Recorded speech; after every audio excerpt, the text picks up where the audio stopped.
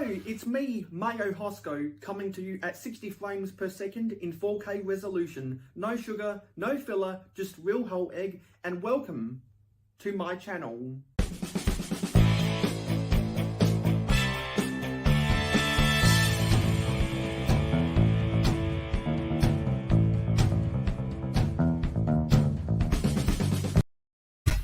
Just wanted to remind you that we need to get up to 450 subscribers in order to build the Daily Bugle. So, if you want to see me build the Daily Bugle on my live streams as quickly as possible, please remember to share my channel with your friends and your family. Get them to subscribe and then we can start building.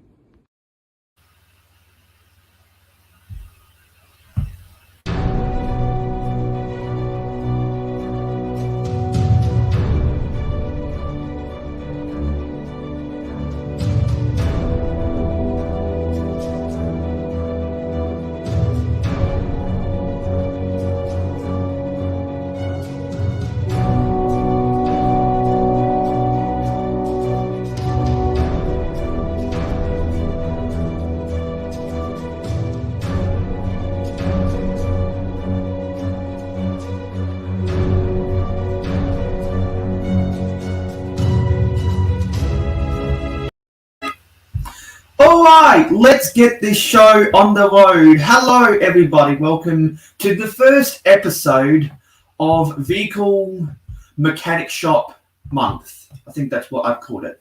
So, yes, we are going to be destroying more of my old road vehicles, scrapping them, sending them off to the auto mechanics, and rebuilding them into new vehicles.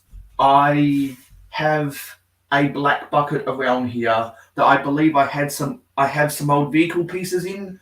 I'm going to have to find that black bucket, but I can already identify some vehicles off to my side here that need to be scrapped quick, fast, in a hurry. So I'll add the ticker tape at the bottom. There we go. Actually, before I do that, I just wanted to add this ticker tape at the bottom. And I've decided that whenever I add this ticker tape at the bottom, that'll be when I'm preparing to do a rant. Because often when I'm doing a rant, it's because of drama. So I don't have any ink in my printer right now. So that sucks. So I will not be able to read off the script I've done for my fully fledged rant, but I will get onto Microsoft Word once I have some guests in the panel, and I will give a teaser of the script for my rant.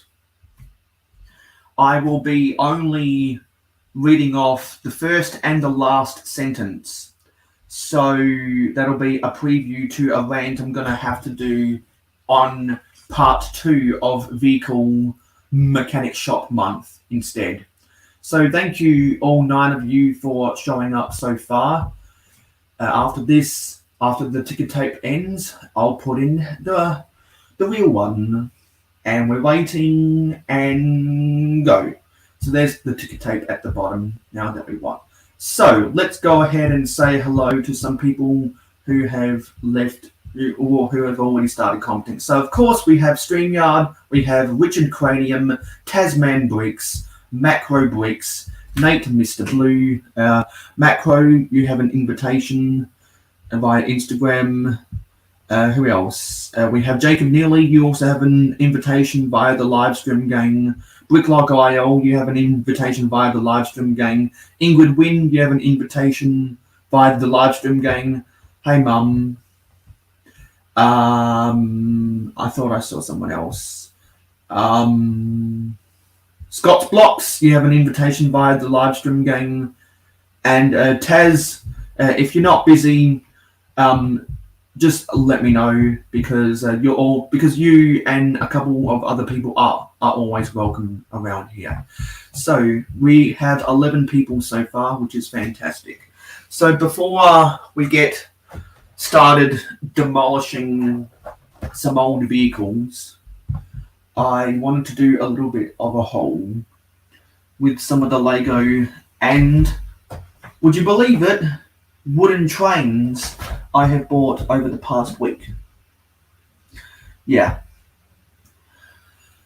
We had such fun over Paradisa month that I'll always ask you, and 9 times out of 10 you're probably busy. And I'm really sorry about what happened with your shelving collapsing. That was really hard for me to read, because I've had shelves collapse on me in the past, and it's taken me a month or more to put all of what I had set up back together. So I hope it doesn't take you a month to do the same, Taz. We also have Beetlejace as well. Hey, Beetlejace. Now we've got a dozen people watching. So, everyone, don't forget to, come on, like, comment, share, subscribe, and ring that notification bell. Paradisa month was a blast. I have a community post on my channel with another poll. Can Paradisa month be beaten by Vehicle Mechanic Shop month? Can it be beaten? You have your say in that poll, because Paradisa month was pretty awesome, wasn't it? Paradisa, Paradisa, sun is shining all day. It'll take a lot of great moments to be beaten. Yeah, hopefully it won't take long to fix. I just hope that you're not feeling any pain from any physical pain, because I know that you were saying that you had a minor injury or something. I hope that's starting to clear up. Anyway, let me angle this down and let me get out some stuff, because I have a bag from the Apple store.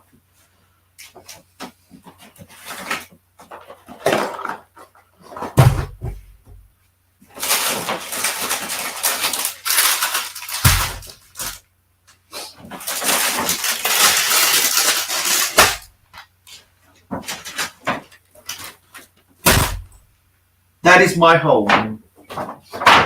That is my live stream. Goodbye, everybody. No, just kidding.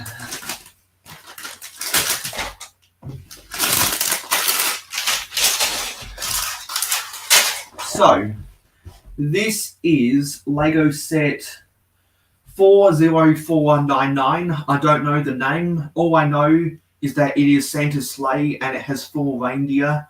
I had accumulated enough VIP points after buying duplicates of the 90th anniversary castle.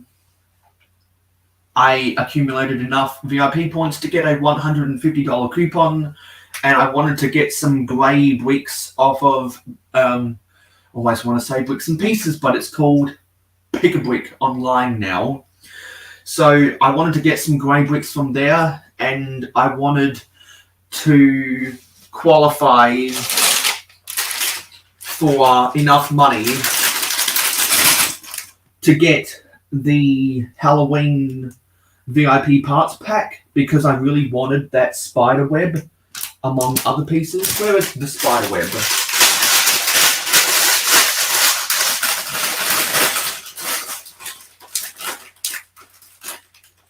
I really wanted this spider web. How awesome is that spider web? And I wanted to qualify for free shipping, which is $149 in this country. Lego, please build another warehouse, probably in Perth.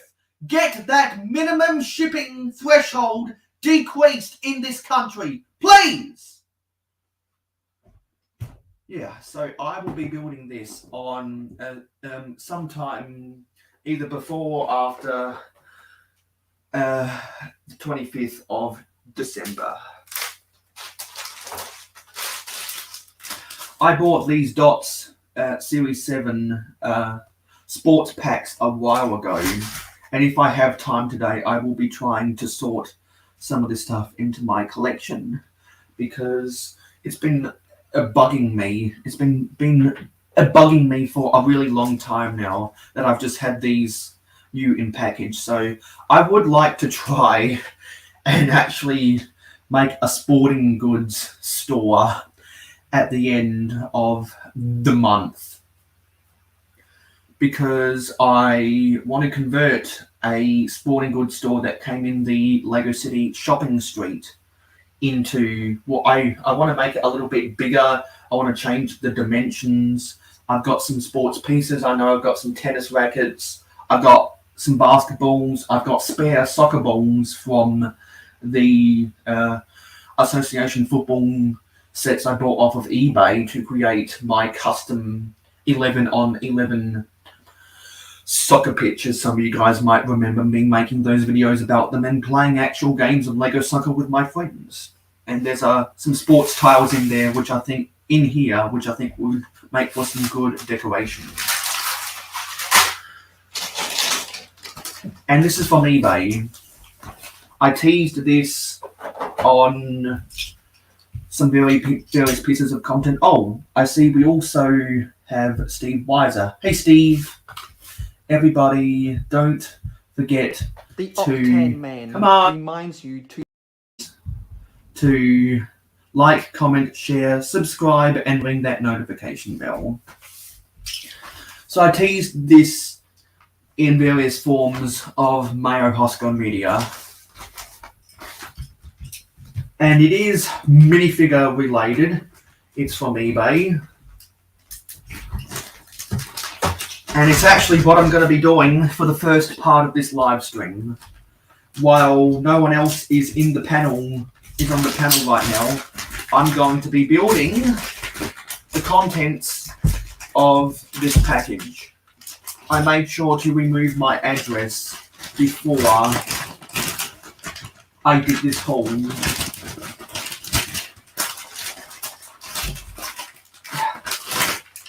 Wrapped in newspaper for extra protection. I see a Pikachu on there somewhere. Oh, I can just rip this.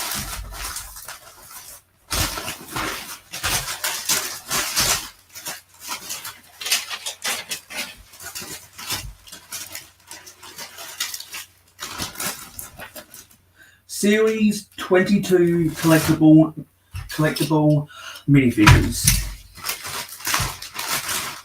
The complete collection. We're going to be building these right away, and this gives me a chance to do a little monologue about collectible minifigures. So I used to go into the stores and physically buy them individually, but then I came to my senses and realized, you know what, that's a whole bunch of bullshit. I'm wasting my money. Then I discovered people were selling complete collections on eBay at much better prices. Normally 50 cents or $1 above the average price of a CMF in store. But I knew, because they are trusted eBay sellers and they know what they're doing, they would not have any duplicates in their collections of what they're selling. So the first one is the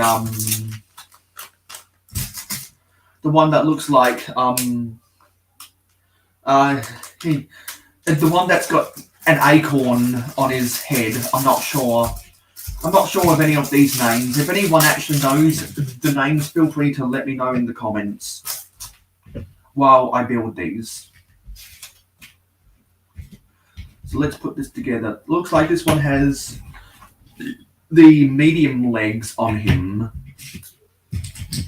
And I'm not sure. Let's open this pamphlet. Not sure where the little piece of soft cloth is supposed to go. So I'll need the instructions.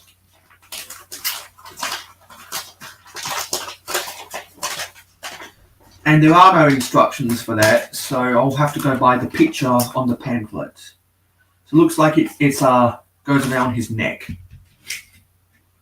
And it looks like it's supposed to be a leaf of some type. This 4-long bar piece wants to keep rolling away. So please, if anyone wants to enjoy me putting these minifigures together, if you have an invitation, feel free to come on to the panel, because we'd love to have you. So there's a printed toadstool piece that has eyes on it for some reason. Not sure about that. And I guess the 4-long bar piece is supposed to be a cane. So there's, I don't know what that guy's name is.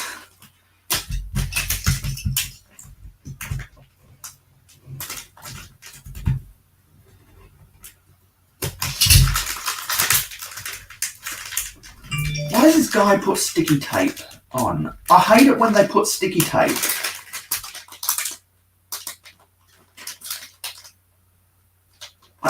I don't know what prompts them to put the sticky tape on. I really don't know.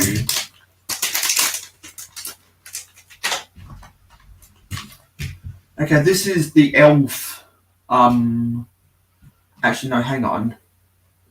No, it's not. It's not the elf queen. It's some kind of fantasy castle type knight, and she's female. She's got 2 of these trans purple swords, which is pretty nice. No waist or neck attachment, which is nice. I really like that hairpiece. This hairpiece in a dark turquoise. No, sorry, in a light turquoise. So the shield goes in her left hand. Oh, come on, snap in there. Snap in there. And her sword goes in her right hand. Come on. There we go. See, unlike other tootsie, fruitsy people who unbox or unbag collectible minifigs on camera, I'm actually going to let my frustration out when things are getting finicky. I believe that's the same hairpiece from the Centaur in Series 21, but it's recolored from a regular reddish brown. So this is the figure skater, and his legs are a little bit difficult to put on because it's a little bit difficult to put on. Not sure how this is supposed to go.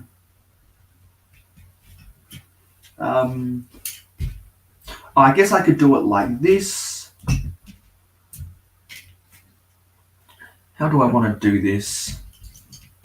I want to have one of his feet have the roller skate, and the other, and his feet that is being kicked back, have the 1x2 jumper that has the weird trans clear piece.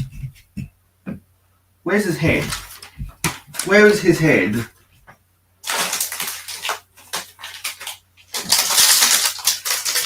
Where is his head? Oh, I've already lost a head. God damn it. There it is. Let me reshape this up. And that's a really interesting... Actually, no. I think this is the Elvis Presley hair from the Downtown Diner modular, recolored in a bright light yellow. And he has a trophy, so we'll put the trophy to the side of him. Actually, what we'll do, to make this a little bit more balanced, is we'll rotate... Come on, get off. Use a brick separator.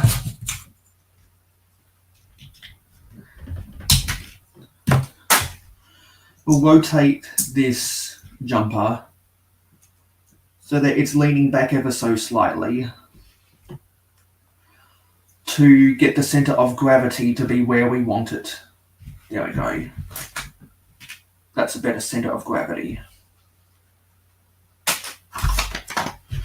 Move my phone a little ways over here. And let's do the next one.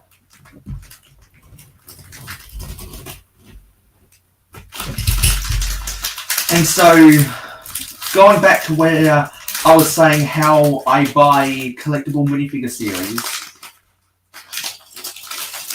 when I don't normally do this, but when I was buying Lego to get one of the gift with purchases that had that island, I was short of some money. So I decided to buy those 2 packs of Series 23 collectible minifigs online. And I only got 67% of the collection. So I went to the Lego store to get a Pick-a-Brick cup. And I asked if they could fill up some packs for me. They couldn't fill up any packs for me because they had sold out. So those things sold out real quick. So I'm going to have to go back to the Lego store some other time to see if they can fill up some packs for me so I can get my remaining 4. And I'll need to ask my store if they even do that, because some fucking store managers are a little bit more stingy about that, while others have better customer service, let's say.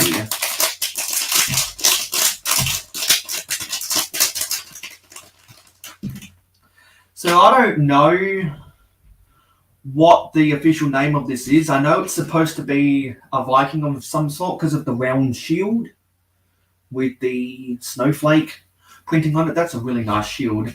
But I just think of the Thor movies, and I like to refer to this guy as a Norse god. That's just me. In my eyes, he's a Norse god. The Norse god of Azeroth. Okay, this isn't going to fit, so I guess it has to go this way. Come on.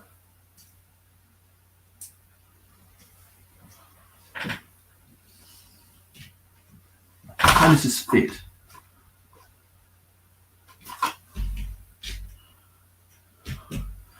Okay, so he's got the 2 things at the front, and the continuation thing at the back. But this is really hard to squeeze in. Come on! This is the worst part about collectible minifigures, is that sometimes the pieces are really hard to put in with each other. Why can't I squeeze this in? God damn it!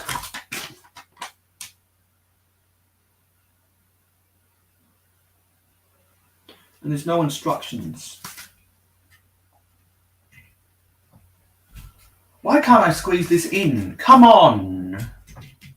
Or maybe I'm doing it upside down. Maybe that's the reason. Yeah, I was doing it upside down. Okay, that's better.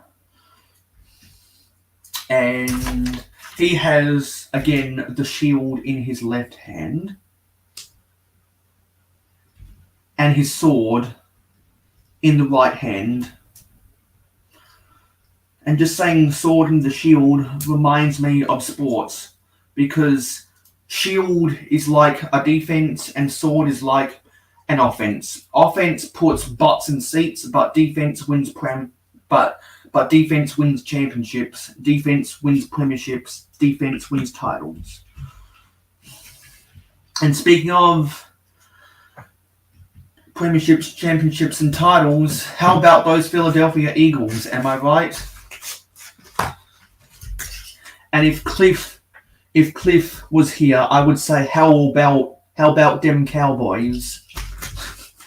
As a joke, because the Cowboys haven't done anything in 27 years now. Shots fired. But of course I'm always going to make fun of the Cowboys, because they are my division rival. And of course I'm always going to make fun of the Raiders when Stud Sidious is here, because they're a division rival. I just don't want to talk about my team in that division right now, because the Broncos are not worth watching, but the Eagles definitely are. 8-0 after beating the Houston Texans in Houston on Friday night.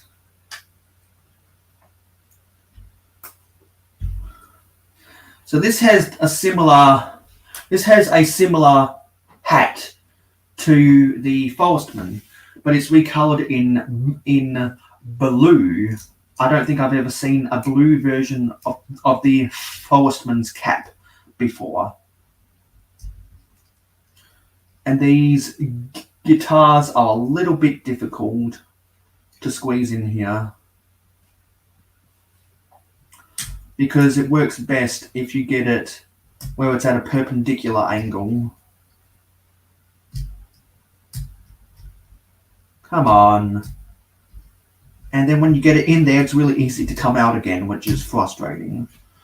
Let me move his arm up, and then let me bring it down ever so slightly. There we go. There's him. Let me read what's going on in the chat. There's Michael. Oh, yeah, hey, Michael Fujiwara, and it looked like you had to go now.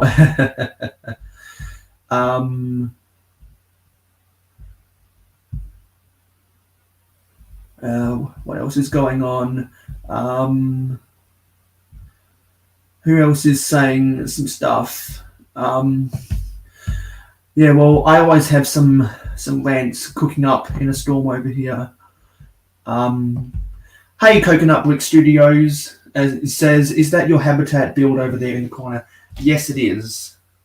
This was my entry for the last Good Morning Brick World contest, and I made a Halloween video about that got over 100 views, so that was good.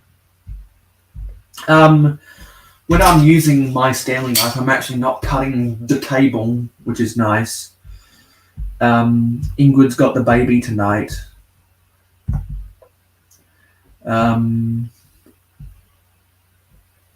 Macro says, I want to join Mayo, but the 9 empty beer cans to my left are telling me otherwise. Thanks for sending me the names, Ingrid.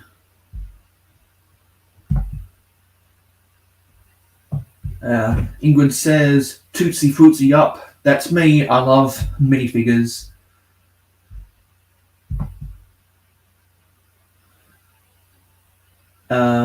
Richard says, I'm not a Bible thumper, but easy with God word there, Mayo.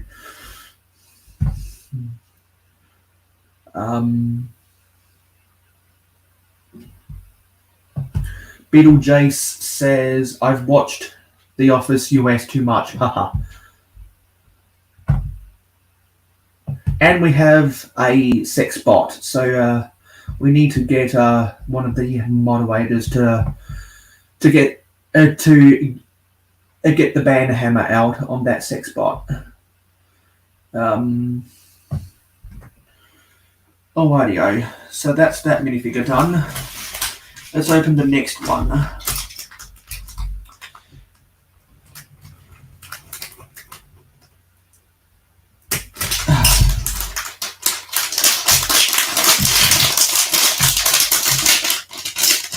And this is the chili girl.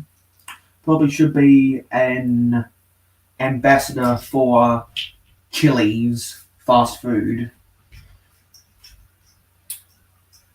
She's got a flaming hot chili on her torso, and she's got double-sided face printing. I want to have the one that is having her sweating. So this is similar. It's a similar way that you put on. Well, it's a similar way to put on a costume to the banana suit guy and the watermelon guy and the pizza costume guy, and I believe the giraffe guy as well. So she has a spare red hairpiece. I believe this is a recolor of the dark azure hairpiece from the cyborg from series 16 CMFs. So there's the chili girl.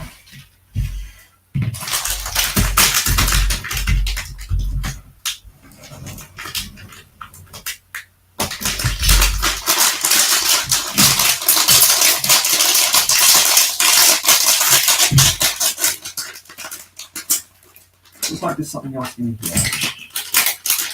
No, yeah, there is something else in here. Let me squeeze this out of here. There we go. Don't go falling away.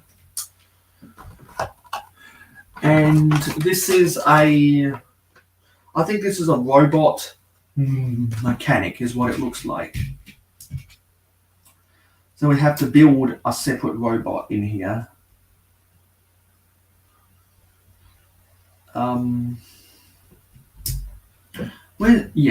There's his headpiece. Got some nice printing, and it's got a silhouette of a Lego wrench on here. So in his orange hand is a hammer, and in his right hand that has a similar arm to what was it? There was a robotic alien from Series 3 or Series 4 CMFs. I can't remember its name. That had a similar type arm to this, and have to insert, the robot repair tech. Thanks, Ingrid. That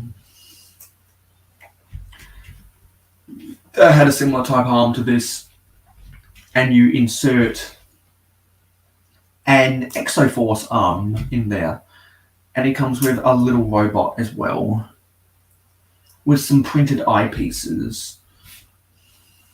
So let me put these eyepieces on, and these are printed on red 1x1 half round tiles, and can stick that on. So there's the robot repair tech. I'm seeing two new names. Hello, Bricks and Clicking Cliff. So now that Clicking Cliff is here, now I can say, how about them cowgirls? How about them cowgirls? Living in the shadows of the Philadelphia Eagles going 8-0. And Matt said, "G'day, Mayo, dropping in for a quick like and hi, settling in for the night shortly." Well, sometime you've got to get back onto the panel, Bricks, because it has been ages since I've talked to you on camera. It's been ages, and I miss hearing your voice. I miss hearing your voice. So everyone, don't forget to like, comment, share, subscribe, and ring that notification bell. Let's bring this back down.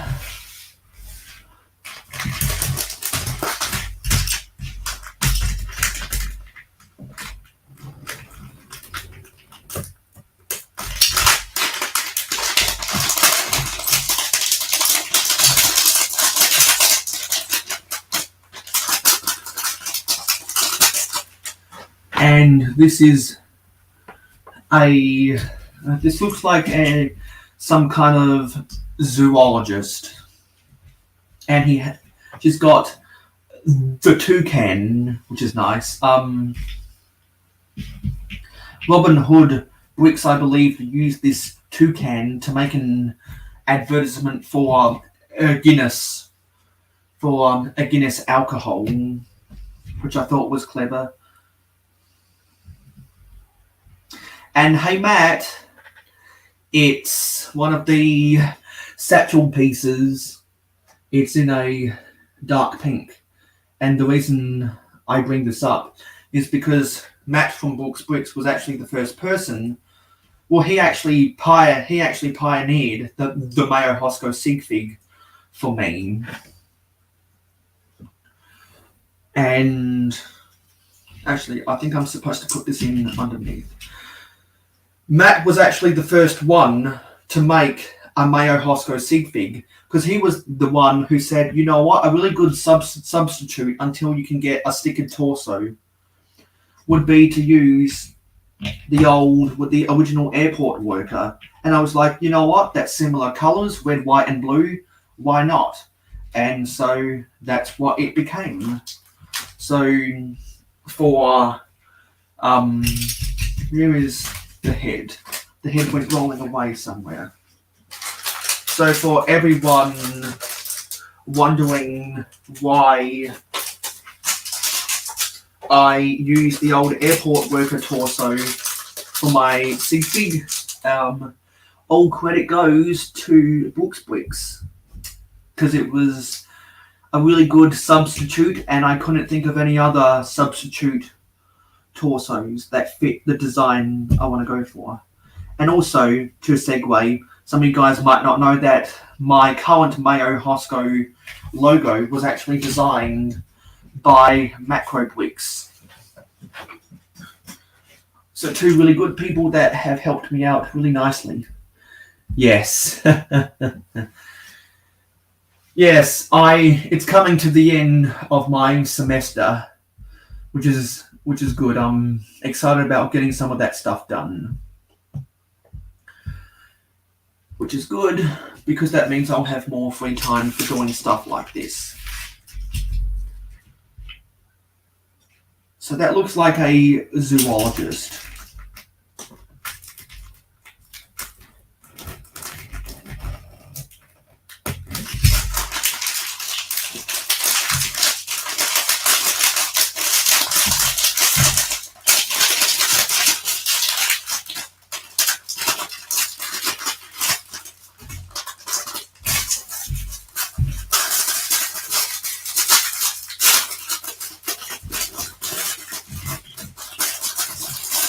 And this is I believe this is the Paralympian, because he's riding a recumbent bicycle.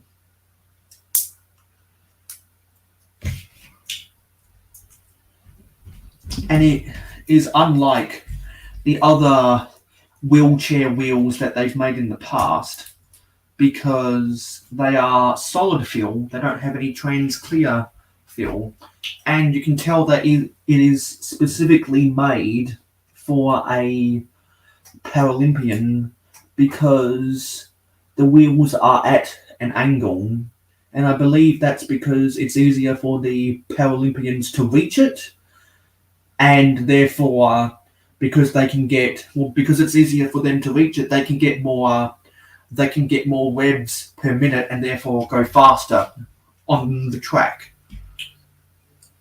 So much like the Team Great Britain collectible minifigs that came out after the 2012 Olympics in London.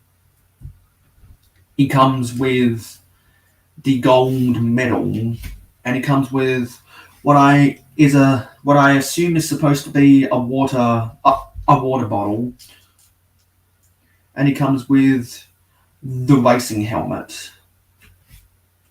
So I'm going to have him sit down in here, and he doesn't really fit on his CMF base. So I'm accumulating a lot of extra pieces over here.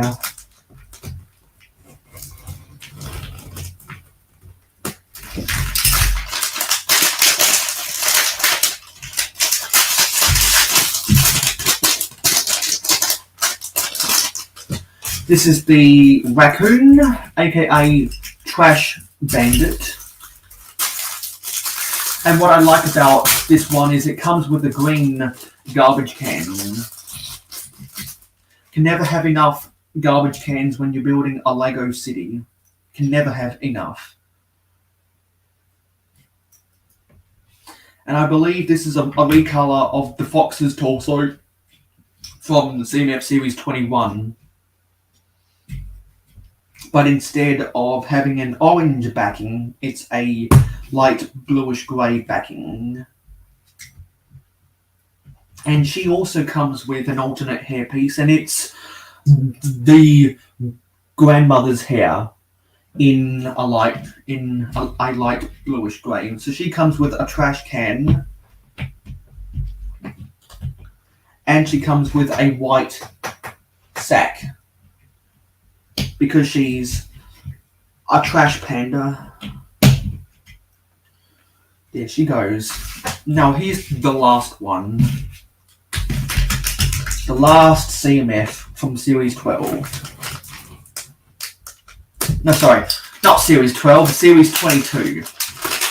Which means it can only be the alien that has the purple classic space torso. People went cuckoo for Cocoa Puffs over those things.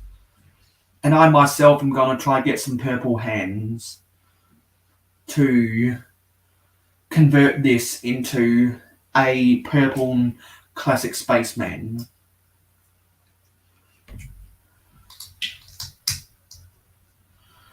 But that'll be a little while away.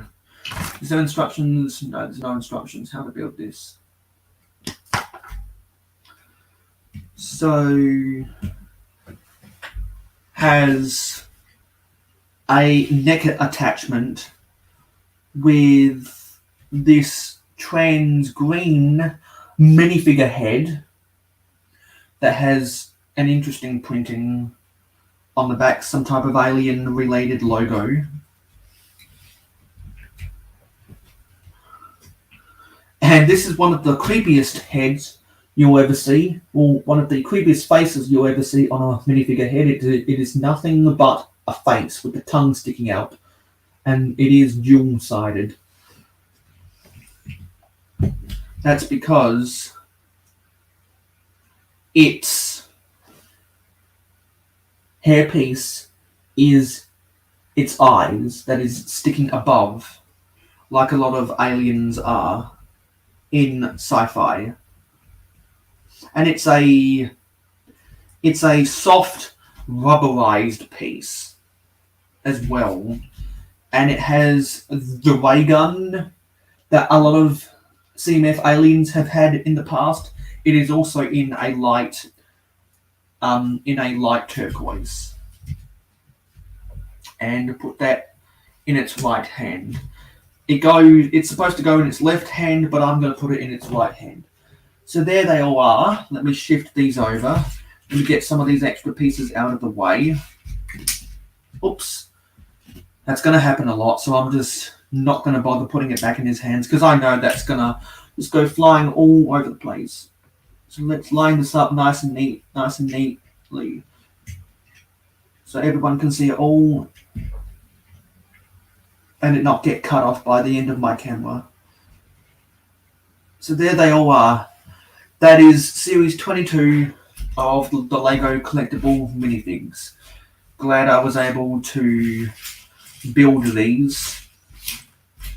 I'll deal with those extra pieces some other time. So that was my haul from eBay. Now let's see what people are saying in the comments. Let's scroll back up a bit.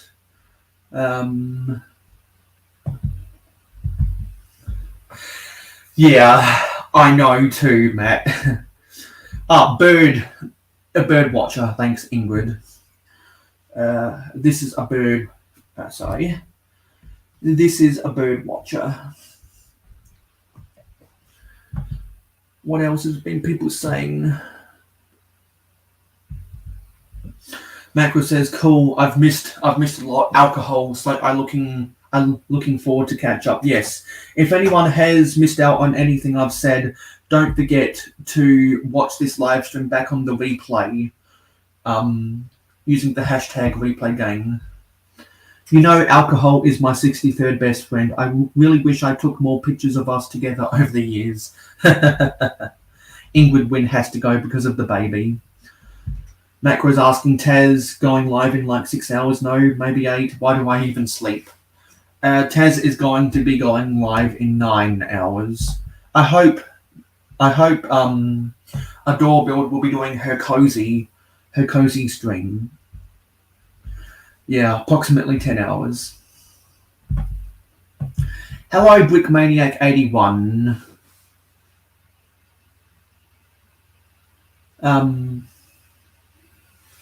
You have an invitation via... Actually, no.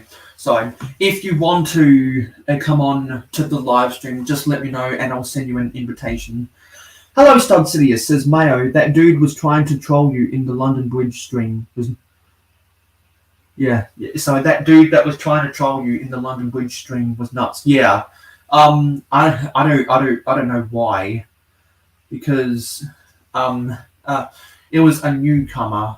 I want to say there were actually 2 people trying to troll me. Yeah, I thought he was joking too, but yeah, he was saying some strange stuff to other people. So I think he was a troll in the end. I think he was a troll.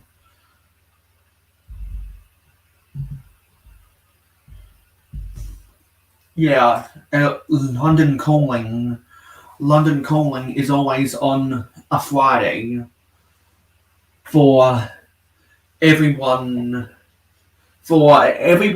east of Europe. It's on a Saturday, but for Europe and for Europe and the Americas, it's on Friday. So get your notifications turned on. So after I went to the Apple store yesterday, I went to a toy store called Toy World, and I got 2 of these Rio Wooden Railway lumber loading wagons. I've seen people doing reviews of these for over a decade now, and I've never seen them new in box in store. Because not only do I collect Lego, but I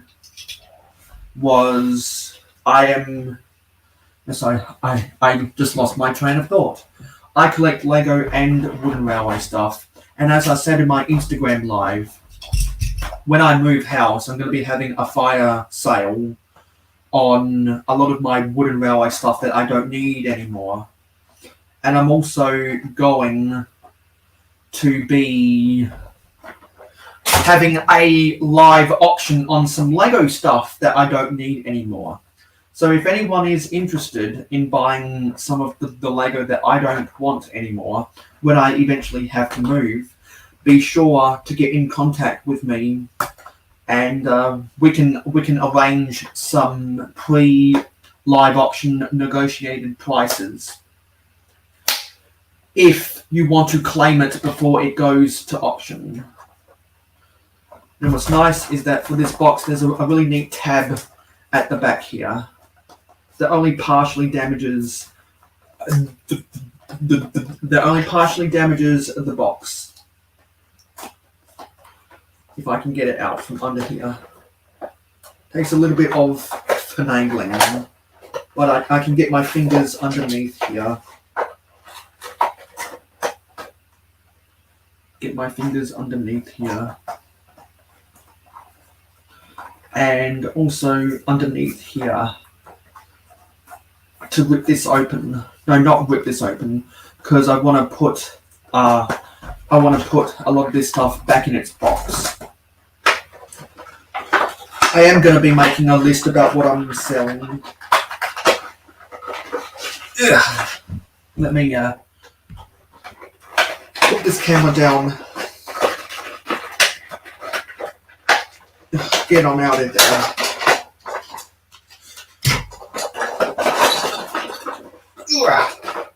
I've been wanting this for years now, so I was ecstatic to find this new inbox in a toy store. I was ecstatic.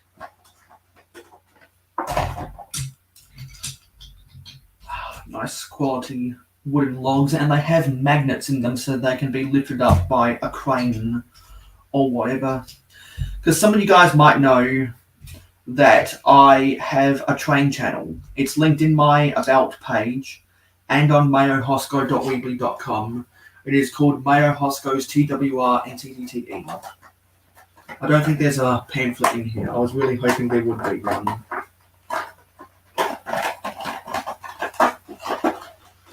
What might be hidden away here.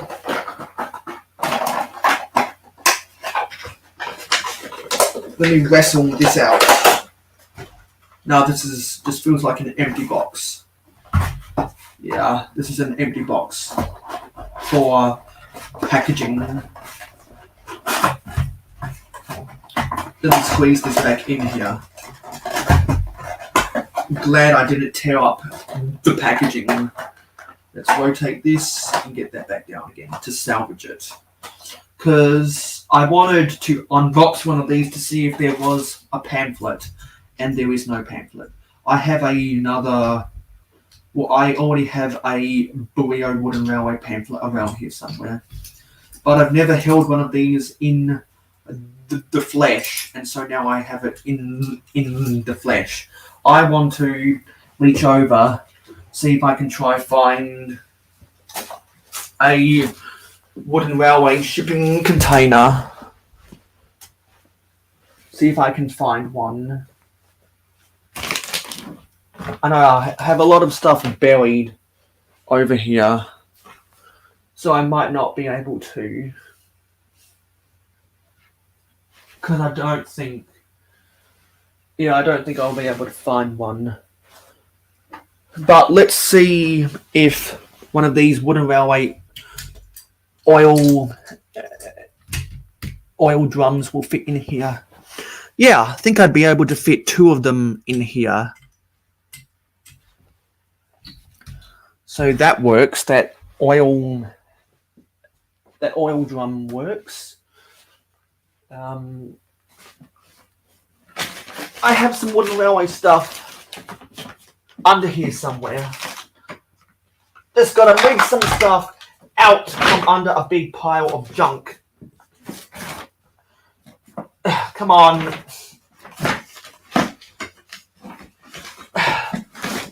Let's see if it's in here.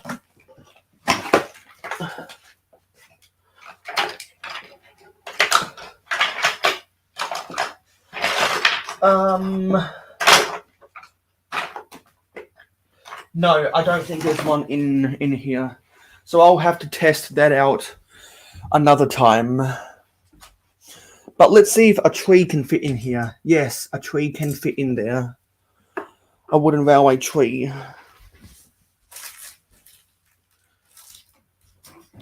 Okay, that's nice. Now let me put this back in its packaging. I need to find some magnets to repair a crane from my Thomas Wooden Railway coal station. Because the magnet for the crane that lifts the piece of coal onto the conveyor belt is missing when I got it used off of eBay years ago.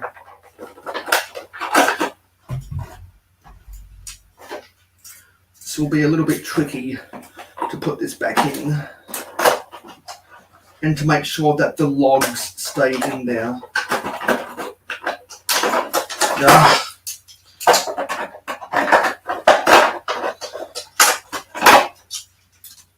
Stay in there.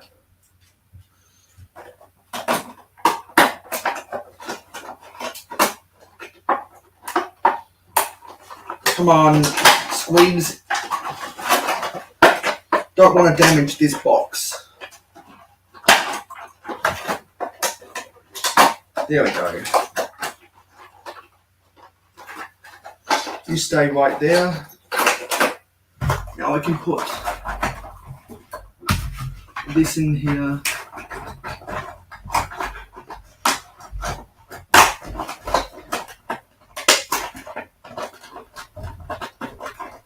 Come on.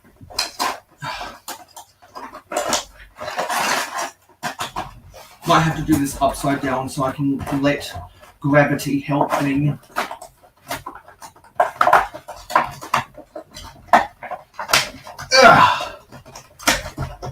Come on. There we go.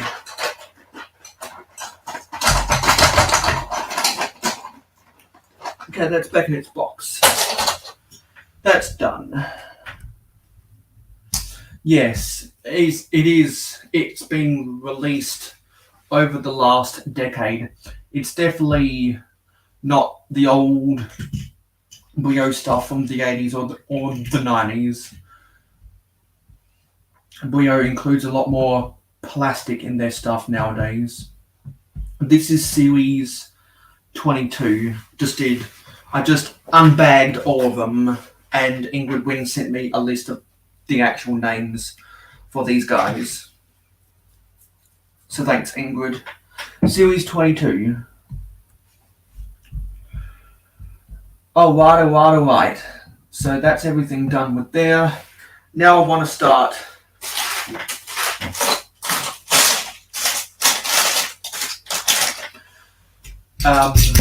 tearing apart some old vehicles and rebuilding them. So please, actually, everyone, don't forget to like, comment, share, subscribe, and ring that notification bell. Just wanted to remind you that we need to get up to 450 subscribers in order to build the Daily Bugle.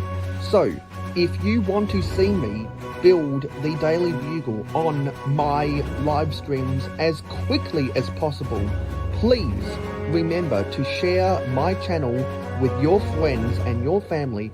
Get them to subscribe, and then we can start building. So the first vehicle we will be scrapping is this police vehicle right here. This was a set that Captain Matt bought for me on clearance,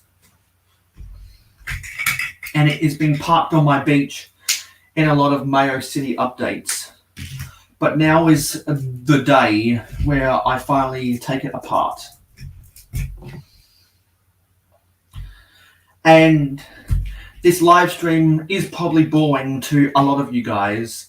So if any of you guys want to come on and actually have a conversation with me, let me know. Particularly if I've always sent out invites to you guys, it'll be amazing. Because I know that I haven't talked to a lot of you in a long time now.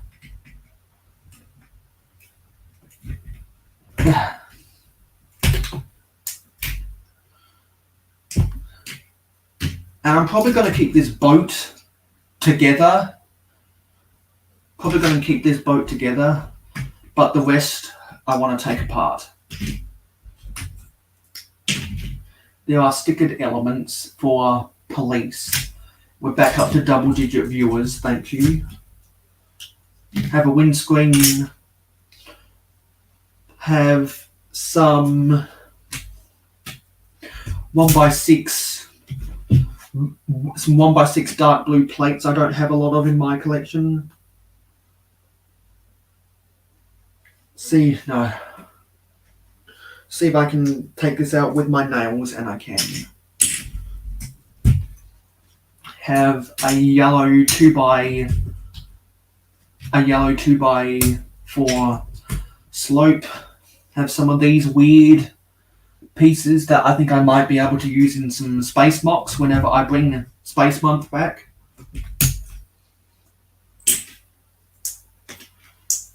Got some random trans red and trans yellow pieces, and also some trans blue.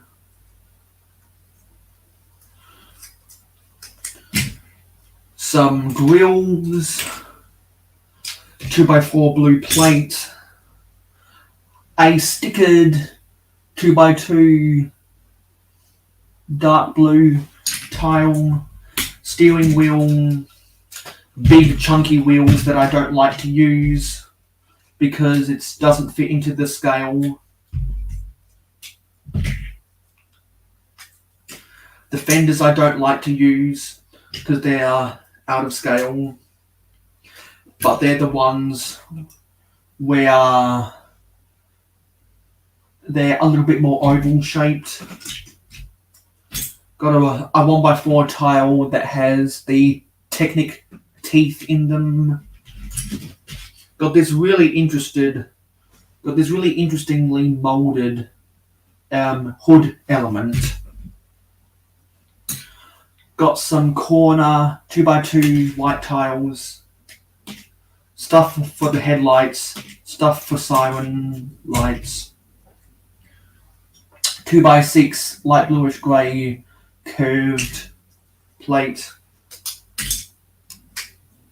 cool yellow, bright light yellow 1x4 plates.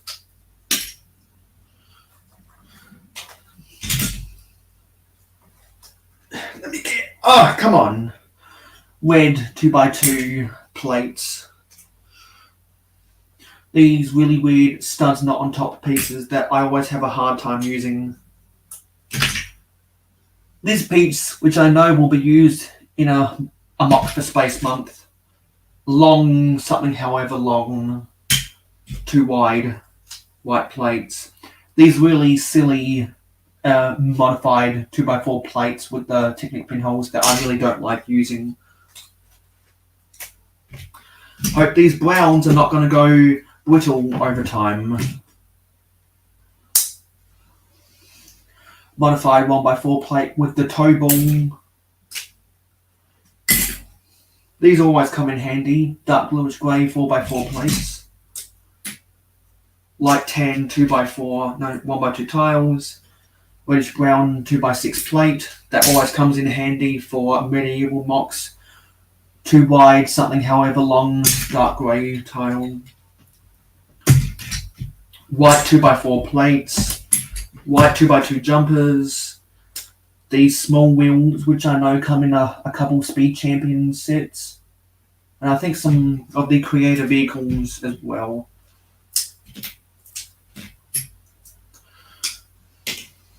Yeah, let me get my brick separator.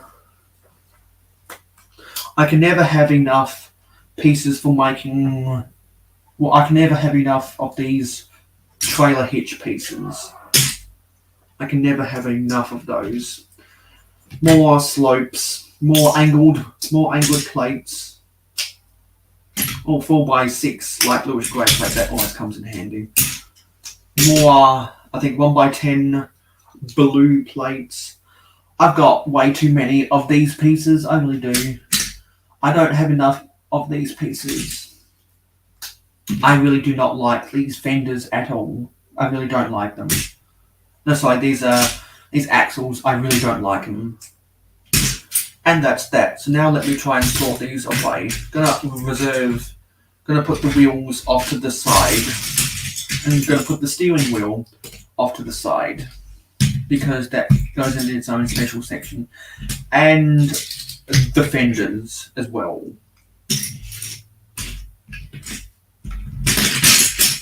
Because it's kind of complicated to get in there.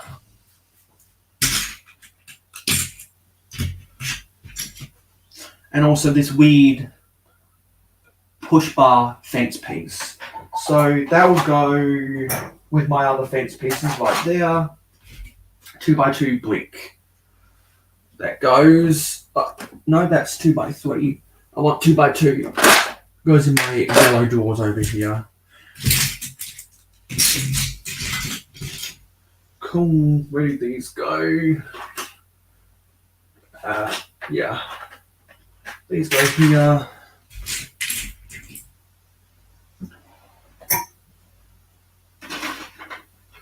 These go here. Really thrilling conversations, hey? So maybe someone is really bored with these thrilling conversations. Maybe someone wants to come onto the panel. Because I did joke with Makro Bricks about how he thinks whatever he did on a couple of brick heads was rigged. So I proposed, how about you come on here and we can do an unrigged Star Wars draft. Where are all my Star Wars people at? Where are all my Star Wars people at? Not sure what to do with these. Actually, yeah, that goes over here. And there's another license plate. So I have a section for my license plates. Whoa.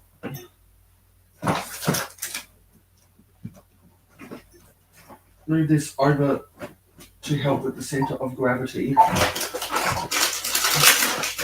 I'm gonna put my Halloween parts pack in here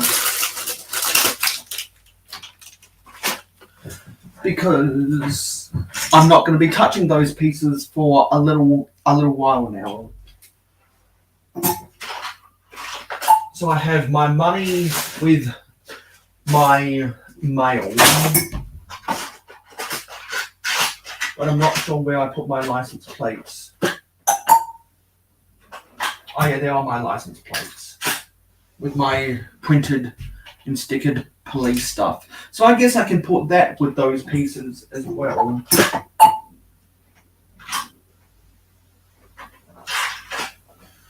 I'm probably never going to use those police logos actually.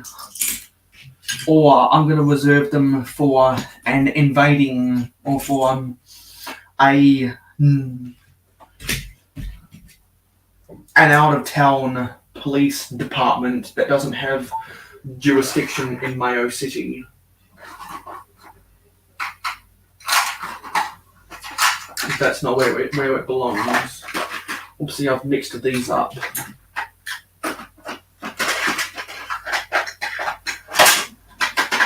That goes there.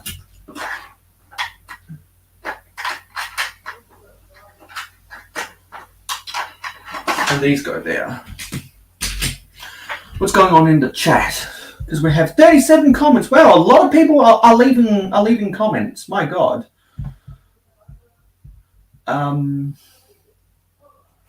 What hangnail? Where's my hangnail? Does anybody see a hangnail? Because this isn't a hangnail, that's just skin. I can't see a hangnail. Go up here. Because I know I've missed out on some stuff.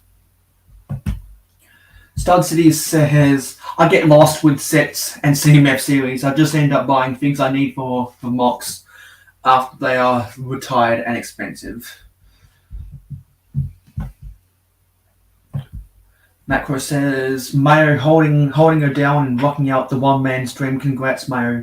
Fun just watching sometimes. Well, I prefer not to be a one-man. So if anyone else wants to come on to the panel, if you're in the live stream game or formerly part of the live stream game, let me know. And if you don't already have access to the invitation, then I'll send you an invitation.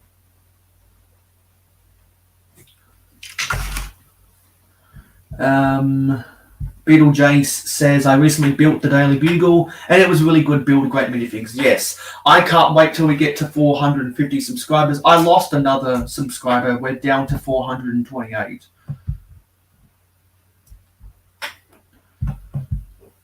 Yeah, actually, you know, that's a segue. Just wanted to remind you that we need to get up to 450 subscribers in order to build the Daily Bugle.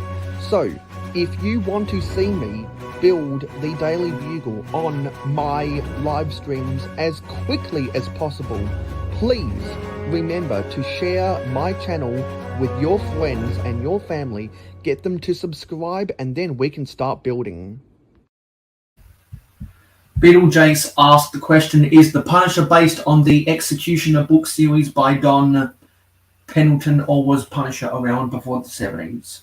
Stud says, I wish LEGO would make the Honeycomb Beehive part in 10. They always make it in yellow or pink. Yeah, pink for cotton candy, that is. Makro says, Mayo, you got to take care of that hangnail. Yeah, I still don't know what hangnail. I can't see a hangnail.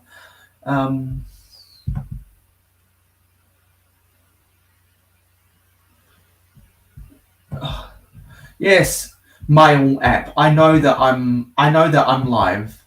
Hello, Country Bricks Build Craze. If you want to come on to the panel, let me know and I'll send you an invitation. Country says, I just got home and I had to go out to pick up the Lego Ninjago magazine with the minifigure with wings. I only got the Yoda minifig in a few Star Wars sets I not opened up.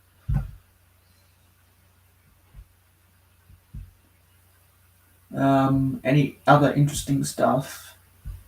Yeah, that was everything. So let's get back to building. Well, actually sorting.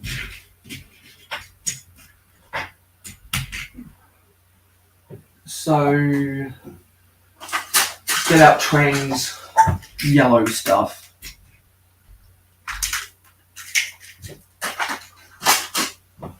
And we need this again for these Trans blue 1x2 plates. No, sorry, tiles.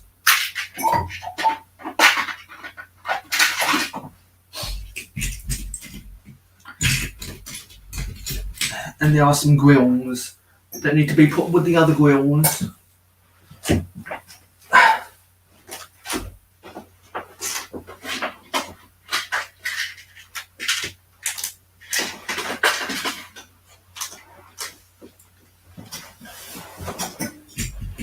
And big plates. I want to get these big plates out of the way because they're really super obvious like that. So where are my 2 wide plates? Oops.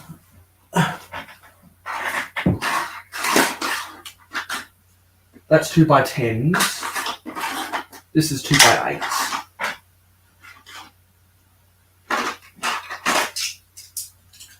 I believe this is a 2x... Yeah, this is a 2x12, so we'll go here. And where's black?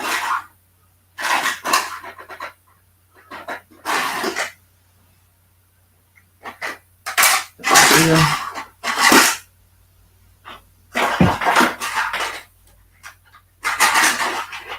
And that goes there. Now I've got some... Oh, we have someone in backstage, and it is Makro. Let me bring him in. Hey Makro, how's it been going?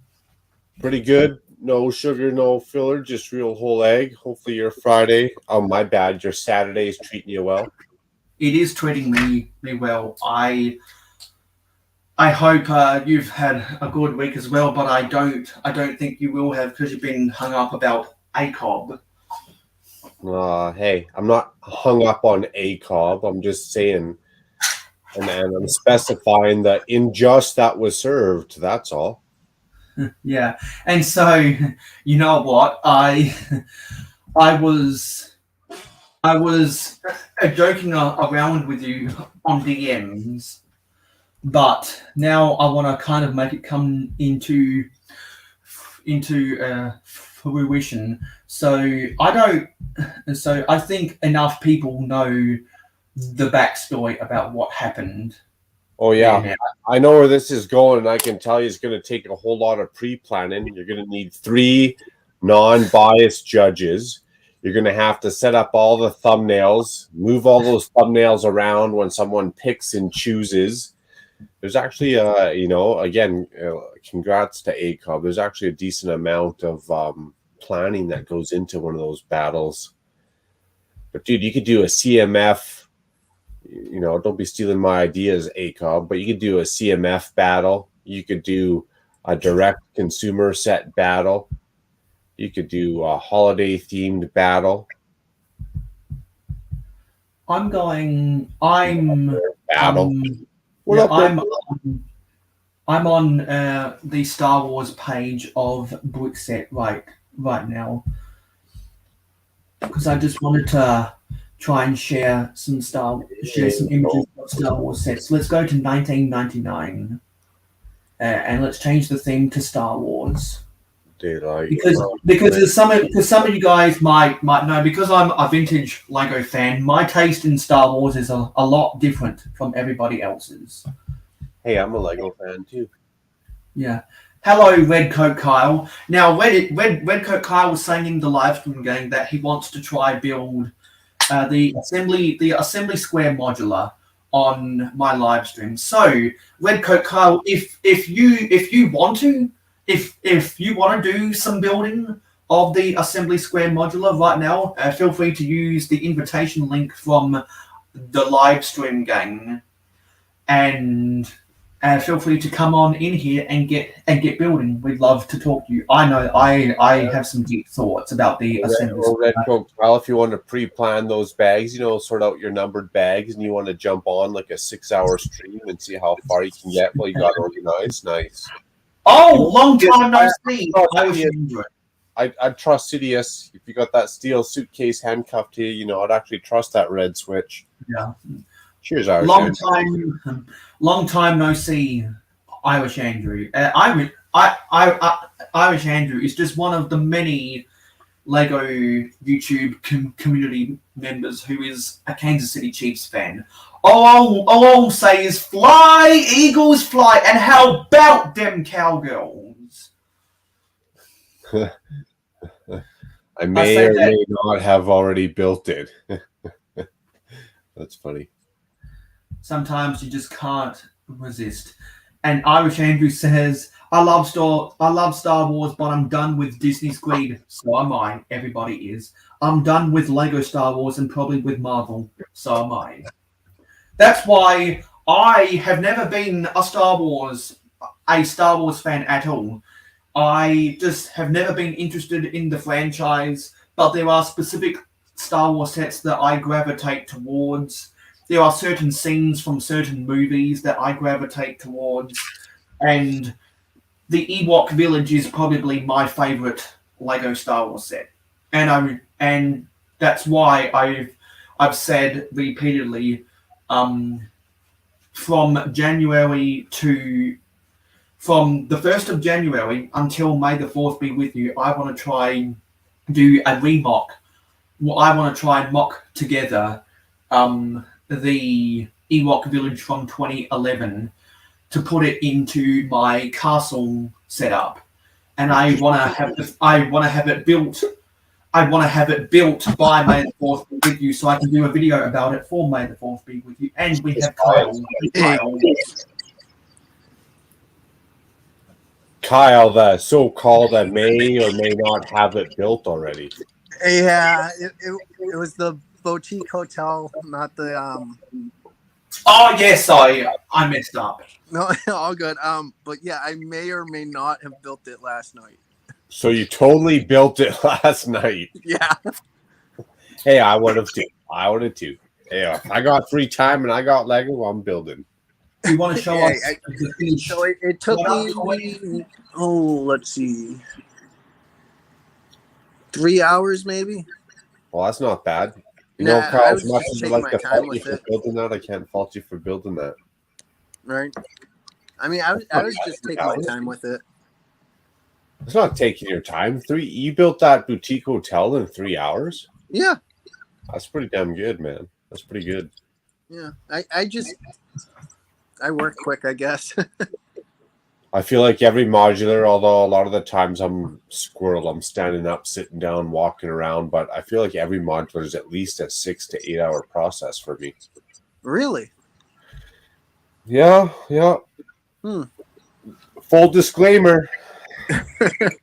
I like to build. No, sorry, it wasn't 2011. It was 2013. I always get that mixed up.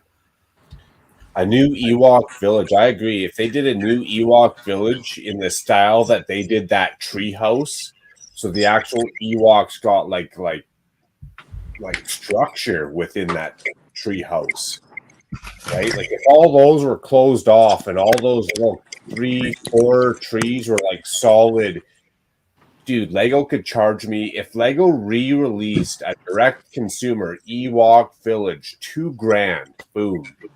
American, I would pay. That's like 25. That's like 3,500 Canadian. If Lego did like a 9,000 piece Ewok village, take my heart, crack open my wallet. Oh.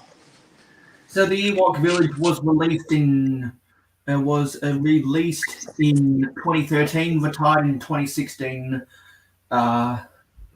It had 1,990 pieces. Was originally a $250 set, and had 17.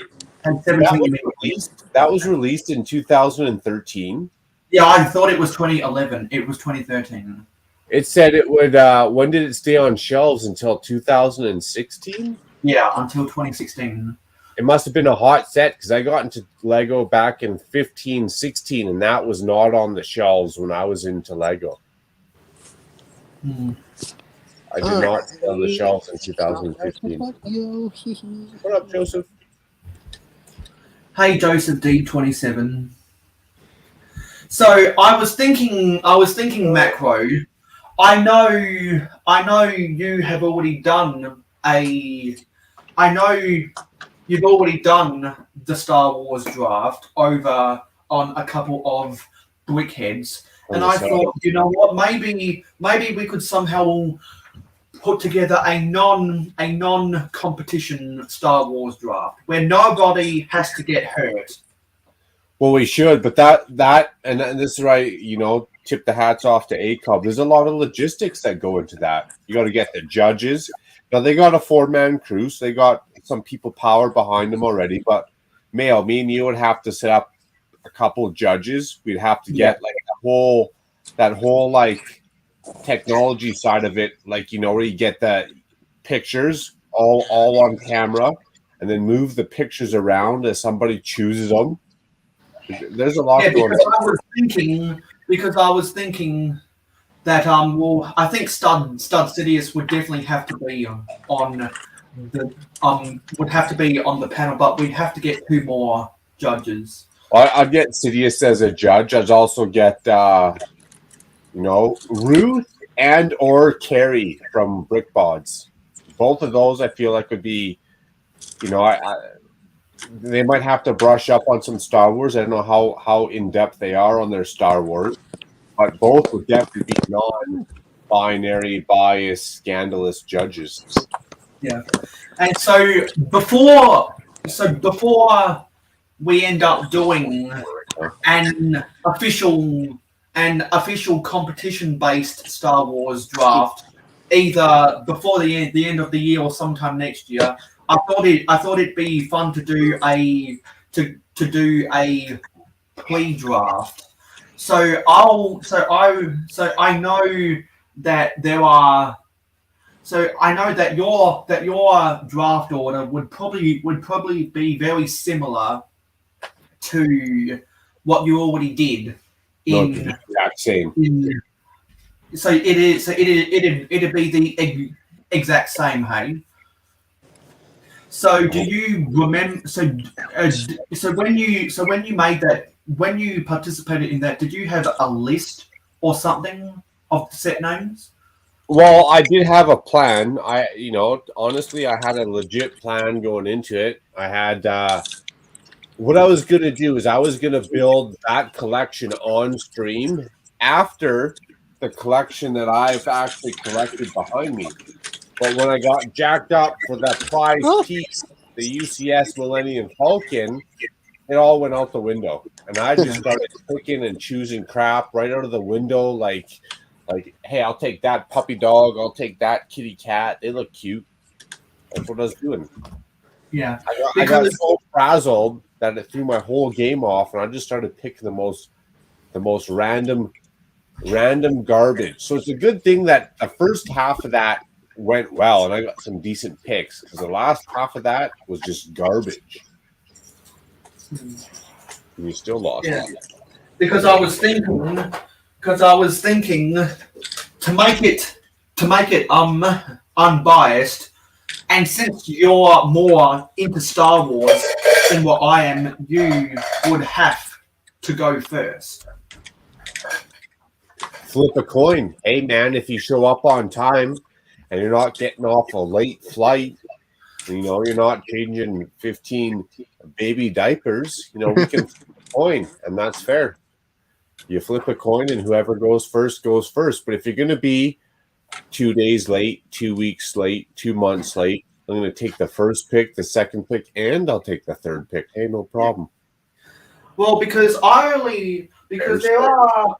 are about four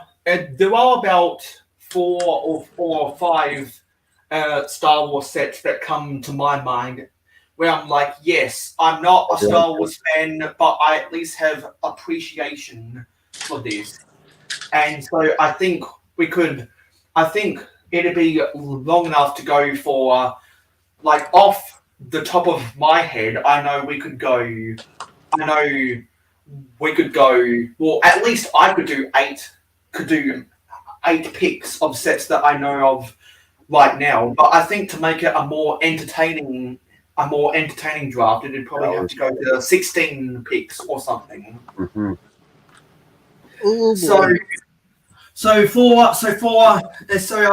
If anyone is as big of a sports fan like me, you're probably very familiar with the Entertainment Sports Program Network, otherwise known as ESPN, which is my go-to place for consuming content about American sports. And during college football season and in the lead up to the NFL draft, they always get a lot of draft enthusiasts to create a mock draft.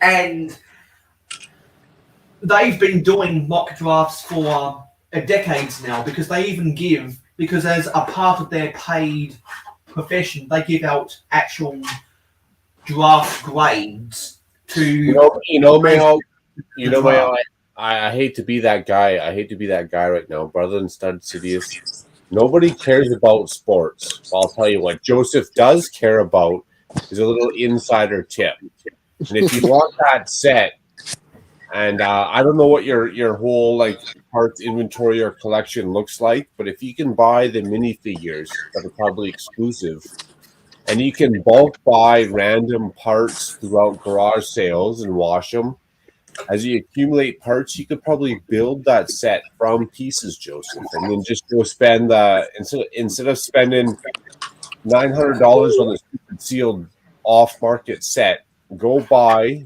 the minifigures. Probably still be $100. I'm not gonna lie to you. I'm not gonna fluff some feathers a little bit.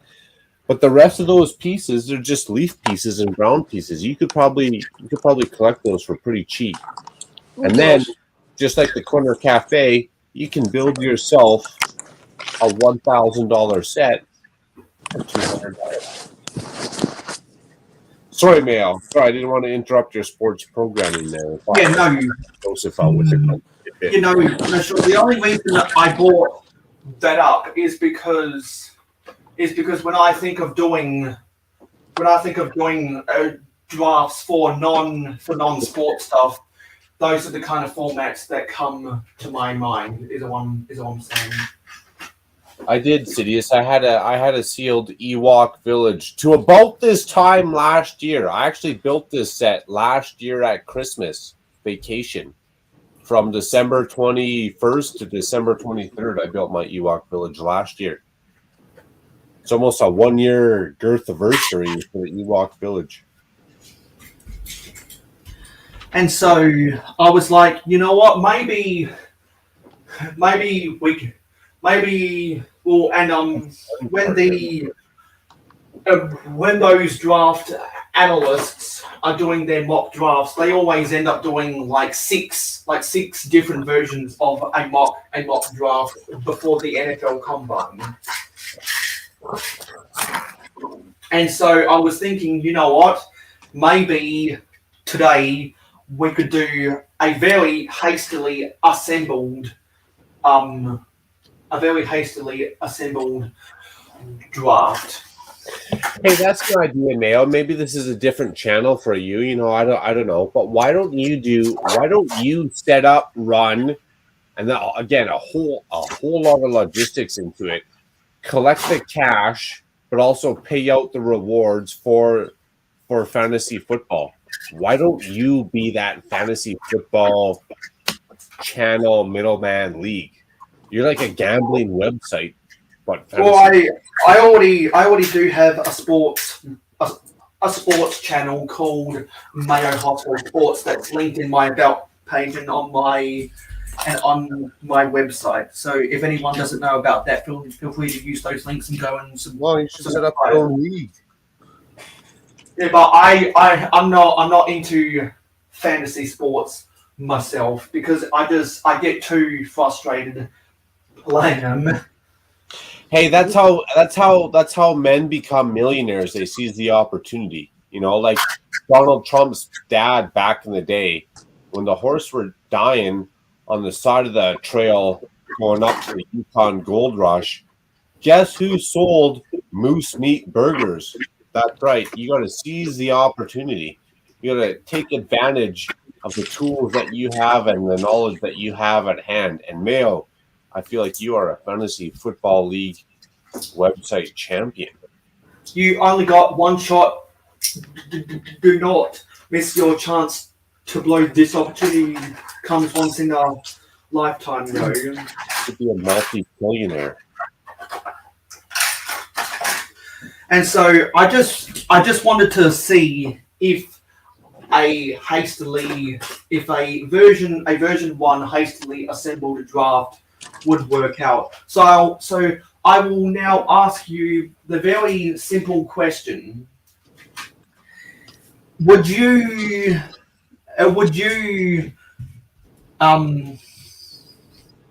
when you participated in the ACOB Star Wars draft, would you choose your first pick for all Star Wars drafts going forward? If you were pitted against other people. Honestly, that is such an iconic. Yes, I would. Yep. Over even the last UCS Millennium Falcon, I would still choose the newer UCS Millennium Falcon. Solid pick, first round, first choice every time. Absolutely, dude. That is like that's almost the pinnacle of Star Wars right there. Lego Star Wars right there. That's almost it. I can't remember where I put my toe ball pieces. Yeah, we'll have to deal with that later. But I think I have some angled pieces. Yeah. You know, man, I'm gonna turn off my camera here real quick. But I'm not just gonna go into lurk mode. I'll still be on the stream. But I just want to say, kudos to the Lego community. It really is like one big family, right? And I'll say it before and I'll say it again. It's not easy being a disappointment of the family. But ta-da! Here the fuck I am. Yeah. So let me put these corner tiles away and also this tile. And let's see if we can make some magic happen. Where are they? I have 2x4 tiles. Better use it than me than kids. Man. I've got all the right junk in all the wrong place over here. Plus, we have 24-hour shifts for the graphic designers. That's not. Hey, that's sweet.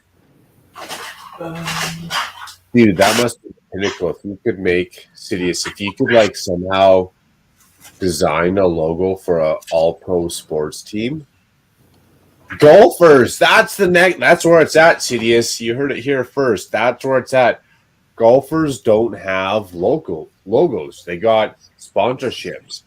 If golfers had their own logos that people could boom. Here, let me turn on my camera here. I told you I was getting off camera. Boom, that's where it's at. Golfer logos.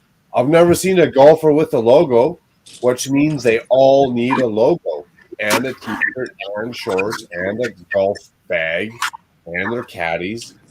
That's where it's at. Golfers need logos. Where is it?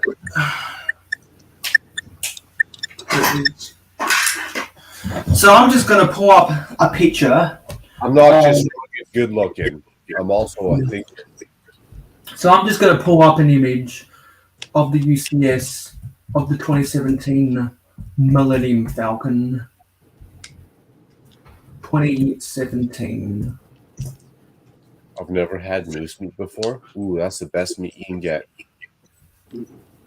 Let's go to lego.com themselves. And it's still available to buy right now.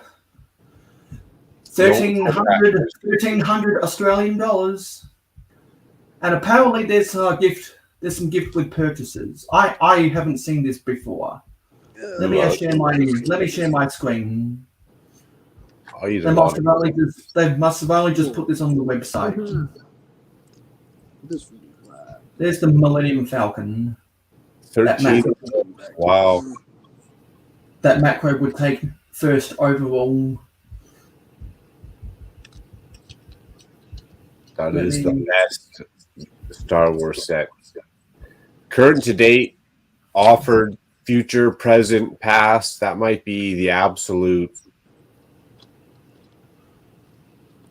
It literally is the most iconic. What other Star Wars sets are people making into coffee tables?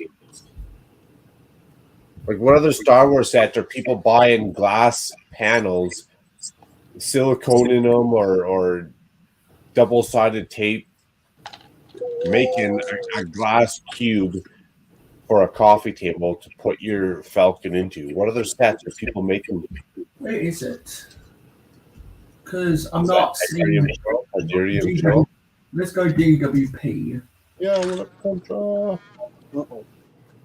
No, it's not on here. I can't find an image. And so, if I was to go first overall,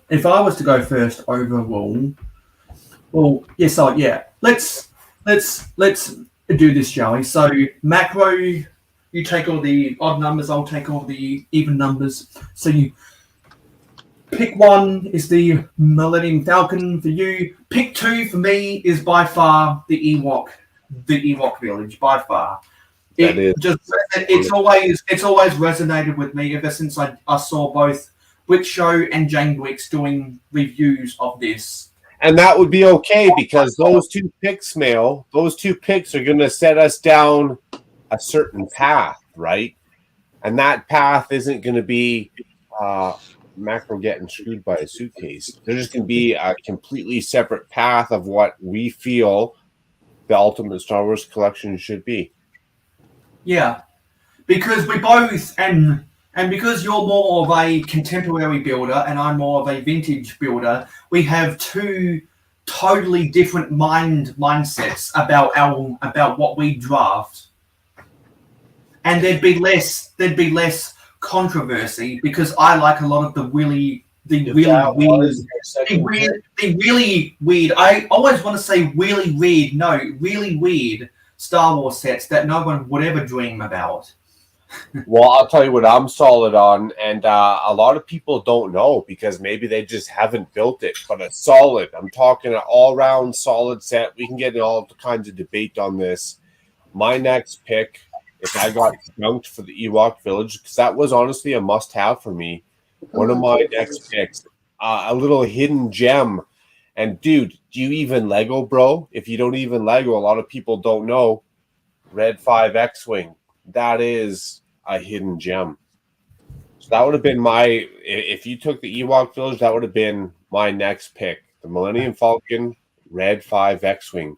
Because that is a solid set. Is that set 10240? It is that first one there on the top. There it is. Yeah. Oh, there's a box. Yeah. I think this is from Amazon, this one. So Okay. pick three in our pick three in our hastily assembled draft is set 10240, the Red 5 X-Wing. I would. Millennium Falcon, Red 5 X-Wing. I feel like that's a lethal combination right there. No, Mayo, we're gonna have to sanction this event. I don't want to get too far into this because I'm gonna get extra emotional. So I mean, we can scratch the surface right now, but if we're gonna do a full-on event, it has to be a sanctioned event because I gotta get full macro emotions involved into this. Yeah, exactly. Which is why I just wanted to do some kind of a teaser because it's not the focus of this live stream. We need a technology guru because that's a lot of setup getting into there. We're gonna have to sleuth out all these sets, get thumbnails of all these sets, get an actual vote on so you can take the set out of competition. You know, like Max had it going. Hey, maybe we should hire Max. And to wrap up this teaser, this is going to be a shock to many of you. All right, what's Mayo's next choice then? Yeah, because next online, which would be pick 4, go to the year 2000, and let's go to Star Wars. A throwback Thursday, except for it's My second overall pick would be the blocky, ugly, curved panel pieces version of a minifigure scale Millennium What Falcon. wasn't even an option, but I feel like I'd have no problem letting that set slide. Exactly, because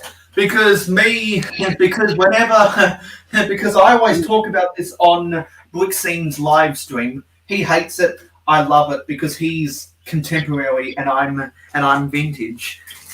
I just love the lockiness of this set and how indicative of its era it is. Because Lego nearly went bankrupt because of designs like this, but I really dig this. This is probably I like this better than any of the two UCS Millennium Falcons. Hot take. Even look at the cheapest, crappiest play version of the Falcon that we released in the last 8 years compared to that thing. Yeah, because this the makeup on that thing, damn. Yeah, because objectively,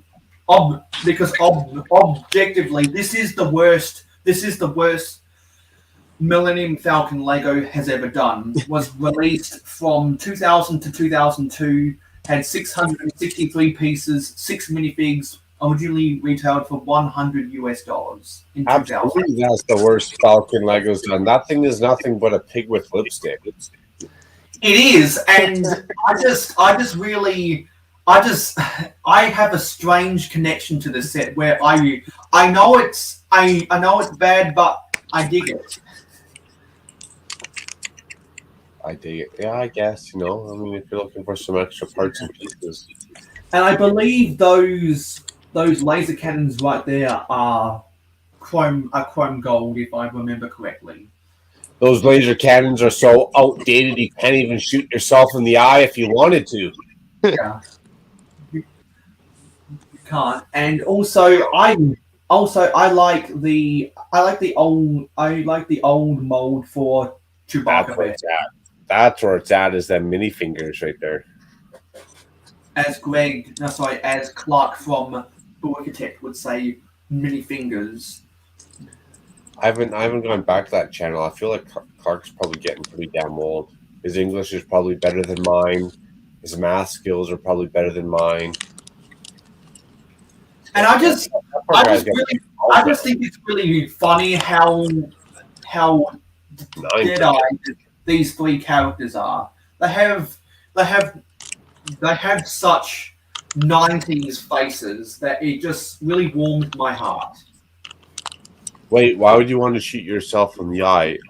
Nostalgia factor, Irish Andrew. That's all. I'm just saying. That's the only reason. And those who may not know, the reason why, and that's the reason why in the mid 90s for Lego Pirate sets in the US and other regions in the world, they switched over from the firing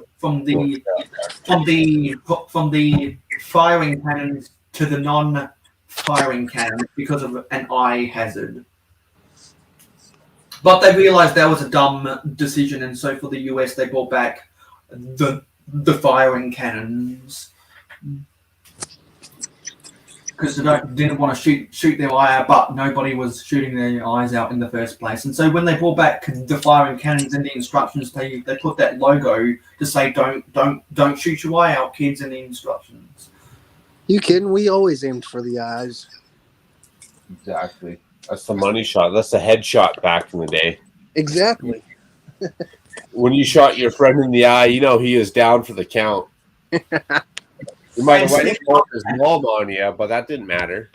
Yeah, and speaking of cannons, the next time I go to the post office, I'm going to be sending Makro one of my sig figs and a cannon. I just got to find the right box to ship it in. It's been 6 months and I still haven't been able to find a good box. I was gonna say, screw the cannon. It's been like a year. I just want that sig fig. But I want to put a cannon in there because I want to contribute to your Castle Pirates mock. I appreciate that. Oh, so hang on, not that one. Not that one. Jeez, Louise. The year was 2000. Y2K was before 9/11.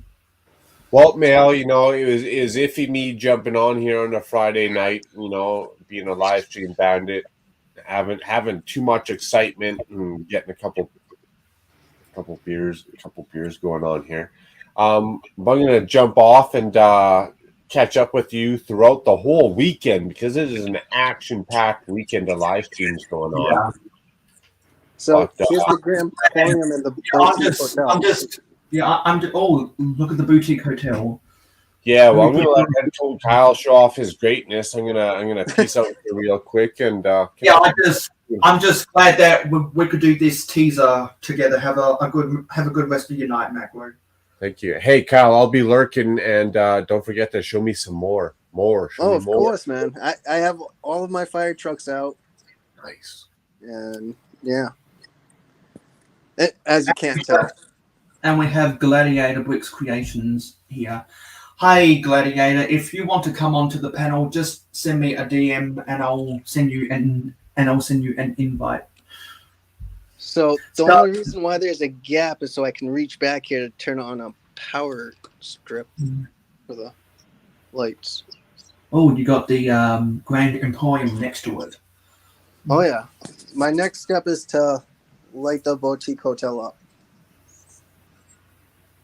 So you're going to put some light kits in some of those things. Oh yeah. Well, this one's fully. The Grand Emporium and the train stations are lit fully. The next step is to light up all of the street lamps and the other two smaller buildings, which are on the corner. And you're using 9-volt train track, aren't you? No, I'm not. So Because that looks like metal. No, I know it.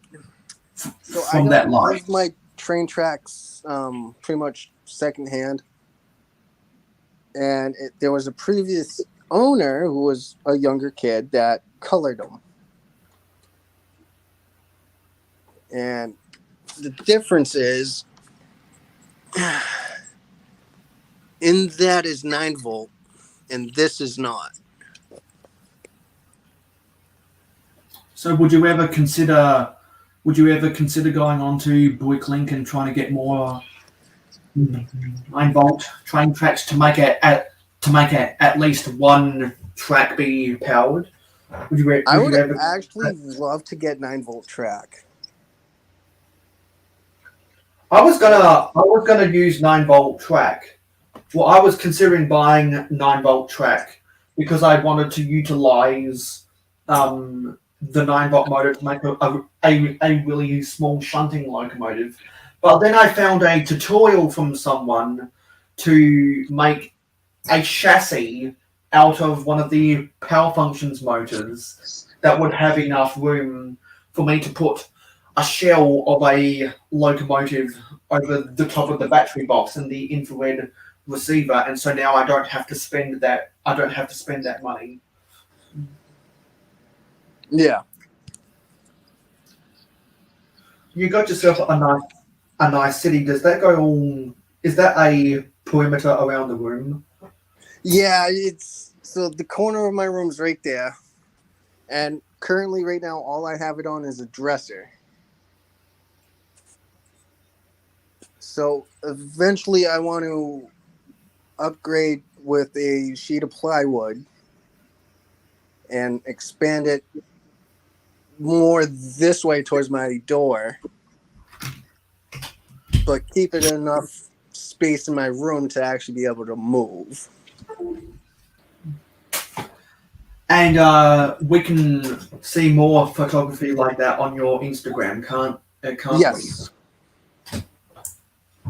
Because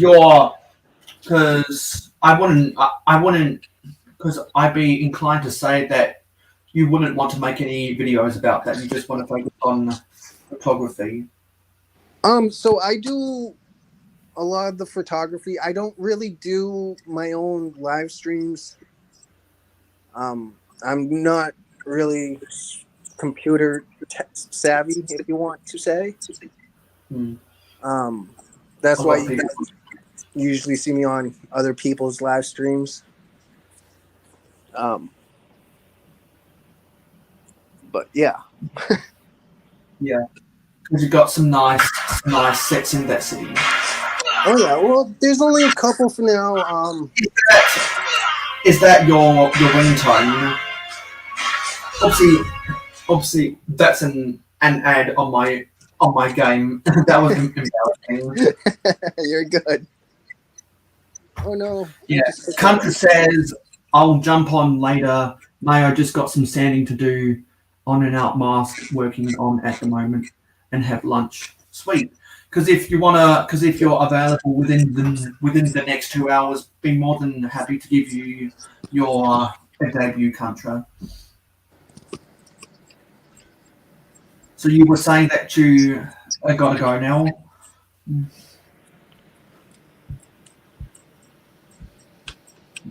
Were you saying something? Oh, my battery box is dead for this one. I need to get some more rechargeable Energizer batteries for my stuff because I found another battery box that I can make another locomotive out of.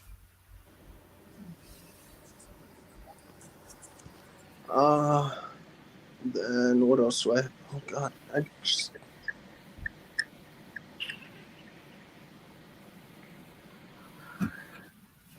So let me just do something on Forge of Empires, and then we'll get back to dismantling some old vehicles that I don't need in my city anymore. Yeah. Okay, that's done. So now let me try and put some of this stuff away. So I don't think I'm going to be able to move that stuff for now. So I'm going to put this in my Pringles can.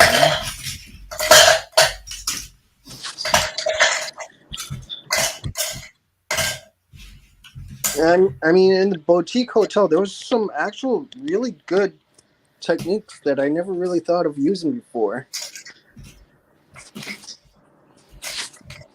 Yeah, the reason why I'm not going to buy the boutique hotel is because I don't collect the corner modulars.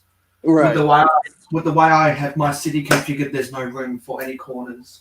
The only corner modular I have is the brick bank, and I set it up in a way where the sidewalk to get to the laundromat is supposed to represent an alleyway instead. Yeah. Because after I bought the brick bank and I was playing around with it in my city, I was like, it's very difficult for me to fit corners in, so I guess I don't need to collect the corner modulars. Right. I mean, I don't mind corner modulars if I have the corners for them. Yeah. And that's just it. Lego's done more corner buildings than they have like in between buildings. Well, every third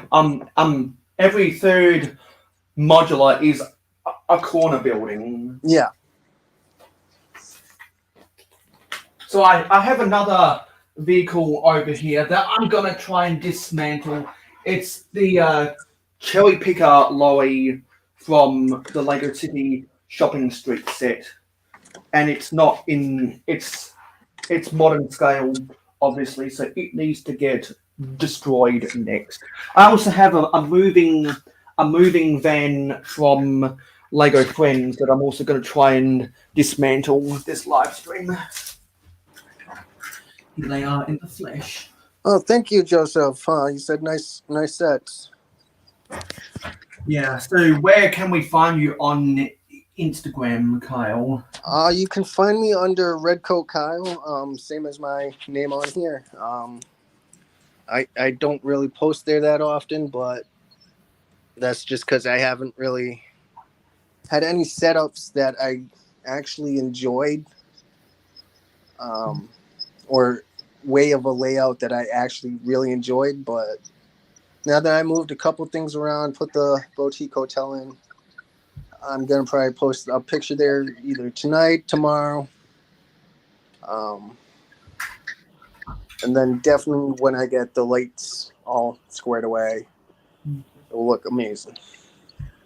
And I screen recorded a funny moment from Stud and the Dud this morning. Actually, I probably should have already done this, but when Tasman Bricks entered the chat, I probably should have already have relayed this. I did, however, I did fill the swear jar quicker than what Mrs. Taz did last night when I dropped a fart and woke her up. I filled that swear jar in seconds. It was full, overflowing full. I was not a happy Tassie.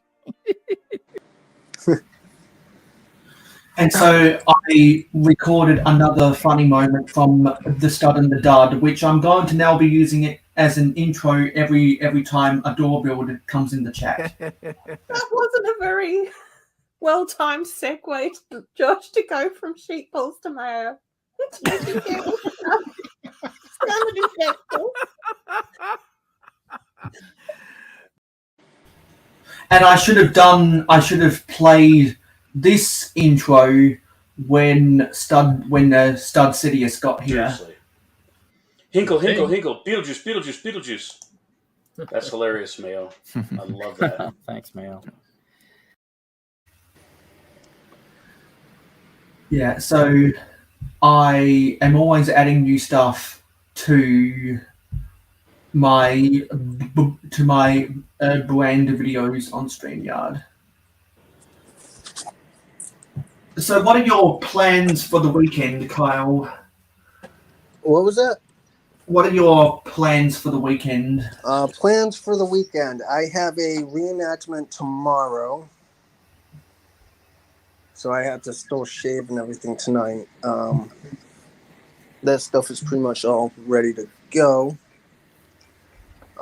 Get on a train tomorrow morning around 5:30ish, which is gonna be fun. And then Sunday. That is a good question. I'm not sure about Sunday. Because I'm going to be spending my Sunday watching live streams and doing homework, and I'm going to spend the rest of my Saturday watching live streams and doing homework. So I know exactly what I need to do. Yep. And I'm going to have to shave at the end of this month. And we have Lego Joe. Hello, Lego Joe. Hey, Lego Joe. If you're not busy right now, Joe, send me an if you want to come on to the panel, just let me know and I'll send you an invitation. Everybody watching, don't forget to like, comment, share, subscribe, and ring that notification bell. And don't forget. Just wanted to remind you that we need to get up to 450 subscribers in order to build the Daily Bugle. So, if you want to see me build the Daily Bugle on my live streams as quickly as possible, please remember to share my channel with your friends and your family. Get them to subscribe and then we can start building. So now I'm going to start taking apart these tools down here. Got some tools in the back.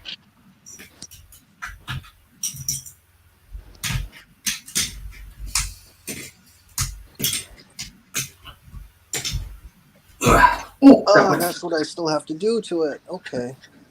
Yeah, and also I should say that since I don't have a lecture on Monday morning, I'm going to be appearing on episode 380 of the Hauling and Bowling podcast.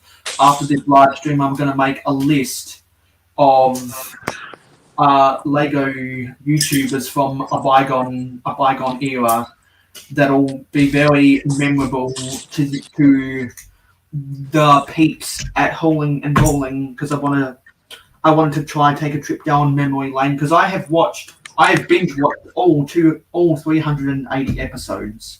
I was originally going to come on as a guest during the 72-hour community live stream, which ended up being 96 hours. But that Monday morning for me was the first day of the semester, so I had a lecture that morning.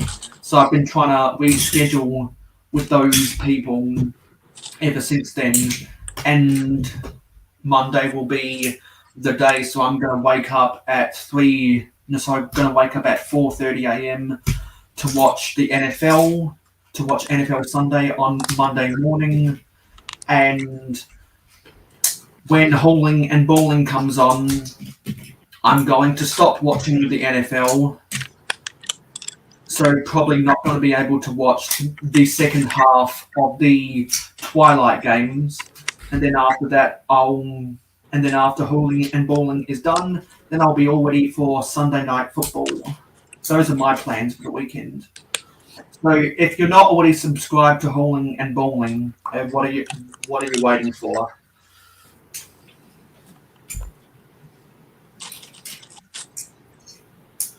So because I don't have a lecture to go to on Monday, that means I'll get to watch the whole episode of Good Morning Blick World on the Blick Hive channel.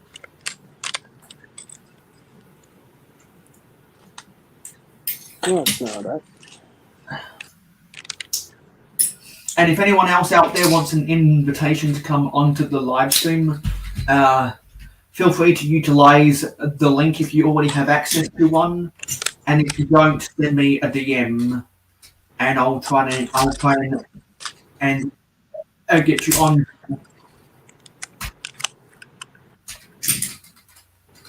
More of these same types of vehicle pieces that I don't end up using because they're in the modern scale, which doesn't work for me.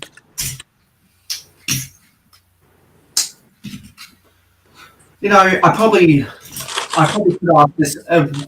Do you know what your oldest Lego set is, Kyle? My oldest Lego set. Would probably be the train shed.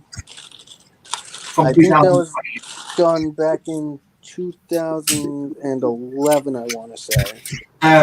2003. Was it? Is that was at the tail end of the 9-volt era? Yeah. And it's by far the best engine shed that Lego has ever made. They made a couple. They made a couple back in the Blue Track era, but they weren't nearly as good as the one from the 9-volt era. Let me go to absolutely. Let me go to Brickset and pull up an image of it. There might be a section for 9-volt trains in there, under the trains category. Actually, no, they don't. Brickset stupidly doesn't list trains as its own category. But let's go 9V trains. And hot tip for anyone using Brickset: always remember to log in so that you don't get spammed with ads. Classic Lego sets 9-volt trains. Look at all this glorious stuff. Let's Google this set train engine shed. Set 10027 train engine shed from 2003. 2003. Yeah. It had 664 pieces, 2 minifigs, and was originally a $50 set, a $50 US set in 2003. Yes. And it came with Engineer Max as one of the minifigs. Not many people know that his name is actually Engineer Max, but Daniel Lipkowitz, who wrote the 2008 Lego history book, knows about that. I believe both Engineer Max and Conductor Charlie both appeared in the Burlington Northern Santa Fe GP40 locomotive set. Oh, I'm not sure. That gets me interested. Lego BNSF. Yeah. Set 10133. Oh, sorry, it's not a GP40, it's a GP38. Originally retail, it had 407 pieces, 2 minifigures. Yes, it did. Engineer Max and Conductor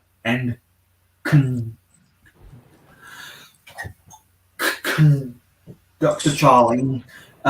It was originally a $25 US set in 2004. They also did that TTX intermodal double stack. Well, those TTX intermodal double stack trucks. That was based on the well wagon. It was based on the well wagon. Actually, what am I doing? I'm not sharing these files. Yeah, that's the train engine shed. Yes, and that's I have 2 of those. Yeah. Yeah, I thought I was sharing the screen, but I won't. Let's turn off this because the TTX used the same train base as this. I got this train base in the 2009 construction site set because it was used for a low loader track trailer. Yes. I want to share my screen again so I can show you an image of that set. And that was the first construction set, and I believe it was the second construction set I ever got. Lego, because I got the excavator. I got the excavator from 2005. Lego construction site 2009.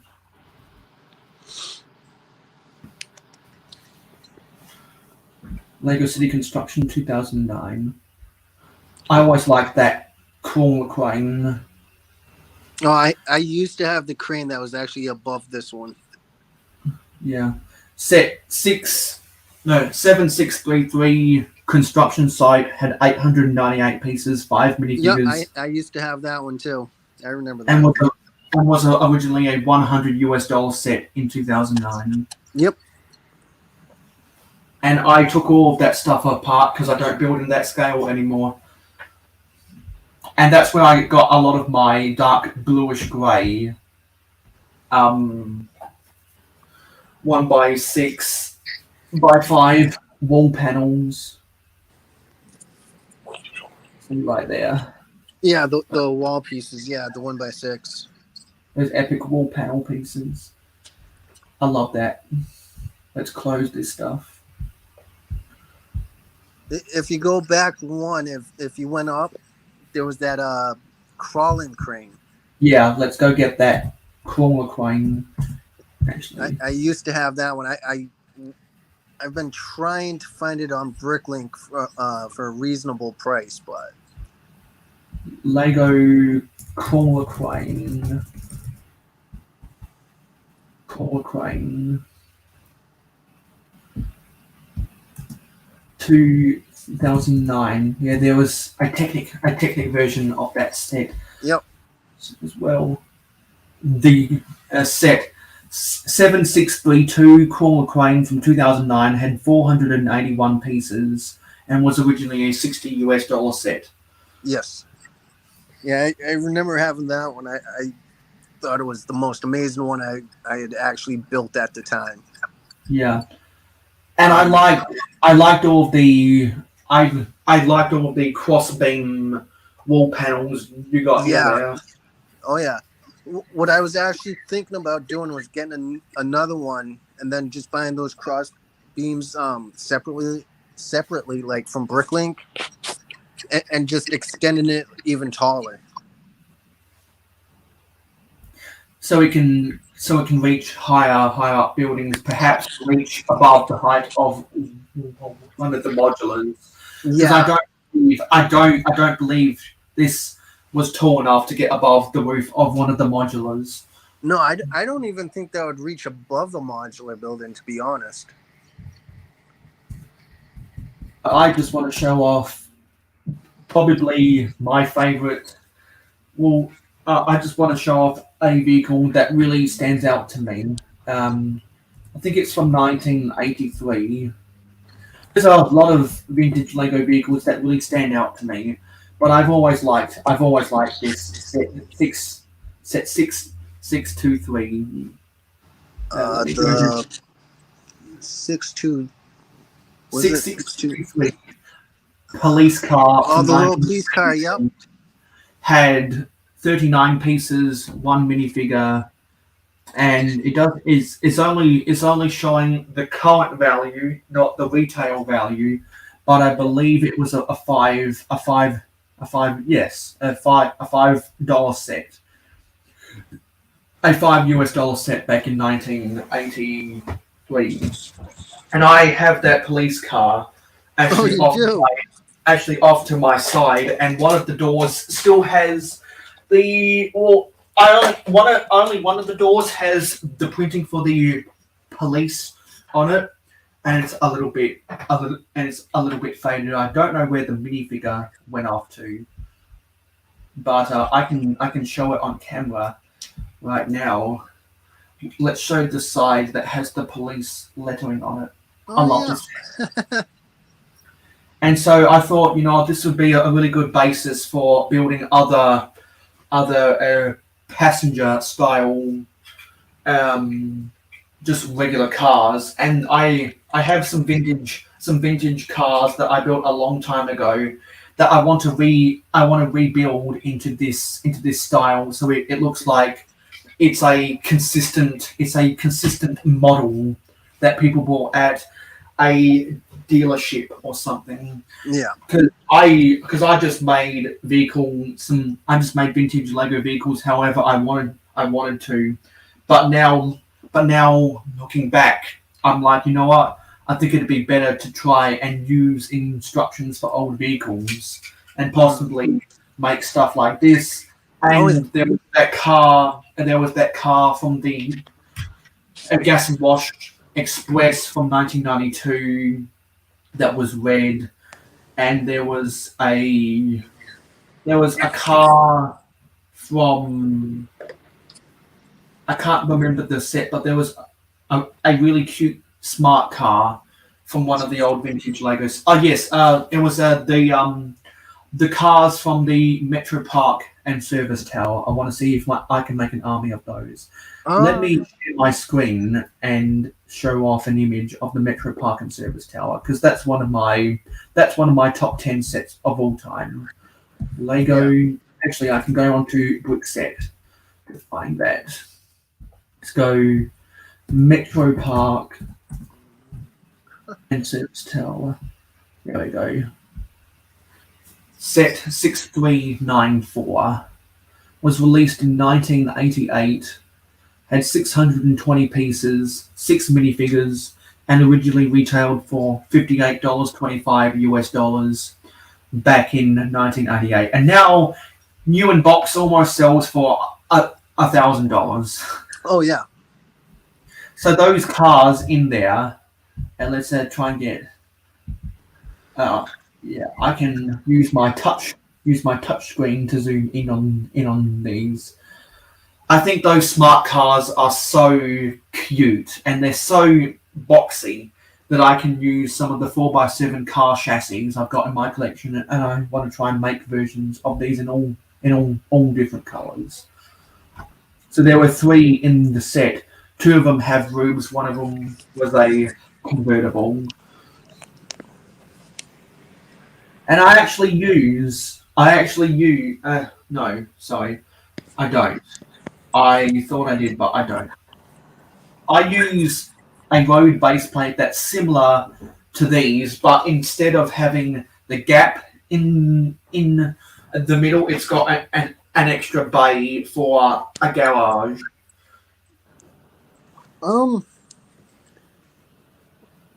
Yeah, I don't think in my city I'm gonna do garages. I think I'm gonna do like on the side of the road parking spots. And so I got the Lego City garage from 2012 that was very loosely based on that set, because I saw Brick Show did a review of that set, and I was like, I gotta have it. now that I took it apart, I use those 16 by 16 dark bluish grey plates in my supermarket mock, and I use a lot of I still use a lot of these elements around my city repurposed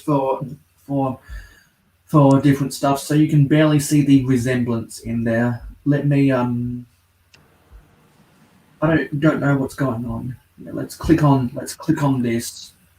It was set 4207 City Garage. No, sorry, came out in 2013, not 2012. Had 933 pieces, 5 minifigs, and it originally tailed for $120 US. You know what? This is saying. Oh no, sorry, I'm getting confused. That was the retirement day. Wow, this was only on shelves for 2 years. Interesting. So new in box, it's almost, well, it hasn't quite doubled its value. So if you bought it as an investment, it probably didn't pay off as much as other sets from this time. Right.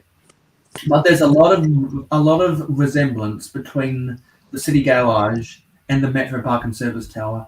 I can go back and forth all day, and people can pick apart the differences and the similarities between both of them.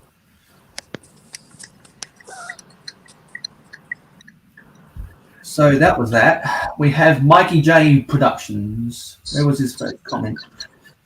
Hey, Mikey J said, just wanted to stop in and say hello. I've been under the weather. My whole family is sick, unfortunately. Oh, that's not good. I'm sorry to hear that, man. Hope you guys heal up soon. Also says, I'm getting a little bit better each day. The missus is hurting for certain right now, though. Yeah, that sucks. Stud City says you can't get those one stud swing doors anymore. They are usually yellow sun stain. Yes, they are. They're very prone to yellowing, and sometimes the really yellowed stuff from before 2003 almost looks brown. It gets that bad. There's a little bit of yellowing in some of these white pieces, but not as much as some others I've seen.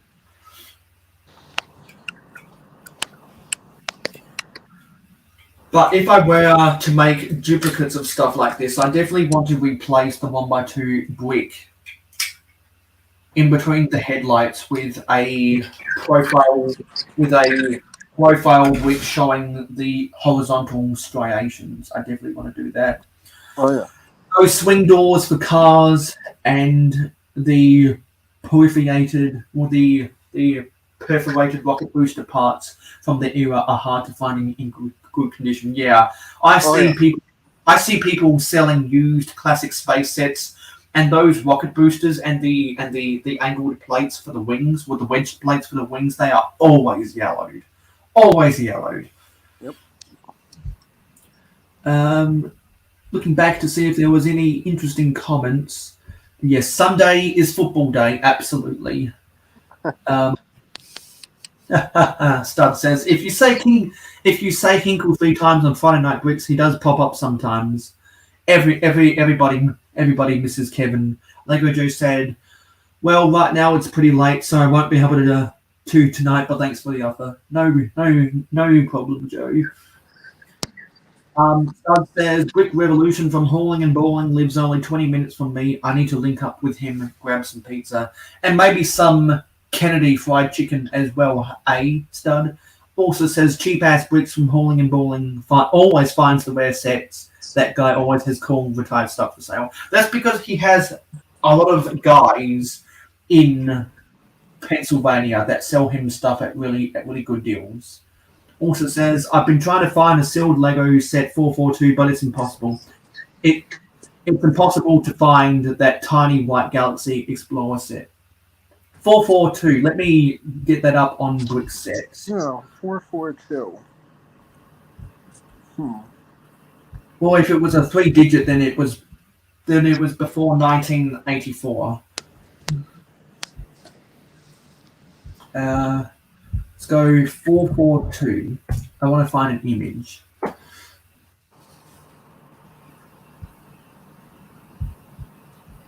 Maybe I've got to go set. Yeah, no. Let's click on this. See what comes up. Yeah, set 442. It was just called Space Shuttle from 1979. 39 pieces, 1 minifigure. So I'm guessing this was also originally a $5 set back in 1979. But now look at that. In Australian dollars, new in box, $524. Oh yeah. Used is, and the used price is less than a tenth of that. And the US version of the set was $891. Oh wow! Because if you guys didn't know,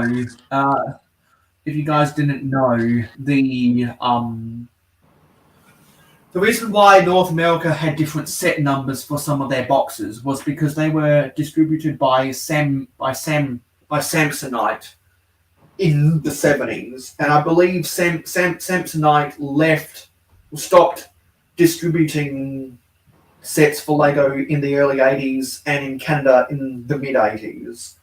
So that's why a lot of those sets had different set names in North America, and also they had different sticker sheets, because the sticker sheets for the European versions of the set sometimes had different stickers for the different European languages. Because I know that for the set Town Square Castle scene,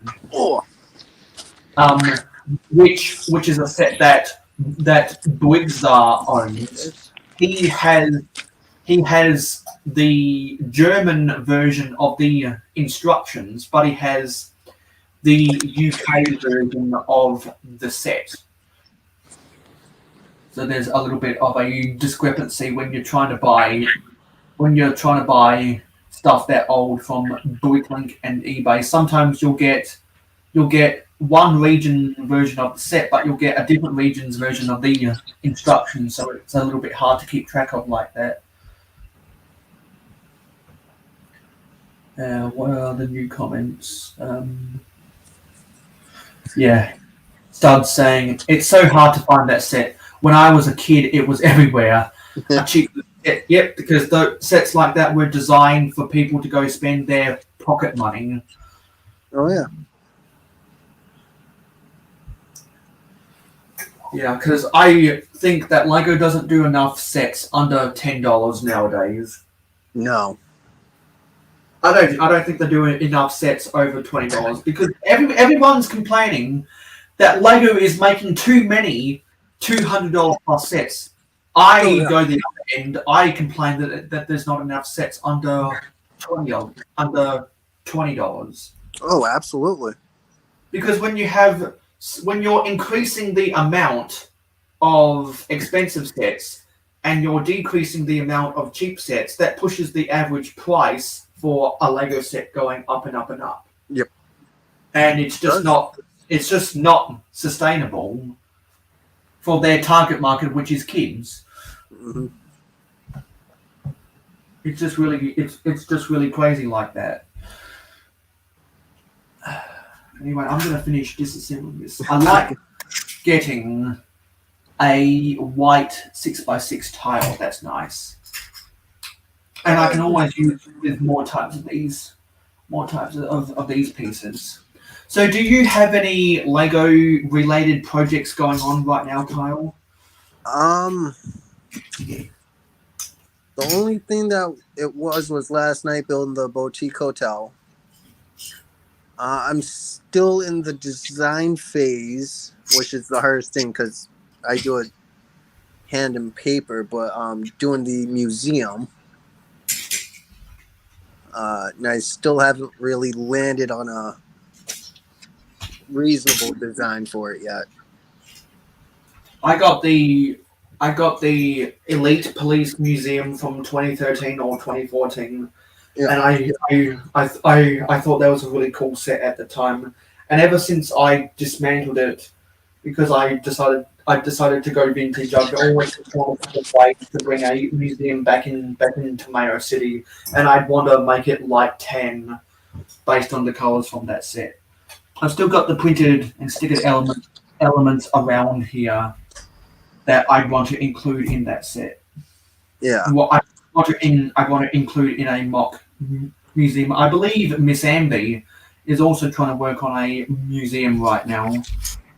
Yeah, they're difficult to really come up with a good concept of it, just because of some people run into the space issue. Which, I mean, mine isn't really so much a space issue, like running into how to fit everything into a small building, because this building is going to be massive.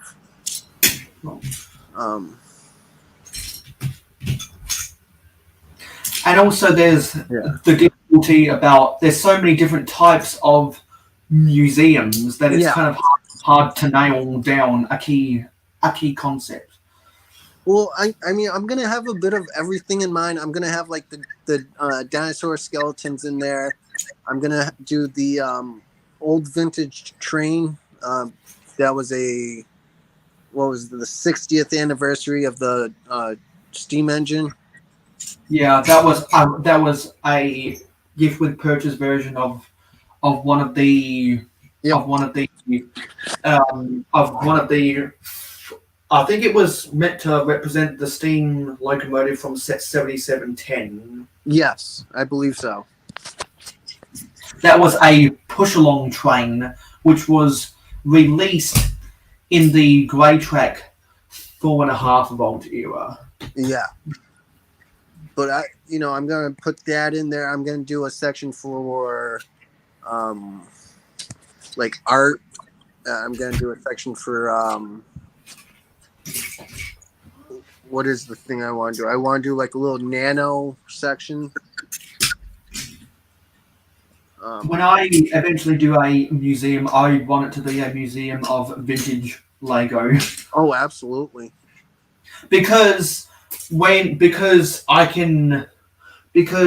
I do that and I make a micro scale builds of old Lego sets for the minifigures, that would be 1-on-1 scale.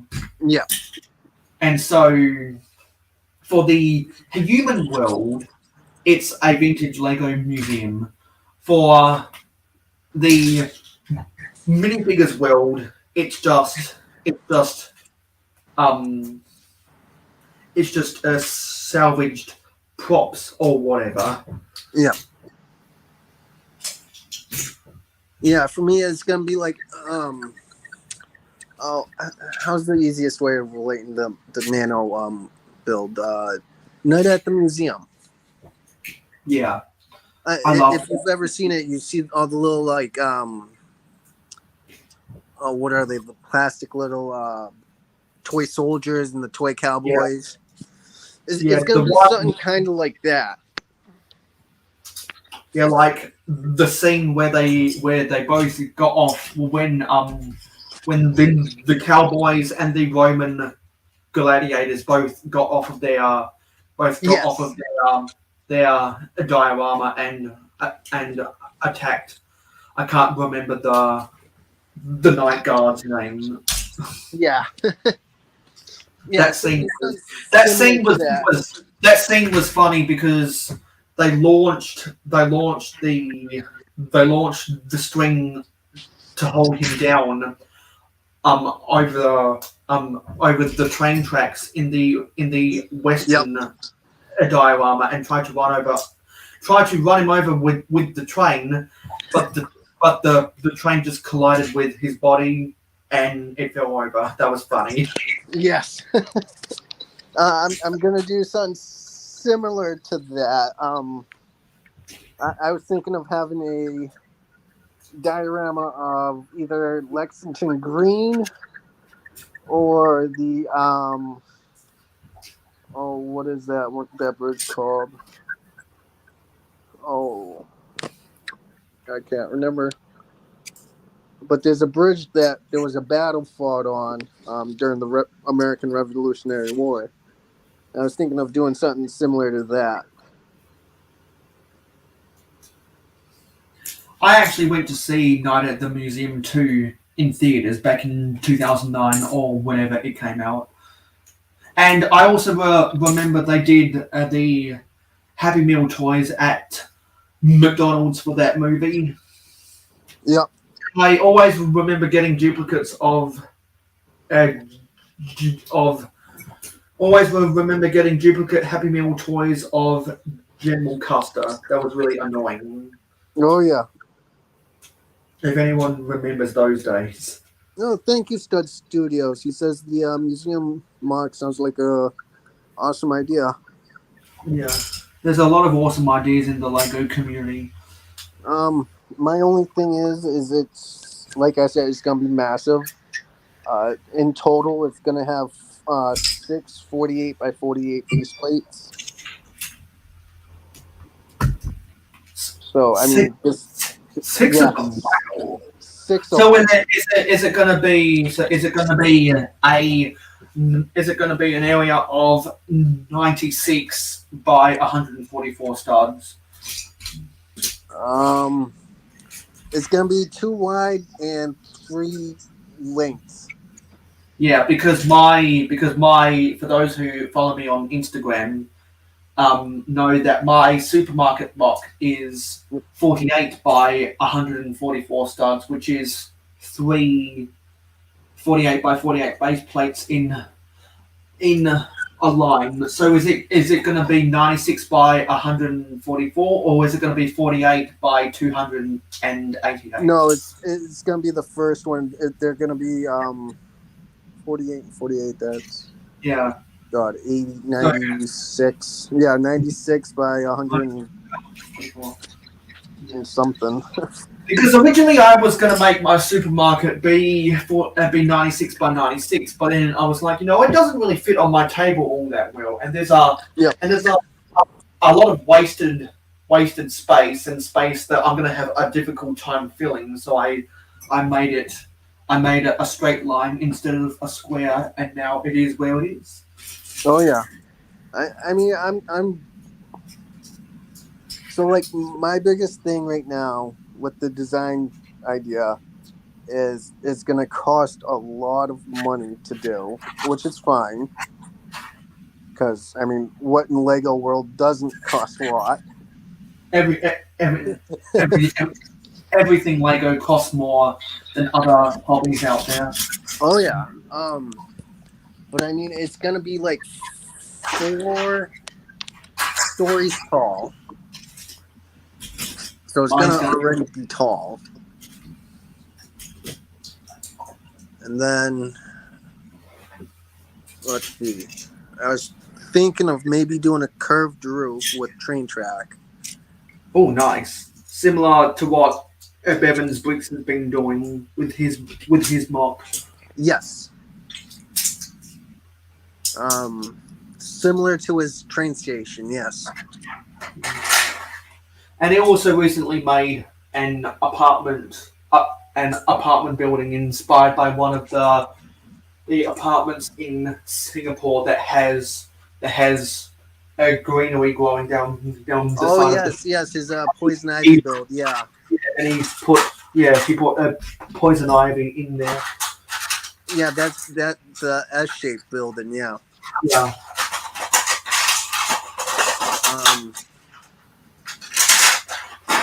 But I mean, it's gonna be pretty much a big square building. I'm gonna make it modular, so I can take off sections of floor at a time, and then each floor is gonna have something different in it.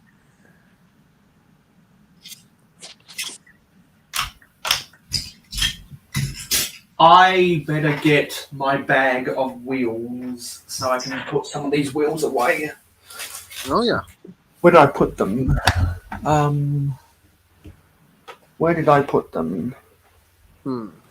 I think they were inside my pink Bucket Nation hat. What? 8 studs tall. So 8. Dumping my way. There's no vintage things in there.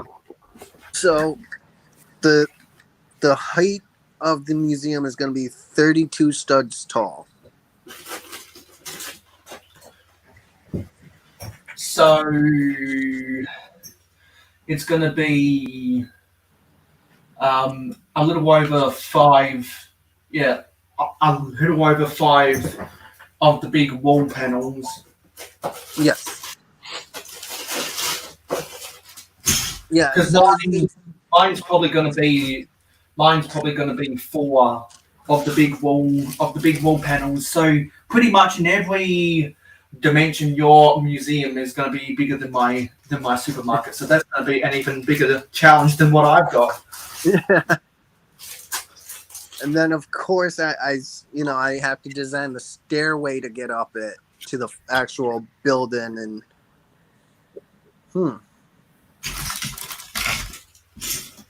because I'm gonna do it on a Mills plate, which means I have to raise up the building even taller. So it might.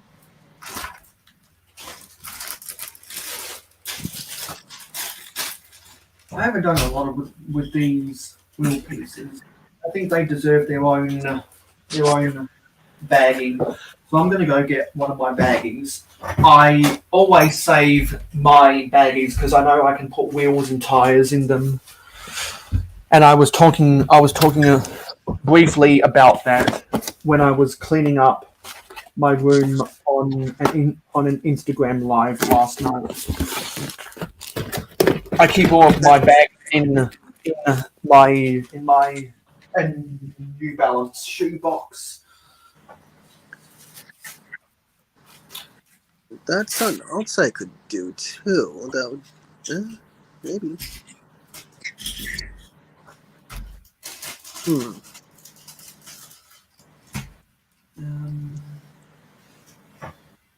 I have some more tires back here that I'm going to try. I've got some more wheels and tires back here. I'm going to try put into baggings because right now they're in Pringles cans, and it's not working out like that. Because now I've got a dedicated section. And before I do anything else, I should take all of my wheels and tires out, and I should raise the camera up so that I can remind everyone that I am a part of Pink Bucket Nation. Pink Bucket Nation. Go follow Bricksmith on Twitter and Instagram. Go follow. Go friend him on Facebook, and go subscribe to him on YouTube for more content about Pink Bucket Nation. So yeah, I'm a part of Pink Bucket Nation. I have a pink set. Back to sorting. So I wonder how many people out there have even heard about Pink Bucket Nation before. Because not a lot of newbies know what Pink Bucket Nation even is. Oops. I did not mean to knock that down. There we go. There we I go. can put some of these wheels. All right. I have that other set. Here is a good example. Let me see here real quick. Yeah. Actually, I'm gonna get all my baggies because I have so many different types of wheel pieces. So finally, I'll be able to use That's the dinosaur skeleton, the T-Rex.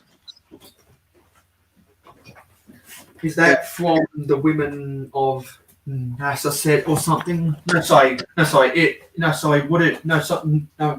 the women of NASA. At the Research Institute.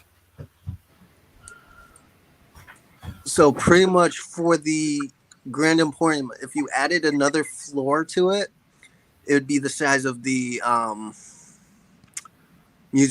museum I'm going to do. Nice. People talking about Star Wars. Joseph D27 says I still need to watch Andor and Kenobi series. I didn't hear good things about the Kenobi series. A lot of people thought it was just meh. And that Andor is slightly less meh.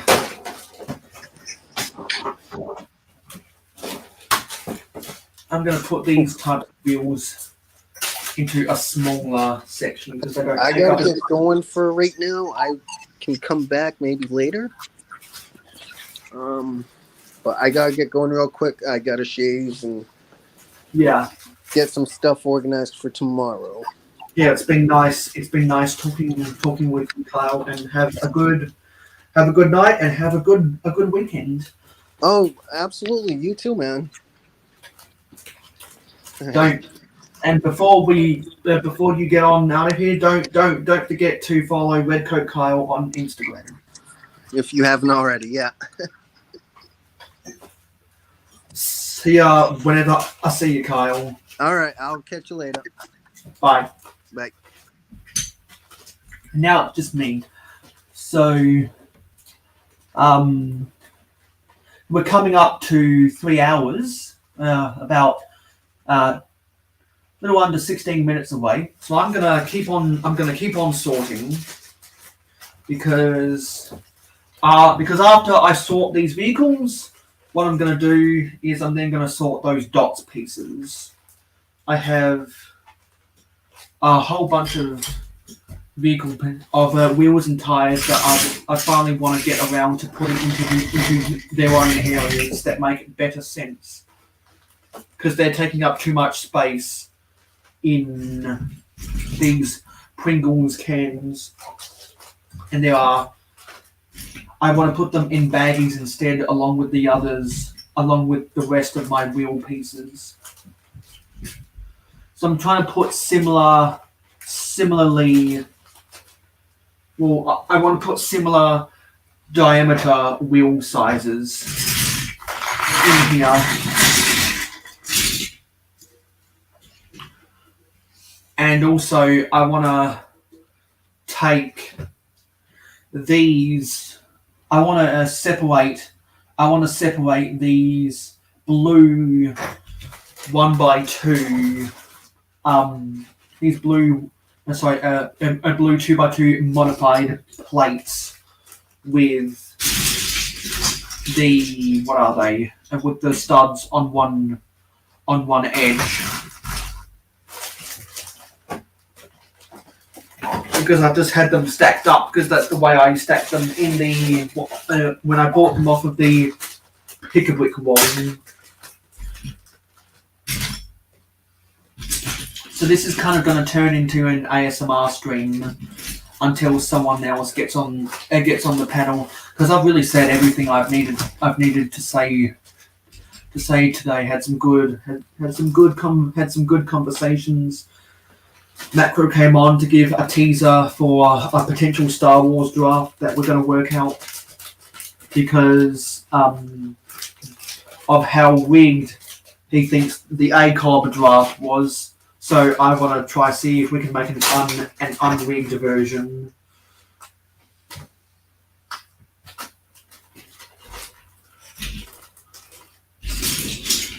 And I'm not saying that the ACOB draft was rigged. I just want to take the opportunity to hold a redemption story, so to speak. And there are some of these wheels that weren't in tires, so I've got to push them into some tires.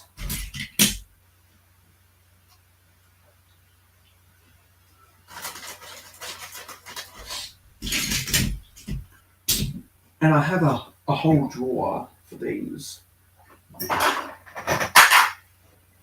That's where I put the unicorn horns. Okay, I gotta get out some of these horn pieces. And I gotta remember to put them with the other unicorn horns. Because I've just stored them with my regular horns. But they have their own separate section for just the unicorn horns.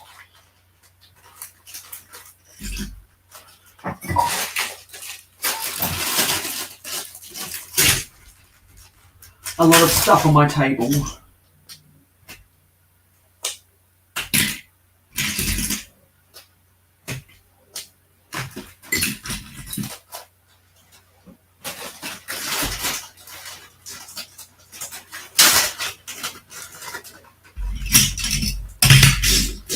Let me just finish putting these wheels away and I'll come see what's going on in the chat. Because I've been seeing some messages rolling by in the chat that I want to attend to.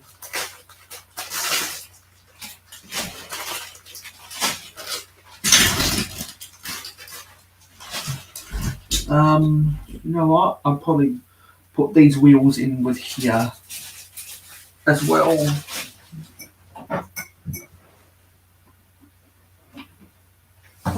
Yeah, and we need another baggie.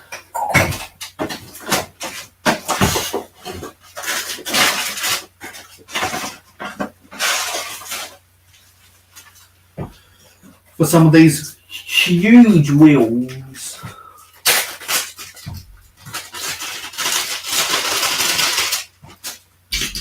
Absolutely huge wheels.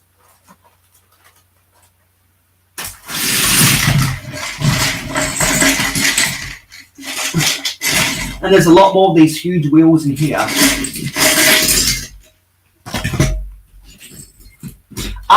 Tire. Technic Caterpillar treads.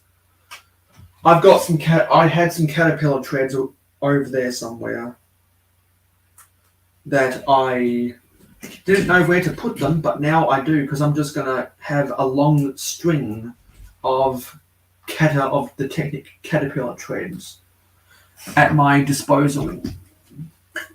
I've been meaning to attend to these wheels for a long time now. And now that I've got the baggy system going, it's the perfect place for me to attend, the perfect time for me to attend to them. And there are some wheels that aren't inside tyres, so I've got to insert them inside.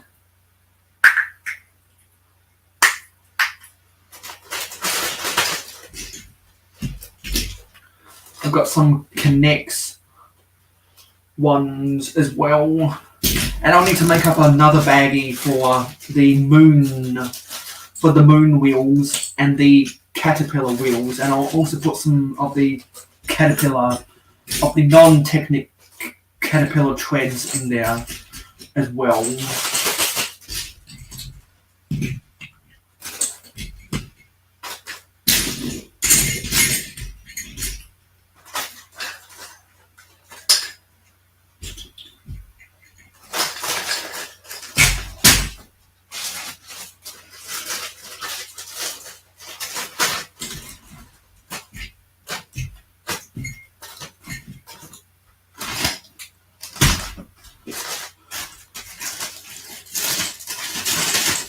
A lot of wheels, and these all have their own drawer. These really old train wheels from the 70s, I believe.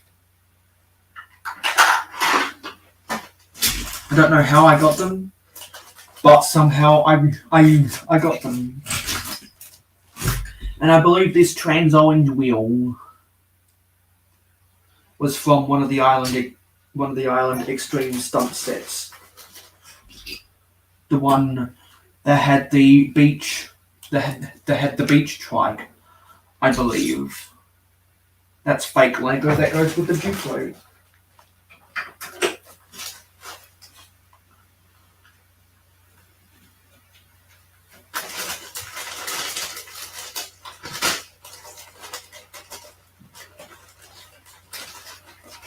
Let me close this up because we've attended to all of the insanely shaped wheels. And that's fake Lego too.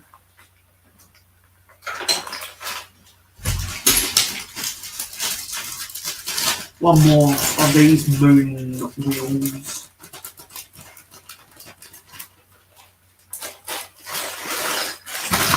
And I'm also going to create a baggie that's also fake Lego, and that's fake Lego, and that's fake Lego.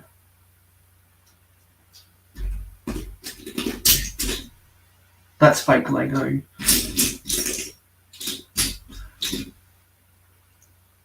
Actually, I believe I can use these pieces of fake Lego for something. I think they'll be able to get a Technic pin to fit inside of them. But this is all definitely fake.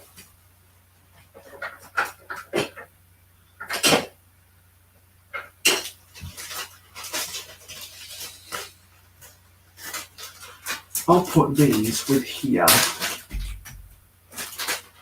Actually, I'll also put these, you know what?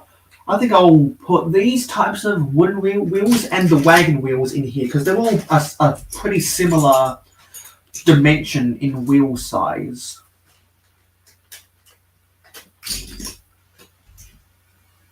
That's fake, actually.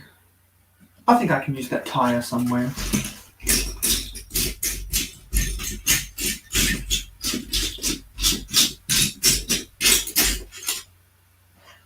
That's fake Lego.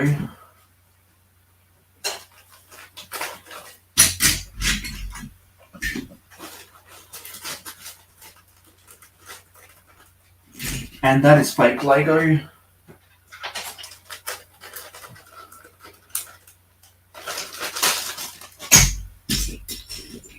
I also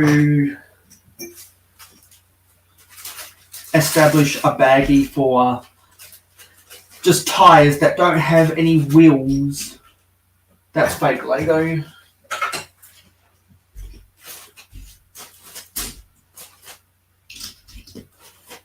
Anytime I have a tire that doesn't have a corresponding wheel, it'll go in here. And when I find wheels to put in those tires, then I can take them out.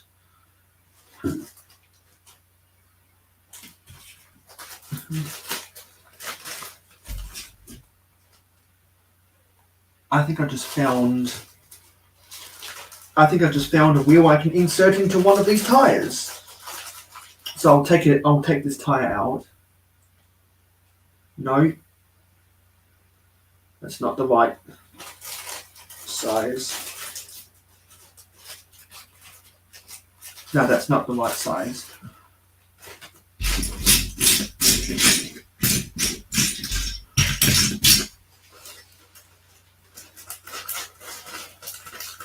And to replace what was in one of those Pringles cans, I'm going to put loose chassis and fenders into here. Well, no, sorry, not loose chassis, loose axles in here.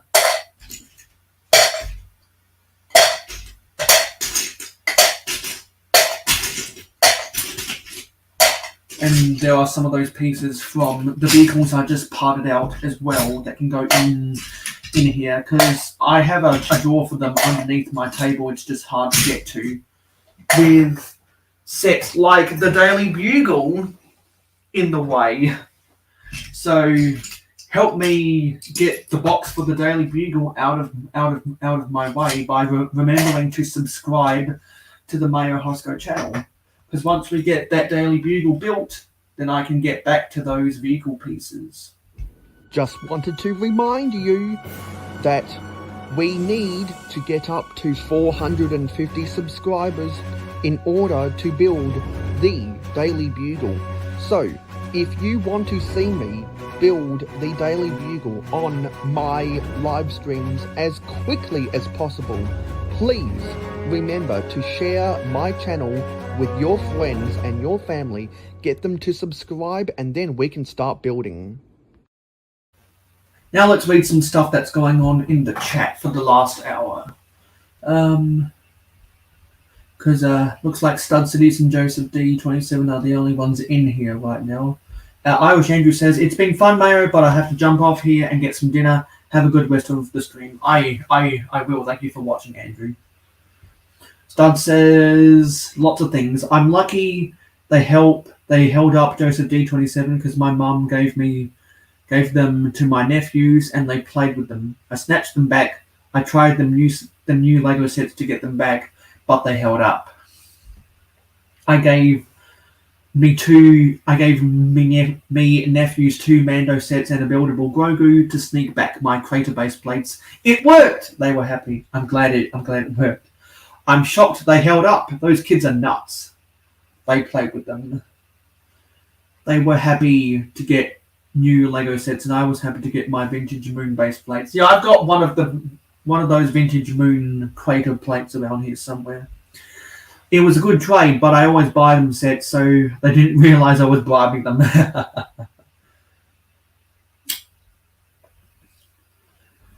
Stud says the trans orange wheel is in the Vader transformation set too, a rad part. All translucent parts are great in my opinion. Awesome for mocks. Yeah, I have some trans red windscreen canopies that I've got to use in some Space Police 1 mocks.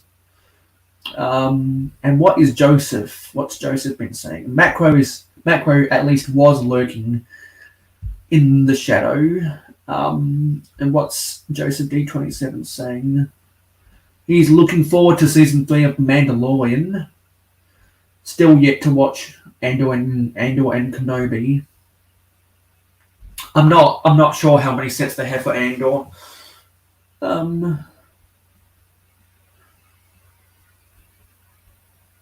Yes, the pink bucket nation is a nice helmet, isn't it? It keeps my head dry. Joseph needs to buy a house to put Lego in. That's something that the Brick Bods actually did. They bought their neighbour's house when their neighbours moved out. And they bought that house just to put their Lego in. So that house must be really cheap, or they must have had a really good a lot of money for a down payment on a mortgage. I'm pretty sure to answer your question, Joseph, I think Stud Sidious is very selective with Star Wars sets. So that was all that was going on in the chat. Some good conversations. Let's get back to this.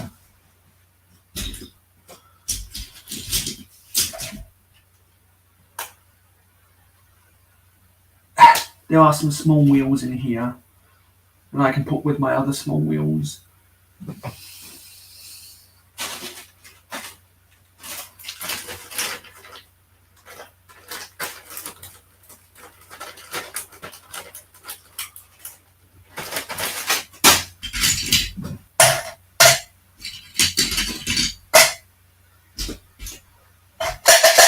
Going to create another one of these for steering wheels and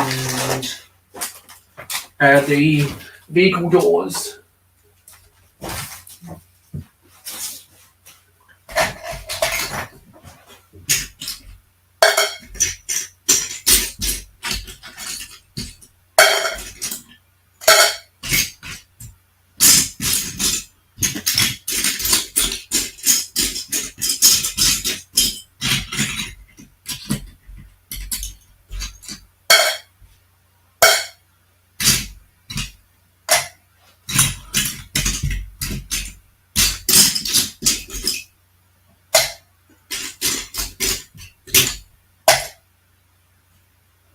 Also put some of the seat elements in here as well.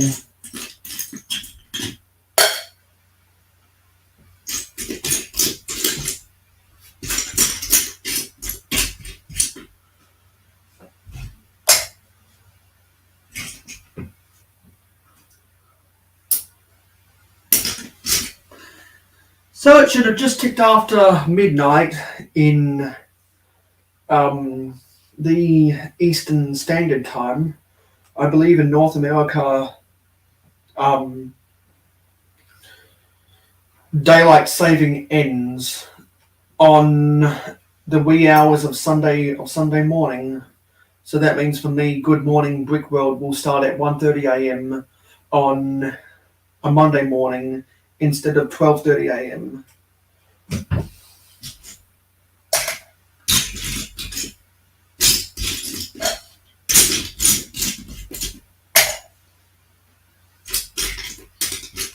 I need a water break. Where's my water?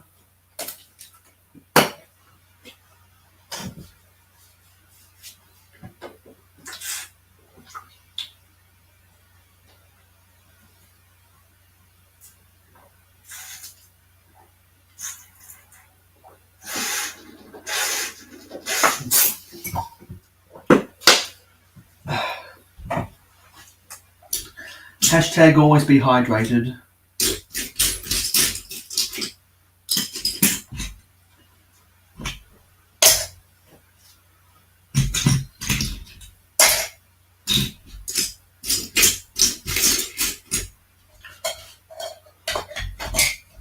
Okay, that's all good for that.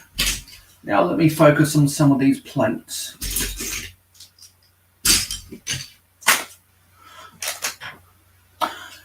We gained a viewer, so if that's not just a troll, feel free to say hello, and we'll say hello back to you. I'm just sorting some Lego right now, tearing apart old vehicles and trying to manage stuff I've already organised to get it to be sorted into a better location.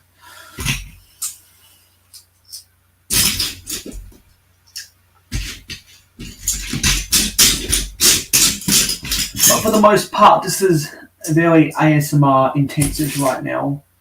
So if you like ASMR, please stick around.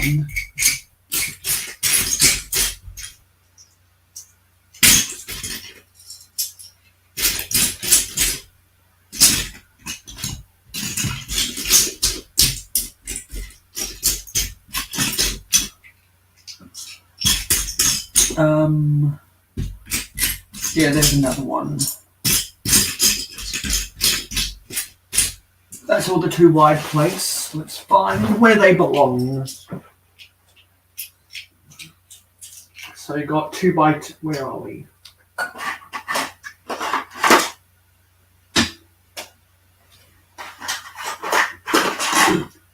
We've got 2 by 2 green plates, a 2 by 2 yellow plate, a 2 by 2 black plate, 2 by 3 black plate, 2 by 6 black plate, 2 by 4 light bluish grey plate. Now let's move on to the 1 wides. Let's scoop them up. I'm also seeing some 1 wide tiles that I'll have to put away. I'll do all of the big ones first, and then I'll go down to the 1 by 2s because there's a lot of 1 by 2s in here.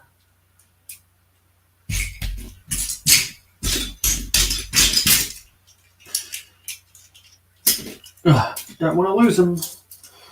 So, where are we? A 1 by 4 orange plate. A 1 by 4 light bluish grey plate. There's 2 of them.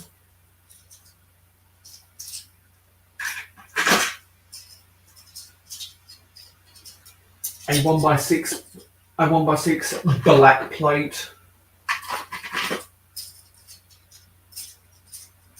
2 1 by 6 white plates.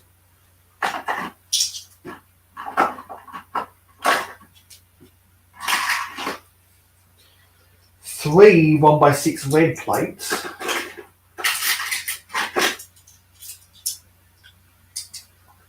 2 1 by 6 yellow plates. And I think 2 2 by 10 yellow plates.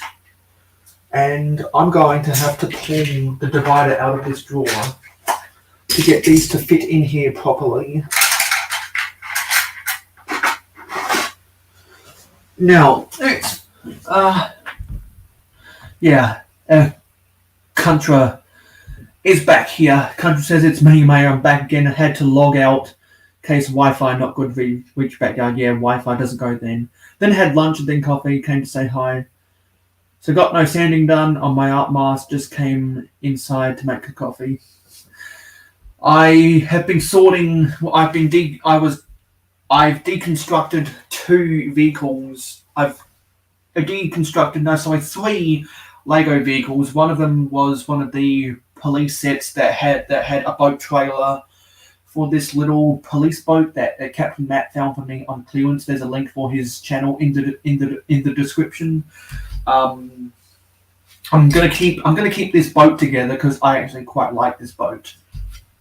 But I disassembled the vehicle that was towing it and the trailer that it was resting on. I also dismantled the cherry picker. Yeah, I dismantled the cherry picker from the Lego City Shopping Street, and I dismantled the moving van from the Friends Main Street set. Yes, we are still live, Macro. We're only going to be live for another 51 minutes. So, Contra, if you want to, come on to the live stream and make your debut, just feel free to let me know, and I'll send you an invitation. Actually, we have another 2x2.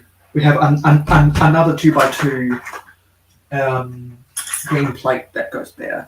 So I want to go check something really quickly, and so I think this is a good time. Oh crap! God damn it! I'm just going to play something. Just wanted to remind you that we need to get up to 450 subscribers in order to build the Daily Bugle. So, if you want to see me build the Daily Bugle on my live streams as quickly as possible, please remember to share my channel with your friends and your family. Get them to subscribe, and then we can start building. And I also want to play something else during this. Stop! What is this doing? Silly touchscreen. I want to move this down to here. Okay, I'm gonna play something else while I'm doing an intervention. Oh yeah, now I'm gonna try and say this again. Mayo Hosko for commenting on Jabbo channels. I love crazy things. Where did you get that name from? And do you know the story behind that name, Jabbo? No? I do. So I'll try to be real quick. One of the things in live streams is people used to impersonate other people, and it was very easy. You could click on their icon and you could figure out who it is. Well, somebody impersonated Mayo and went through and used a bunch of profanity on a lot of comments, and I blocked them. And right. I blocked all of Mayo's channels, and it wasn't him. And so he had created this other channel, because when I put him back and got his and found out who the real one was, we could, even though he was not blocked, he couldn't comment on my channel, and I went. We went back and forth trying to figure out what was wrong, and so he just created another channel so he could comment. I mean, he could comment, but I couldn't reply to him. His comment would show up, but I couldn't heart his comment or reply to it. So I was like, he can shorten that channel name, by the way. You don't have to have it that way. I see some activity going on. Stud City says, send me a link, I'll join for the end. You have an invitation via the live stream gang, Stud Sidious. You have an invitation via the live stream gang. Matt was saying 51 minutes. Good Lord, that's a lot of time. How about I give you 5 minutes of being a disappointment? Well, if you want to come back on the live stream, you're always welcome, because that the invitation is still valid. Country Bricks build quest saying, okay, nice man. Sorry, I didn't read the description. I need to get some sanding done. Then going to Mate's house. So probably leave coming on till tomorrow. Okay, I'm not going live tomorrow. I'm going live next weekend. If you only on for another 50 minutes, yeah, we'll be on for another 47 minutes. I'll just send a start. I'll send the. Where is it? I've got four people liking my stuff. Oh, okay.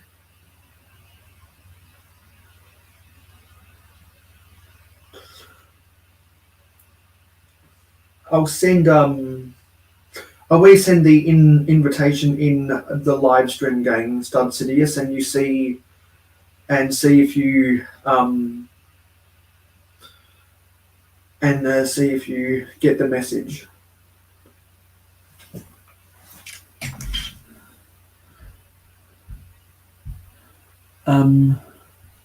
Yes, you're a part of the group chat that is called the live stream gang, and it should be it should be at the top of your DMs now.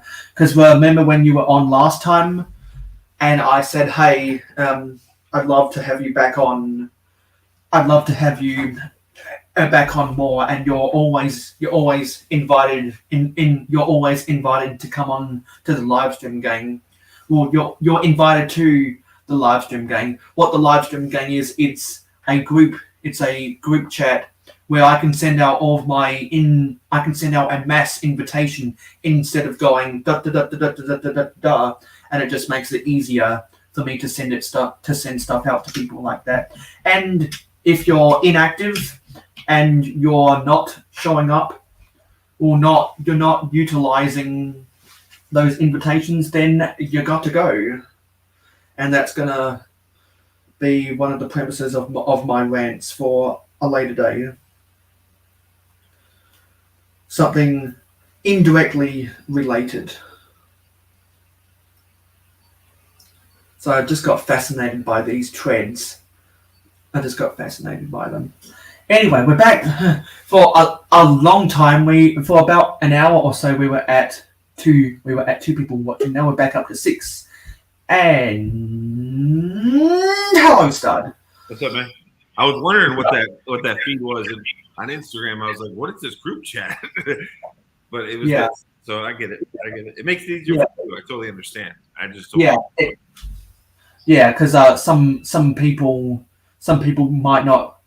Some people don't even know what the live stream game is. So probably what I should film is I should probably do a 60-second explanational video that I can play at the start of my live streams to get to educate people what the live stream game is, because it makes it really easy.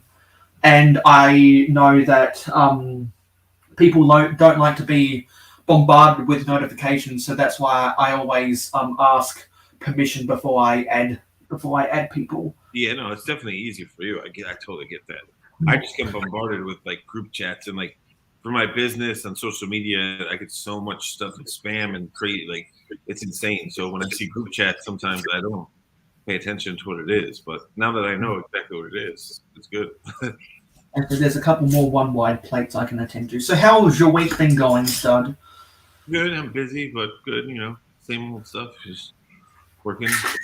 I want to now that Halloween mocks are over with. I finished 2 Halloween mocks. I want to move on to some modular stuff I've been working on, which is ironic because they announced the whole pizza and jazz club, which is that's only a leak. I've seen people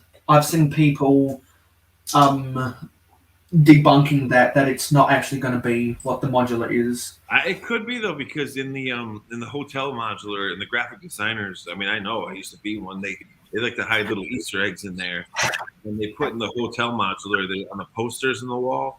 There's a jazz club poster for, I forget what they named him. They named the character inside like a universe. They give him a name, the jazz artist, but they hinted at it. So it could not be right, it could be wrong, but I don't think they would have it in there if it wasn't something that wasn't going to be, but we'll see. I mean, yeah, they have definitely done Easter eggs like that in the modulars in the past, because I remember in the green grocer they included a fire hydrant out front. The next modular was the fire brigade out the back of somewhere in the Grand Emporium.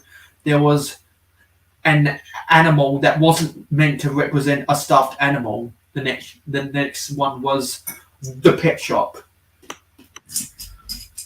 Yeah, I mean, they definitely do hint at it in some stuff. So even in packaging, sometimes they have it kind of blurred out in the back. Like it depends. Like they do like to. They're planning these things months in advance, so they do. The designers do have some fun and hint at stuff like that. So we'll see. I mean, I don't know. Usually, I build my own modulars, which is just as expensive as sets when it comes to parts. So I'm curious to see what it is, because usually, I mean, I don't buy every modular, but if I like it, you know, but it's my taste, I'll buy it. You know, it's cool.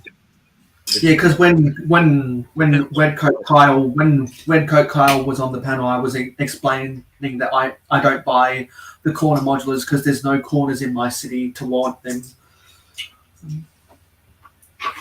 That museum idea he had was pretty cool. Like, he's making a museum with dinosaur bones in it and everything.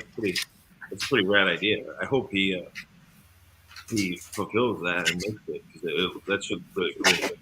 Yeah, me too. And I'm noticing a couple more people in the community that are trying to make museums of their own. So who knows? Maybe the museum might be the next craze of people doing mock builds. Because I remember when people were really disappointed that with the boutique hotel was another hotel. Because I remember there were a whole bunch of people campaigning for there to be a modular hospital, a modular post office, or a modular gaming arcade. And when they all got disappointed that they were making another hotel, they all made mocks about that stuff instead of that. And that was a craze for a while. That would be awesome, an arcade or something like that. That's why I don't get super excited anymore about sets, because you never know. And I see all these ideas sets that I love, and they don't get made. So and these fans do a great job making them, and it just doesn't get made. So I don't get my hopes up anymore. I just kind of build what I want to build slowly. I'm really slow about it, but eventually I get it done. I don't get my hopes up anymore because one, I don't collect Lego ID sets, and two, I don't trust leaks. I wait till the press release. Yeah, till it's really. But some of these so-called leaks, like I don't know if it's Brick Clicker or whatever it is, where like just too good and everyone gets their source from. That guy usually is on point about what these leaks are, but you still never know. So you know how I am. It's what it is. I remember there was a quote leak about bringing back Lego Sports 2 years ago, and that didn't happen. So yeah, real good quality leaks right there. Speaking of sports, I'm not that I will get the foosball set, but if I was the fan designer, I'd be pretty pissed off because that was meant to be an actual playable. The way he designed it was like a much larger scale playable foosball table. And I understand. I love how Lego did the minifigs and they gave all kind of diversity in the minifigs, but they made it like an eighth of the scale of the real table. And there's no true goalies. They put like 3-on-3. And the fun of foosball is having the individual goalie and then having 3 and then 2. Like having so to me, it's a cool set. It's still functional, but that foosball set to me, if I was a fan designer, I'd be pissed because it's like, dude, that's not what I designed. It's not a minifigure battle pack for soccer players. So I'm just gonna call it. I think the foosball set is a piece of crap. I mean, it's not horrible. It's just not what it's designed well. It's so shrunk down that it's not. You can still play it, but it's not really what it was intended to be. So it is kind of garbage, but it's a well designed set. It's still great from design. It's just like it's not what it was supposed to be. So that's kind of disappointing. Because I'm going to be a little bit hypocritical and say I would have preferred it had been 4 times the size and be Lego's first $1,000 set, and it would get less criticism than being 1/32 the size of a normal foosball table and being double the price. I'm going to be a little bit controversial like that. They could have also left out all the extra minifigures and just made it the size it was supposed to be.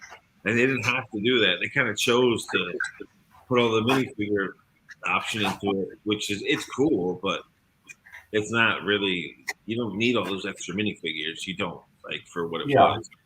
Because I think they changed I think the minifigs in there artificially inflate the price of that set. Oh, definitely. But it also makes them shrink the size of the actual table they're playing on. So, I mean, that's just my opinion, but it kind of ruins the playability. Like a foosball table, you need to have individual goalies. That's the fun of the set. When you're playing foosball, you have to get through the 2 layers of players to get to the goalie. Like that's part of the game. That's a big part of the game. And like they just kind of took that out. So it is what it is.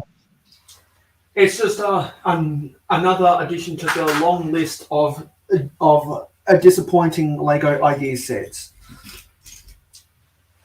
which doesn't bother me all that much because I don't collect Lego ideas anyway. But some people get super let down and they end up going on massive rants, and I'm like, don't get your fucking hopes up. Exactly. Expect to be disappointed. This is the Lego group we're talking about here. Well, I'll be right back. Expect to be disappointed. The terrible track record they have with market research is all I need to know to not get amped up about stuff that's uncertain. But some people lose their marbles over that stuff, and I'm like, why? Just take a chill pill, man. It's just Lego. It's not a Star Wars. black series. It's not. When it comes to It's not. modulars, It's not a whatever collectible. when it comes to modulars, like I'll just build my own. Like Star Wars is never going to make a modular. I'd have to finish the inside, but this one, the gatekeeper droid isn't on it anymore, but has it clicks in and out. The gatekeeper droid pops out of the flap. And then when you open it up, it's like a bar inside. So with me, when it comes to modulars, which I love, like on modulars, I'll just build what I want. I'm never gonna get the Cantina was dope. That was like I built this like 2 years before the Cantina came out, so it was just my own. I'm gonna build a tattooing modular, and everything pops off and sectional like a modular. But when it comes to modulars, I'm just gonna make what I want because sometimes I just get let down. So I just do whatever, but it gets expensive in parts. That's the problem. I was going to build my own modulars until I came into some money. I still might make my own modular one of these days, Alice. One of these days, but it's not on my priority right now. But I would like to explore the process about making a modular. This one's the same. I made a Monster Fighter Vampire modular. I still have to finish the inside, but I'm never going to see Monster Fighters ever again on the shelf. So I might as well I did it for myself. I just made what I want. Take off the albino bat.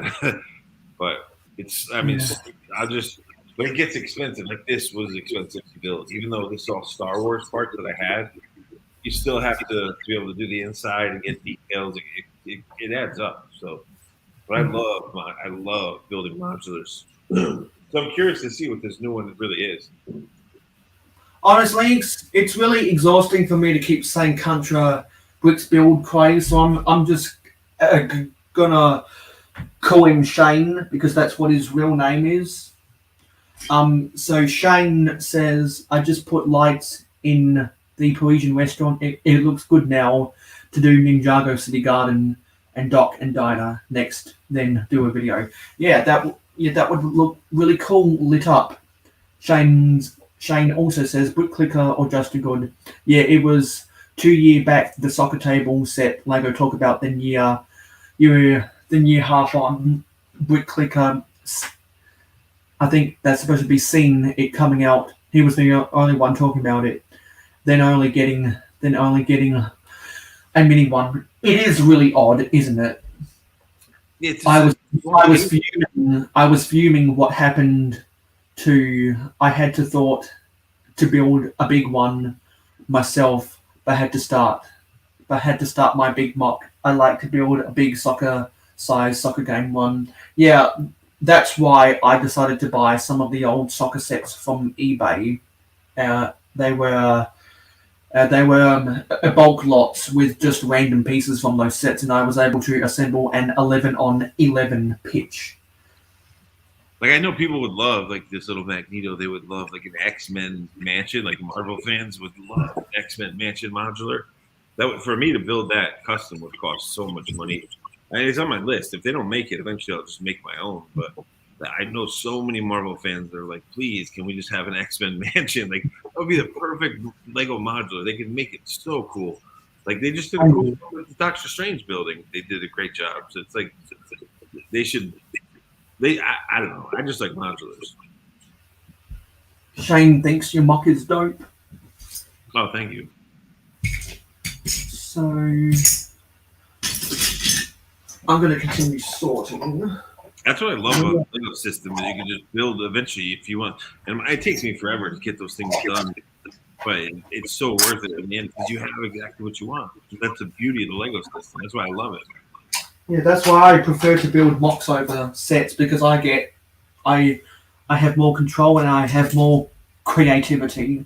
And I love sets. I mean, I buy sets and I get the minifigures out of them and then kind of just develop my own stories or whatever I want from it, But and there's always the Lego set that I have to buy. Like Nintendo set on day one was awesome. I bought that at the Voltron. Like everyone's got different tastes. I can buy what I like, but lately the prices have been getting insane, and some of the stuff they make is just not up. It's not my taste. So I'll just build something. And I love complaining about Lego as much as I do too. I do too. I mean, most Lego things. And some people complain about the prices. Well, I complain about the price because I think about people getting priced out of the market. Other people complain about their price because they try to be completionists, and I do not have pity against those because you know what you're getting yourself into when you try to be a completionist. Oh yeah, I mean that's expensive too. That's like, and I understand that. I will never like bash anyone for being a completionist. If that's what they like, just go for it. You know, makes you happy, cool. But you're getting into, especially like with Funko Pops, dude. You're getting into some expensive stuff if you want to be a completionist. So, Yeah. Country, that's awesome. I would love a He-Man Castle of Grayskull. And to be honest, I would love to build one. I've seen other brands make it, and I was like, oh, I can easily convert that into Lego bricks.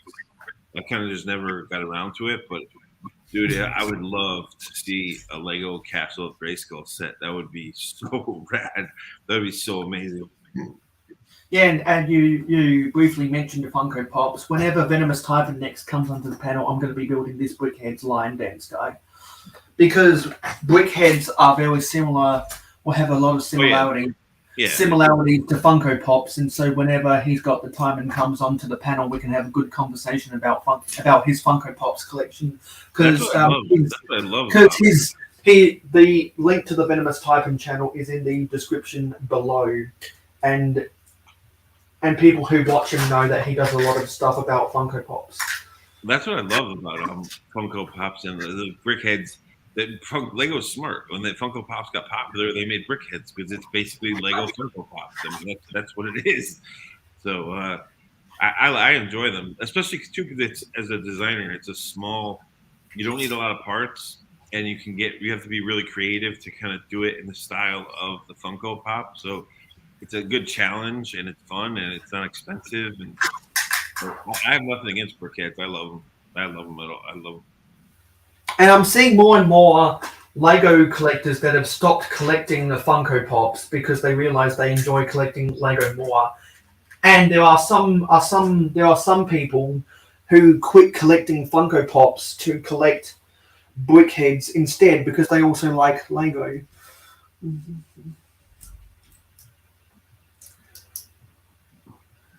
Because I'm not a Brickheads collector. I'm very selective with the Brickheads I buy, but I thought the Buzz Lightyear was good enough for me to buy. That actually reminds me because I love Garbage Pail Kids, so I have the original. Adam Bomb was the original Garbage Pail Kid, so I have a Brickhead of him that I made, but I didn't have the parts on the top to really, like I didn't have the translucent parts to do what I wanted, so I need to order them and finish this thing. But we got the little Atom Bomb Garbage Pail Kid Funko Pop. That's what I love is you can make like Brickheads are really like cool because you don't have to spend a lot of money to make a mock. And this is just stuff I had in the collection. Although I need to redo the top, but that reminds me, it's sitting on my shelf called Dusty. And speaking of the Garbage Pail Kids, whatever you do, don't watch the Garbage Pail Kids movie. Oh, it's That's arguably the worst. That's arguably the worst movie of all time. Oh yeah. The live action movie is horrible. I love the cards when I was a little kid. Like Topps made the cards. What was the Brickhead you just held up? Was that Monkey Kid or was it? It's the Lion Dance guy, very similar to the Chinese. Oh yeah, Chinese New Year. Yeah, that's dope. I love the Chinese New Year stuff. The only reason I decided to buy the Dragon Dance, it's the Lion Dance guy. The only reason I decided to buy it is because when my brother went on a vacation to China and Japan a couple years ago now, he was in Beijing and he went to the Lego store in Beijing and he bought me that as a gift. And at first I was like, oh wow, okay. And then when I got done building it, I was like, you know what, there's a lot of really intricate, ornate little details in this set.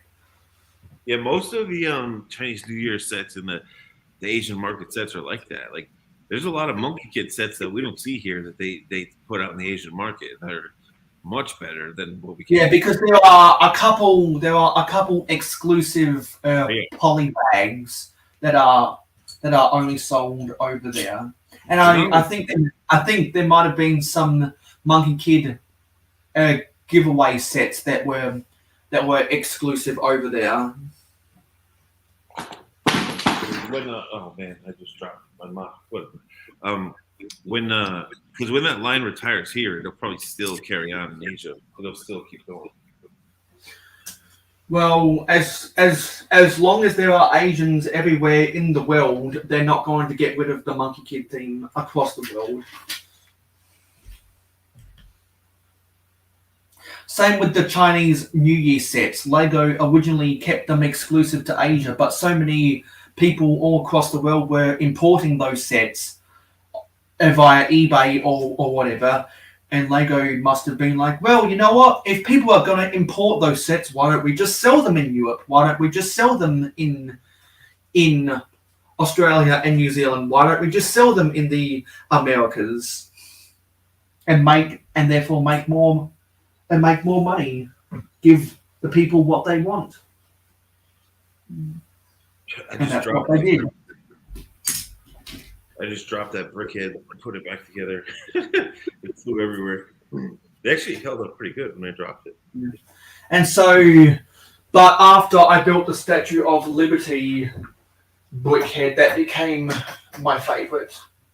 I always suspected that the Statue of Liberty would be my favorite, but I wasn't ready to declare that it was better than the Chinese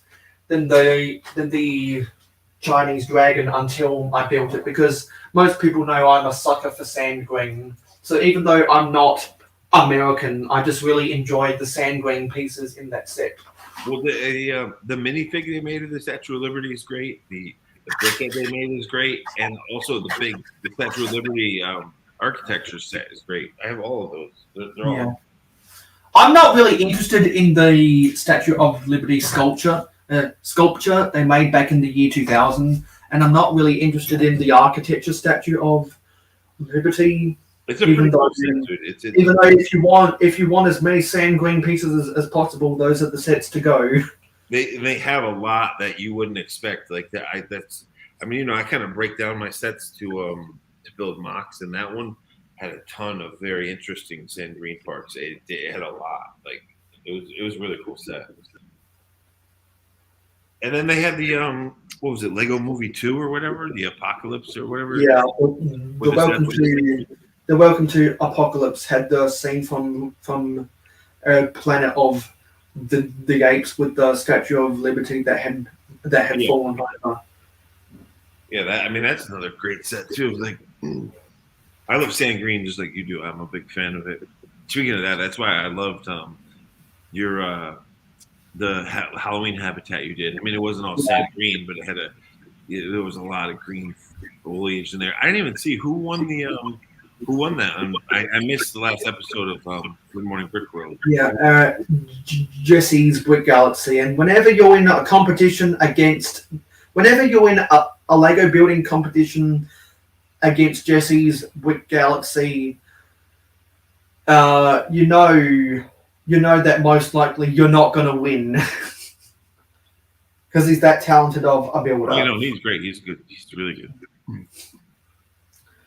I always have confidence because I'm a professional designer. I can hold my own. It just depends. Like things like that are so subjective to what people like. Like that's what I was telling Hive. I'm like, you should have the fans vote on it. Have people vote on it, so it's not just their decision. Which it's fine if it's their decision, but it would have been cooler if they just let fans vote on it. Jesse probably would have won anyways, but yeah, I thought it would have been cool to have the fans kind of vote in because it with design and stuff and art, it depends on what you like. It depends on taste. It's what you like, so it's always subjective.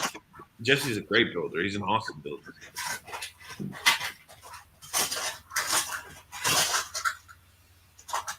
I found some of those sports pieces I was talking about because we got a baseball bat.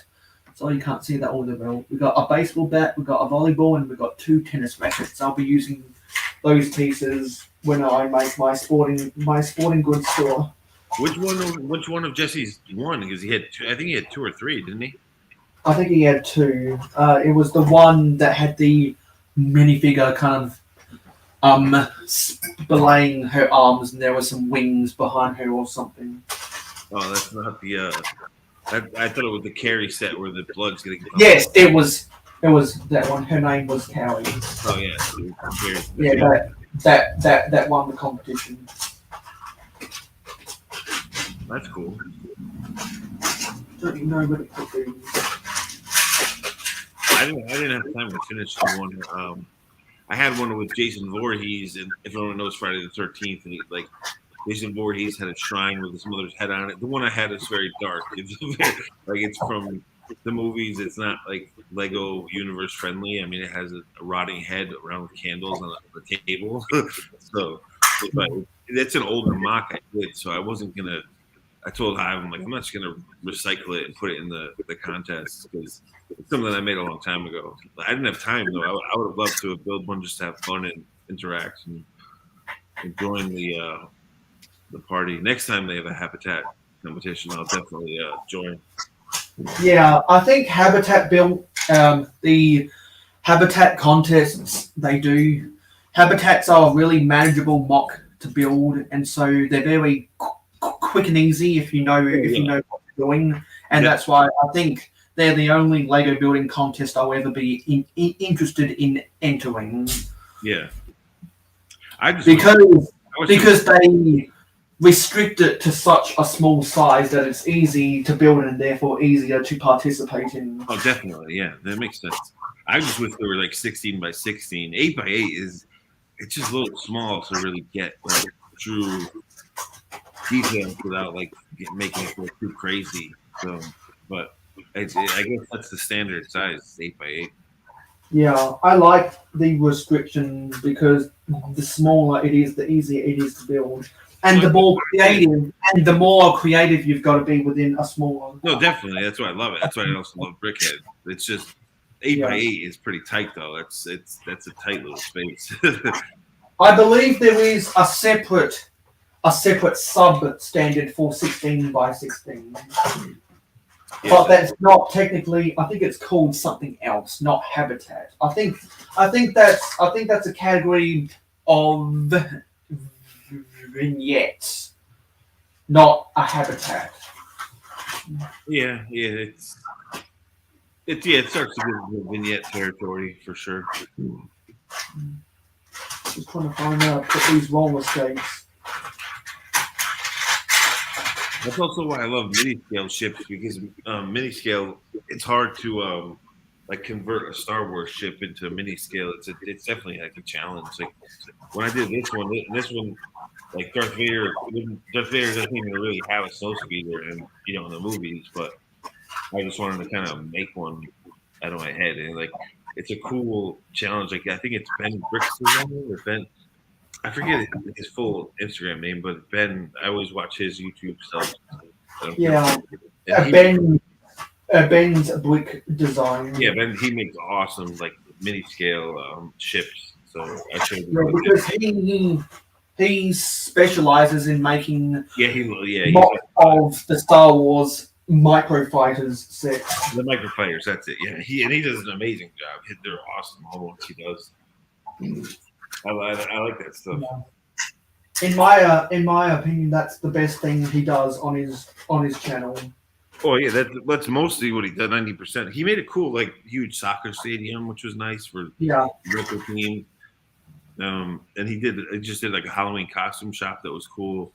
But yeah, he's mostly known for his micro scale builds, Star Wars, which are cool. I love them. I mean, the only one I've ever made was that little Darth Vader version I just showed you, and like he's got a fleet of them, which is crazy. He's got tons and tons of them, which is awesome because he's got to do it in like a restricted scale, which is really cool.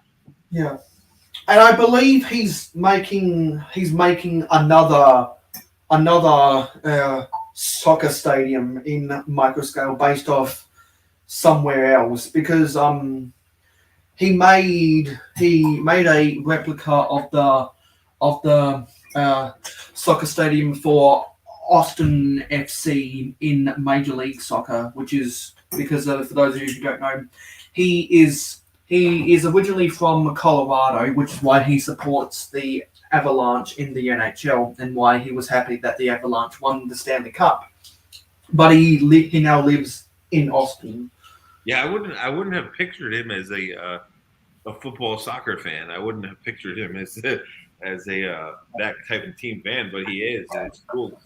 Yeah, Really cool. and I think honestly, I don't know where calling it football soccer comes from, but I think that's one of the most ridiculous things anyone has ever said, because people don't realize the reason why the US and Australia and New Zealand and South Africa don't call association football, they call it soccer instead. Soccer comes from the SOC in association football. People, so it's easier. So because there's American football, Australian rules football, rugby union, and rugby league. Yeah, it gets confusing. People, and I get that soccer and football is the world's most popular sport. I understand. I used to work on all the brands, and we'd have to design, and all the brands would sponsor soccer teams.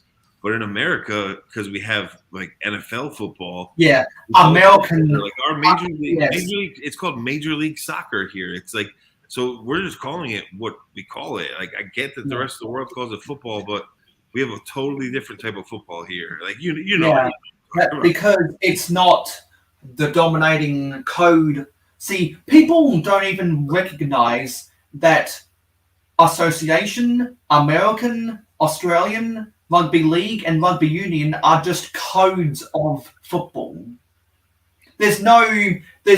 Because, for example, badminton is not a code of tennis. 10-pin bowling is not a code. No. Actually, no. Sorry, no. 10-pin is a code of bowling. Lawn is a code of bowling. Field is a code of hockey. Ice is a code of hockey. American, Association, Australian, and the two rugbies are just codes of football. And particularly Association football fans, they get all really pissed off about that. And I'm like, just calm down, bro. They get angry. Just calm down, bro. Just because your code of football is not dominant and popular enough in this country doesn't mean it's not the world's game. It just means that European bureaucrats were really good at exporting it to Asia, Africa, and South America. Well, that's the thing. It's like, dude, I understand it's the world's most popular sport, soccer. I get it. We're not. Those European bureaucrats were unsuccessful at exporting it to Oceania and North America. But it's like, the funny thing too is that like American football, you know the rules. It really has nothing to do with football. Like that. No, because that's why association football nerds get all cranky about that, because really a rugby union ball, a rugby league ball, and a pigskin is more of a hand egg. Yeah, it has nothing to do. I mean, you know, when it comes down to a field goal or extra point, the kickers are the scrubs in American football. Also, an offside kick, but that rarely happens. I mean, they're very important and needed. It's a team sport, but the majority there's a reason why they're the lowest paid players on the team. Yeah, the majority of like American football has nothing to do with using your feet. Except for running the ball. That's why people joke that a pigskin is just a hand egg, and that's why rugby league and union fans like to joke that an Australian rules football, or that Australian rules football is just aerial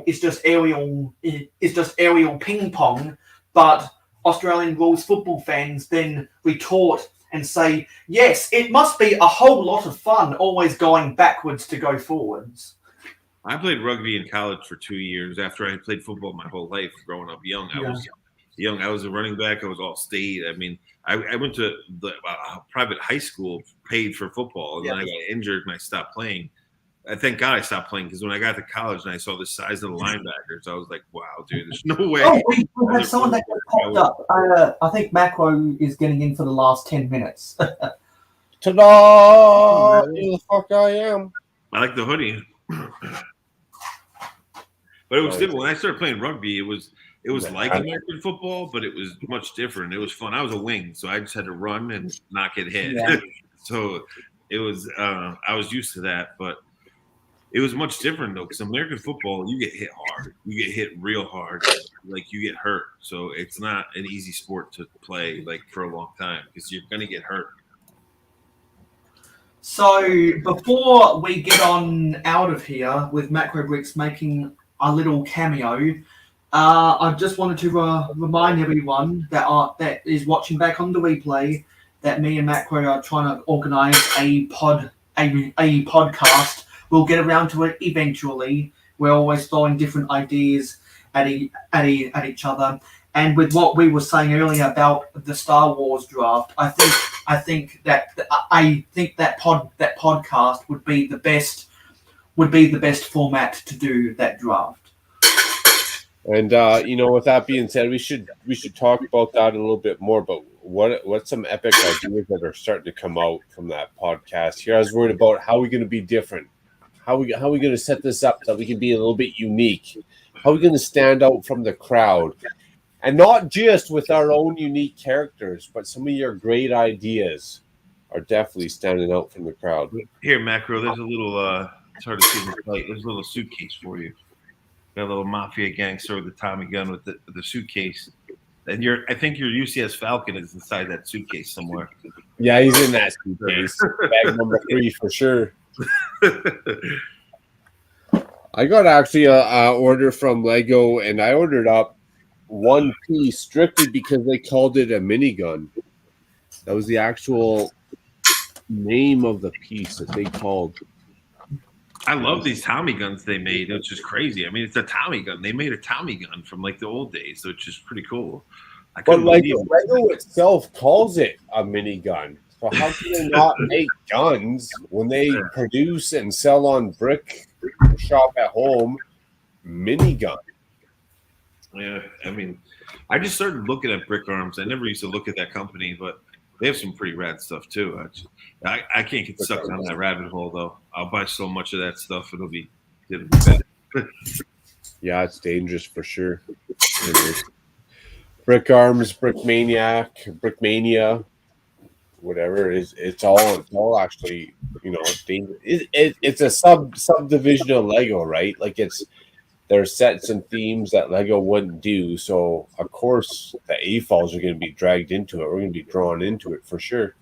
Oh, definitely. That's the point of it. Like, I was looking. They had like snub nose, smoky up in here. They had a snub nose. They had like a revolver, they had a Magnum. It's like every type of gun you can imagine on that site. It's like, damn, dude. Shotguns, revolvers. We even have translucent versions of them. Like, it's crazy. Lego, just give us a bazooka and a tank. Like, come on, there's nothing against you. You're not gonna lose sales. Like, no mom is gonna stop buying Lego for a birthday present just because you're selling a tank. Like, nobody cares except for the AFOLs.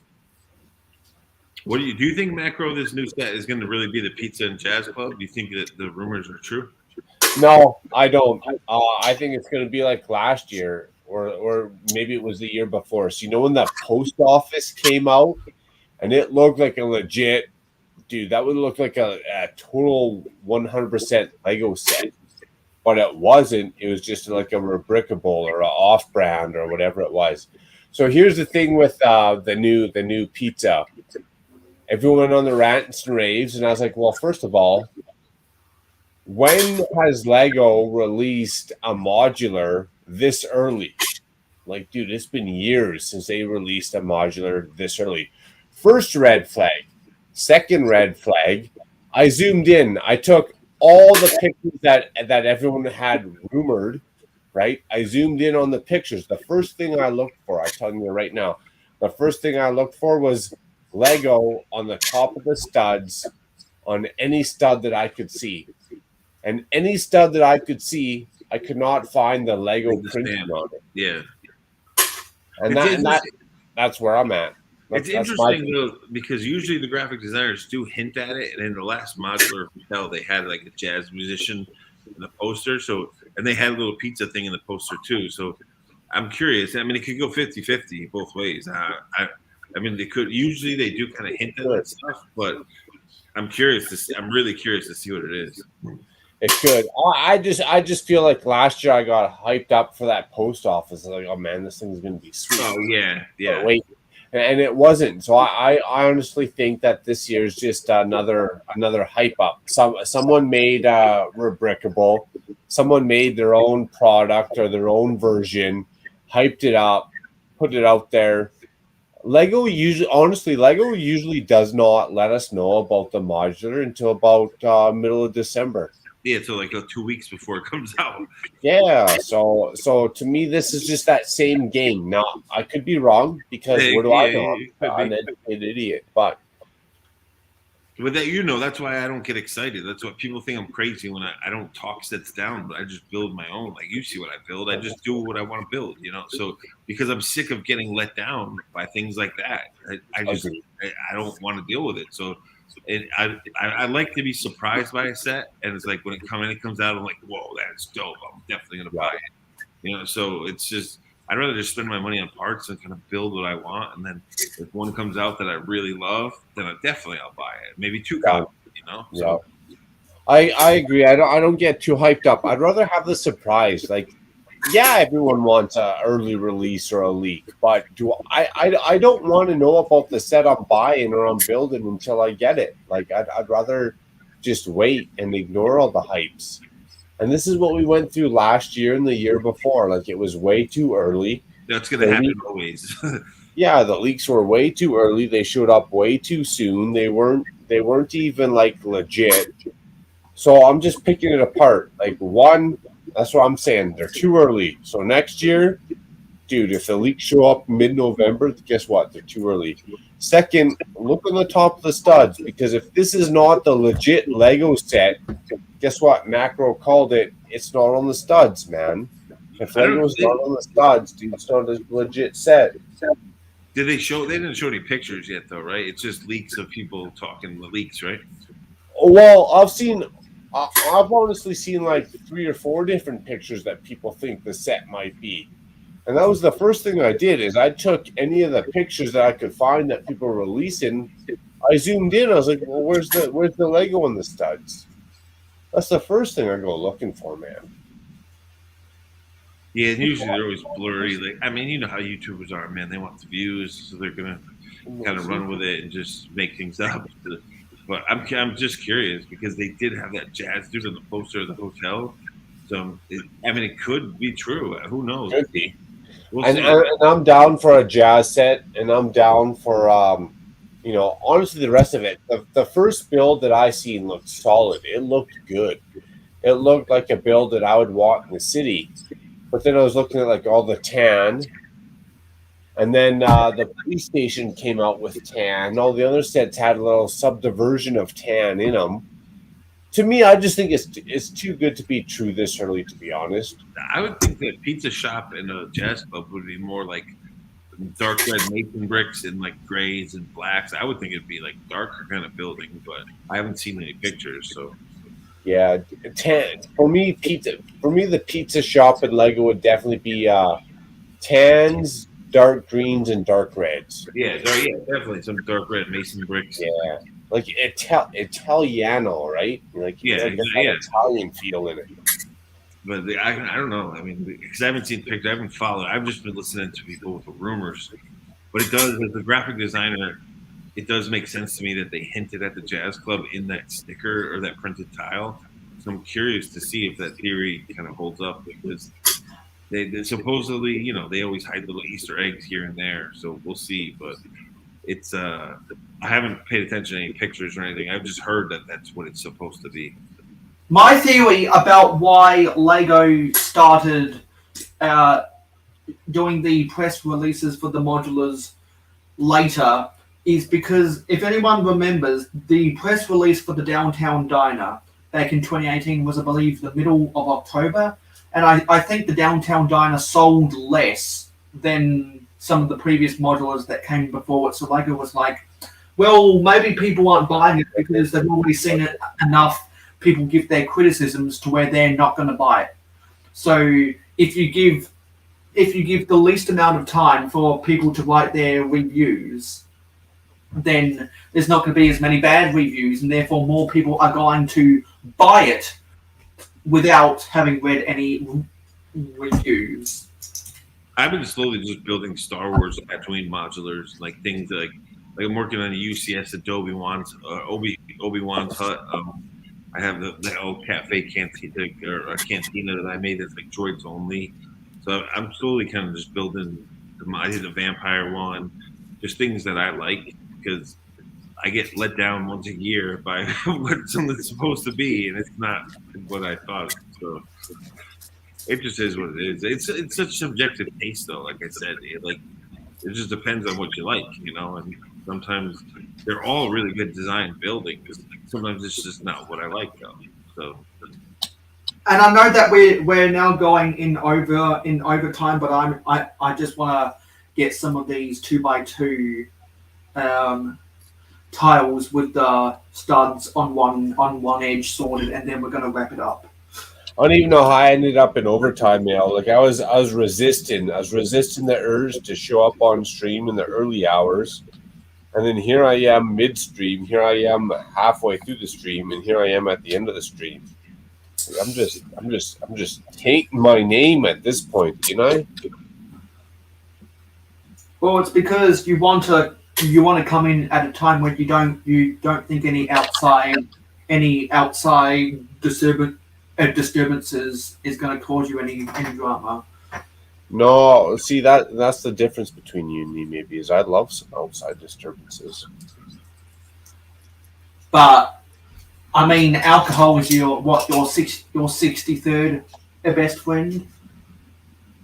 You got a better memory than me. It might be my 64th, but probably 63rd.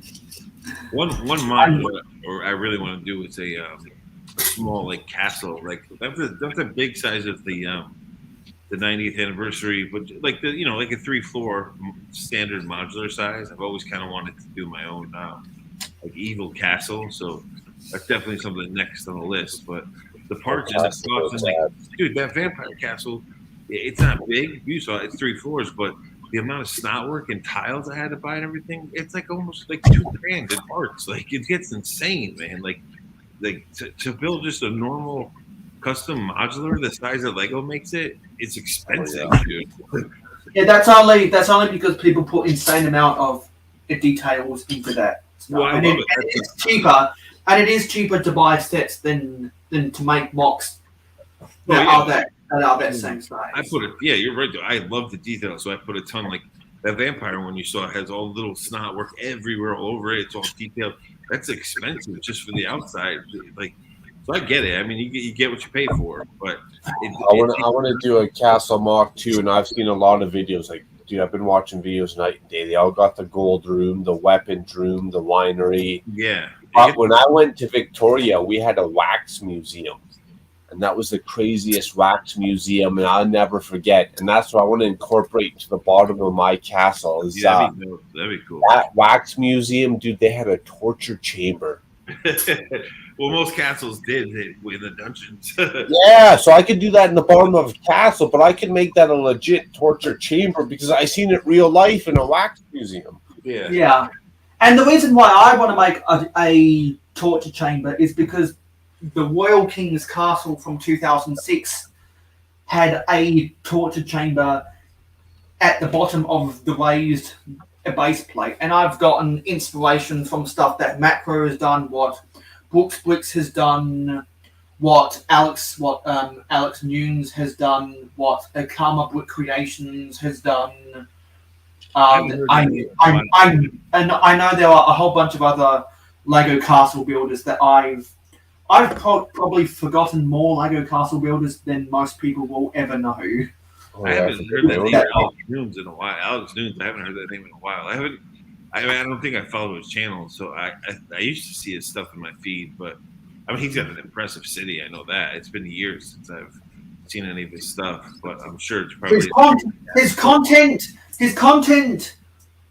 Well, ever since he joined LAN, he does more sets about he does more building and placing videos. He's gotten more involved in buying Star Wars sets, which I'm not all that interested in.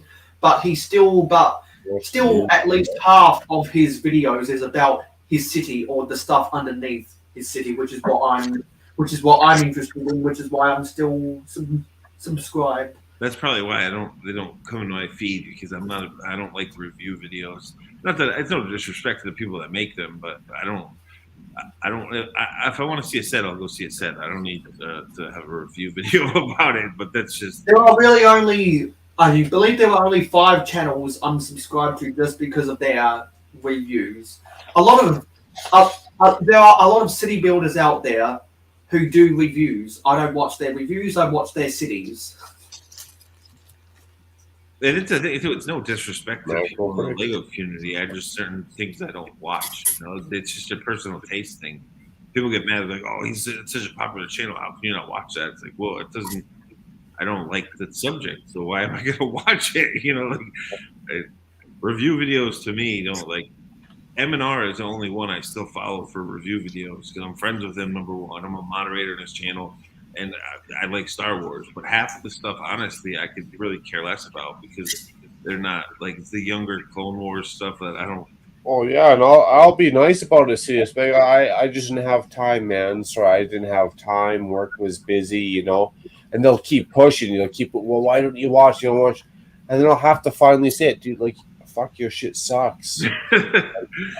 I was trying to be nice. I was busy with work, but now you're going to keep pushing and pushing and pushing. Like, I didn't watch your videos because I don't fucking like them. That's why.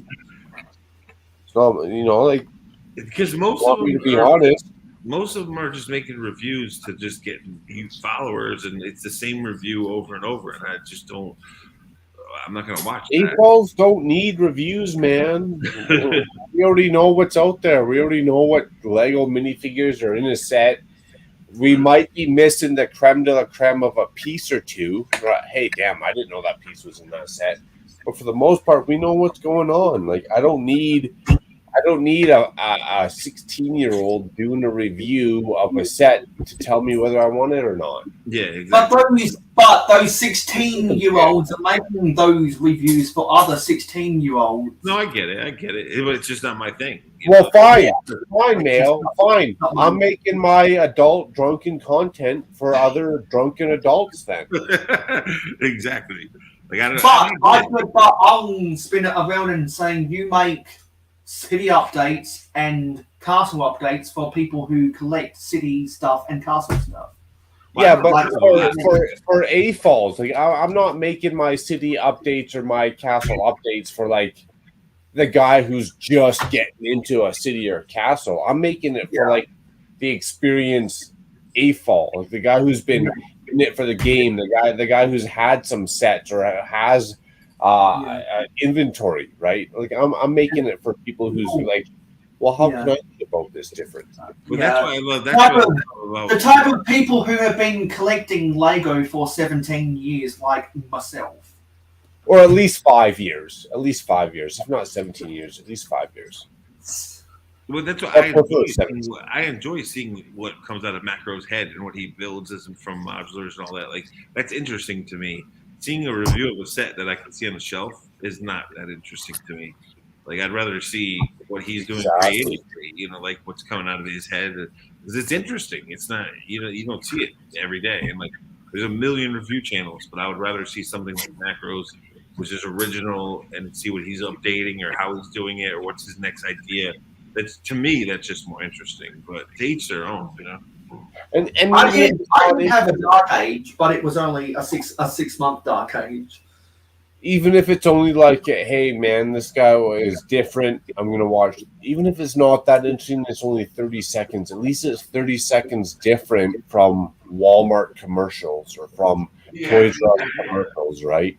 It's 30 seconds different of a custom build, or like you nailed it perfect. Something you wouldn't see normally. It's 30 seconds different from anything else that anyone else is doing. It might be similar. Those kind of 30 to 60 second videos is why I enjoy Skywind's shorts about reviewing a Star Wars set. He can very easily review a 700 piece set or a 700 piece or smaller set in a 60-second short. That's really good content. Others would try and blow that out to a 15-minute video. I'm like, you don't need to go very detailed about it. I agree. Other people can clearly film it for much shorter amount of time. 100%, Mel. Like 15-minute pornography, I'm out. If you're gonna give me like a 2-3 minute stint, that I might be into that. That's something we could be into. But 15 minutes, you got to drag out that whole story. I need my utopia right here, right now. I don't got 15 minutes. I don't even got 5 minutes. I got 15 seconds, and that's what I'm going to base my shorts about. I do get though why, like, for the younger generation, the review videos, like these are kids that don't have money to buy every Star Wars set. So a review is important to them because they're saving their allowance to get a certain set. So I totally get that. And that's me. I'm very selective of what. But those players are already in the game. Like the people who are doing reviews, they've already cornered that market, right? Like that's their forte. Yep. Macro doing reviews ain't gonna do fucking shit for nobody except for piss someone off, right? Yeah, The ones that are doing reviews, that they got it. They got the analogy or the detail or the lingo, whatever you want to call it. They know how they have it cornered. They've already been doing it forever, and like that's the thing. I totally agree with what you're saying, dude. Like it's not, they are seasoned veterans at their craft. Yeah, but I'm older and I can buy whatever set I want or whatever parts I want. So why do I care what a 14-year-old thinks about a Star Wars? That's 100%. What I don't care. And also, I watch Skywind's review of a Star Wars set. I'm not going to watch Jane Brick's review of a Star Wars set. I'm going to watch a Jane Brick's review of a Minecraft set. I'm not going to watch a Skywind review of a Minecraft set. He is. Yes, he's very detailed about his reviews. Though. That's one thing. Jang is really detailed about his reviews. Yeah, and for certain sets, I want to hear all of that detail. But if it's a Star Wars set or a licensed set, that I don't really need to hear that. But some people are the complete opposite because they are mad into Star Wars or they're mad into Marvel. And so when someone is reviewing, when someone's reviewing a Minecraft set, they don't want to watch more than a minute of that stuff. But I do, because I'm the exact opposite with Star Wars, etc. And that's cool. Like that's what I mean. To each their own. Like if you're happy, go for it. The reviews get so repetitive to me because it's just like, dude, I can't like.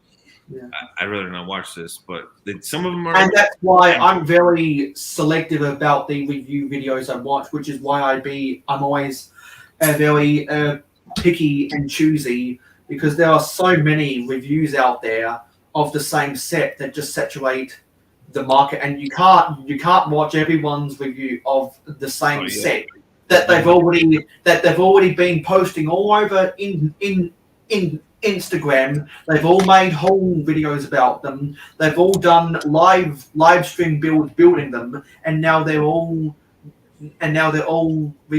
reviewing them, and then Well- the next video is they all put them on their nice little shelves. Well, like And- City has said, you know as an AFOL what sets you want. Like, okay, I might watch a review for a couple details of a minifigure or something that I didn't know about.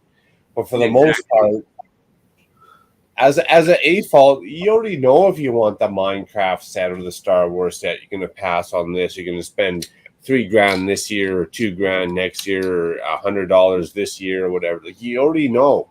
Like, I don't need a review other than maybe if I'm lost in the details once in a while. I don't need someone telling me what the fuck to buy. Well, that's why I watched the UCS Razor Crest reviews, because I wanted to see what the Mithril figure was. That's all I wanted to see. I didn't need to know about, like, I already saw the picture of what it looked like. I get it. I just wanted to know if that figure had a molded head or not, and what it looked like. And I saw it, you know. But Yeah. There's 1,000 UCS Razor Crest reviews out there that I can carry. But you're not. And it just ends up saturating. It just ends up saturating the market, and you can't keep up with it all. Well, exactly. I mean, you're not watching 8 reviews on the Razor Crest to decide whether you want to buy it or not. You already know. Amber, I know Amber Iowa. She's like, send me this Razor Crest. Damn it. It's a nice ship. It's a nice ship. I'm just upset with the fact that they cheaped out on the figures and stuff. Kind of. So, but that's just subjective opinion. But that Mithril should have had a molded head, and the face print was cool the way they did it, but it didn't. They could have done the molded head with the gills on the side of his head. For such a giant set for so much money, they could have made one more mold. I watch City updates, and if anyone's wondering, and hey, if you want to sleuth Macro's view out, you know, do cyberpunk cities, modulars, you know, combine that, do something different. You know, there's even a lot of old players back in the game that I used to watch, but I don't watch them anymore because all they're doing is rearranging the same modulars, rearranging the same rebrickables. You know, like I've seen it done 4 or 5 times over, and now you're starting to copy my perimeter layout. Like, speaking of cyberpunk, it leads me to steampunk, which I like steampunk and I like cyberpunk, but I feel bad for all the people that make steampunk Lego idea sets, because as detailed as they are, it's such a niche market that Lego will never put out a steampunk UCS set. They're just not going to do it. They're not going to. Yeah, no. Cyberpunk, they're two different things. But it led me to talk about steampunk. Like you see all these Lego idea submissions that are steampunk, and they're amazing. They're highly detailed builds, but Lego, there's not enough of a general market to buy those things, so they're never going to put it out as ideas. And they just keep doing it, and people are like, "Oh, this steampunk set's going to make it." No, it's not. I'm sorry, but it's not, because it's not enough big enough market for it. Like, there just isn't. So, and that's why they'll end up. That's why they'll end up relegating something like that to the Bricklink Designer program instead. well, if it is going to make it, it has to be cyberpunk. Steampunk is like 1920s. Cyberpunk is like 1944. You know. Yeah. Cyberpunk's more. The kiddies want to see cyberpunk. Cyberpunk's more, sci-fi, modern, like cool. Like, I know they're two separate things, but you know what I'm saying, Macro. You see a million steampunk sets on Lego Ideas, and they're just never gonna make it. They're not gonna make it. There's not a broad appeal for it. There just isn't. That's just facts. Well, there isn't enough interest, because even if I could support a steampunk set, as soon as a cyberpunk set came along, like that's just what Lego's about. That futuristic, like that. They would make that first, yeah. Like Space Police was that's what Space Police was cyberpunk just back in the day. So it's like, but I feel bad for these steampunk designers, because they're talented people, but they're just never that genre. They're wasting their time on the Lego Ideas website. Is what they're doing.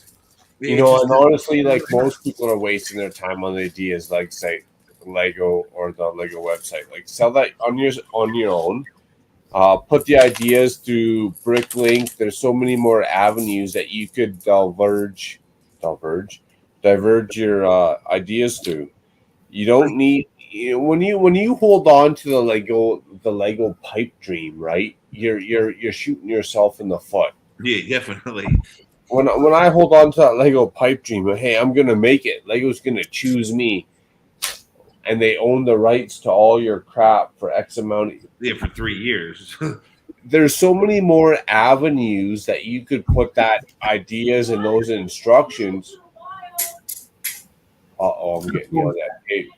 Hey, 1 sec. I'll be right back. I'm getting yelled at. One sec. Mayo has the Bricklink Designer Program put out a steampunk set? Because I don't think they have. I don't think they have either. My fingers are getting tired now, and they're getting sore. So that's when I know I'm done sorting Lego. So we're gonna wrap this thing up, and I'm gonna go and read the comments. Everyone who left a comment, and when Makro's back, the both of you can do plugs for your social media, and then we can say goodbye. So we had StreamYard. It's just crazy that the steampunk just never will go anywhere, unfortunately. And like the designers are talented. It's so detailed. Things they make are such detailed mods, but it's just not a theme that people mainstream will buy. It just isn't. It's not. So we had Richard Cranium, Tasman Bricks, Makro Bricks, who's on the panel, Nate Mr. Blue, Jacob Neely, Steve Weiser, Bricklock IL, Ingrid Wynn, Mum, all over. Scott's Blocks, a Beetle Jace, the same people, Coconut Brick Studios, Michael Fujiwara,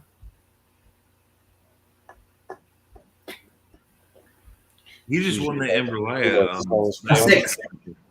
a sex bot, Brooks Bricks, Clickety Click, Xbox 69. Brick Maniac 81, Stud Sidious, who was on the panel. Busy night. Oh, that's old, man. That's the one, the dude who was trolling you on the London Bridge stream. He was trying to troll me too, man. I was like, dude, what? Who is this guy? On London Bridge, dude. Especially fun with that. How come people don't troll me? Where's the trolls at? Come on, man. Troll Macro. You know, I got a stream coming up here tomorrow night, 7:30 Mountain Standard Time. I'd really appreciate if you wanted to show up on my stream and try and troll me so I could have some fun with your stupidity. Dude, I was eating like Vietnamese faux soup and I was talking about it, and he's like, he tried to like say that there was something racist. I'm like, are you kidding me, bro? Like, I'm eating Vietnamese soup. It's good. Wow. Oh, was it that Ding Dang Dong guy? Yeah, I was like, dude, like, what? What are you talking about? He's like, oh yeah, I was watching his. He didn't say. I didn't see him say nothing too bad. I didn't know he was giving Mayo a hard time. Yeah, he gave Mayo a hard time. He gave me a hard time. It's like he was like kind of looking for it. I was like, bro, you're trying to like pull this troll racism thing. It's not gonna work, dude. It's like, because everyone here knows us and they know we're not like that. So Red Coat Kyle, who was on the panel, Irish Andrew, Joseph D27. What up, Joseph? Take care. Have a good weekend. The same people. The same people. Same people. Where's another name? Gladiator Bricks Creations. He used to be Gladiator Bricks Productions. Awesome, Lego Joe. Lego Joe, long time no see. Mikey J Productions. I hope him and his family. It's his wife's birthday too. Miss Mikey J just had a birthday last week. Oh, I missed it. My bad. I'm such a dickhead. I was on your stream. I think on the Shenanigans stream. I think I said happy birthday to her on that stream. She had a birthday recently. Yeah. Happy birthday to his wife.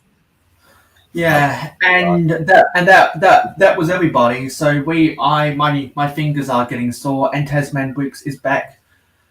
Before we go on, let's give a round of shout outs then. Like who's coming up? Like who's going on tomorrow morning? What can the viewers expect for tomorrow morning from this point forward? Yeah, because I saw Mayo in my stream. I saw like 6 notifications for live stream, so I know you have it. You have some stuff ready to go, man. We got We got 6. Tasman coming up for Hour of Power. We got I can't remember, my memory short like a goldfish. Did Ruth solidify that she's coming up here standard time? She's usually First Saturday time? morning. Saturday morning here. She's Yeah, so we got Tasman, we got Ruth, and then we got Matt Brooks Bricks. And then isn't there another London Bridge Bricks coming up here on Saturdays at like noon? Sometimes he does it. And then we got T-Mog 217. Sometimes he's in there on a Saturdays at 11:55. Sometimes he's in there on a Sundays at 11:55. So don't forget to keep your calendars open and check her out for T-Mog 217. And then you got the butt chop too early on Sunday morning. So I don't think he did it last week. Sundays is like a whole new platform. Yeah, I Sundays didn't see it last week though. I think they didn't have last week's show. We got the dad stream on Sundays. We got Good Morning Brick World on Sundays. We got the Brick Bods. Don't they go on live Sundays as well? Like, Yeah, in the afternoon, I think. Ian, the voice of reason. Shout out to Ian. Yeah. Especially on them stupid suitcases, Ian. You know, I got your back. You got my back. You know, we're gonna get her done. I didn't even know that Ian watched those the suitcase stuff. Yeah, well, he does now. They did a cool. I love the mock they made. They did like an underwater coral scene. The Brick Bods. That was really cool. I'm gonna have to check that out. But I've been watching their last couple of live streams, but they're hilarious in general. Like Carrie and Ian, man. Like they're funny. another great like across the world, like just good solid peeps from across the world. And nothing great to say, but great collection and building and layout. Well, they have a dope amusement park too. They have a really cool amusement park city. Count on you, Ian. So that's when Tasman Bricks is going live, which is in 5.5 hours. Yeah, What the hell am I gonna do for 5.5 hours? I always I have breakfast with Tasman usually. I enjoy it every time. Nice Tasman stream while I get breakfast. And so I'll say to all of my Australian friends, we're actually 27 minutes over time. So now we've got to get on out of here. So thanks. Is there any plugs before we get on out of here? Yeah, I'd like to say that when Mayo hits 450 subscribers and starts building the Daily Bulge, the Daily Bugle, that I am also going to be building the Sanctum Sanctorum, start to finish. When Mayo starts the Daily Bulge, the Daily Bugle, that's when I'm going to start the Sanctum Sanctorum. Start to finish. 450 subscribers, help Mayo out, hook them up. Oh, and Zissou just came in at the last minute. Well, you know what? Well, if you want to do so, Taz, we can definitely extend the stream by 32 minutes. Well, you can keep me awake. Here. We're changing the clocks here soon, so you guys know I don't sleep usually. that's why the Sunday morning streams I'm always wiped out because I'm up with you guys all night. Zissou has been lurking for a little while now. There's only one left out of 15. How'd this even happen? So you guys are gonna have a Marvel breakdown, but you guys are both gonna be building some big Marvel modulars, which is pretty cool. More. Shane and Taz, check your Instagrams, because if Makro doesn't know what to do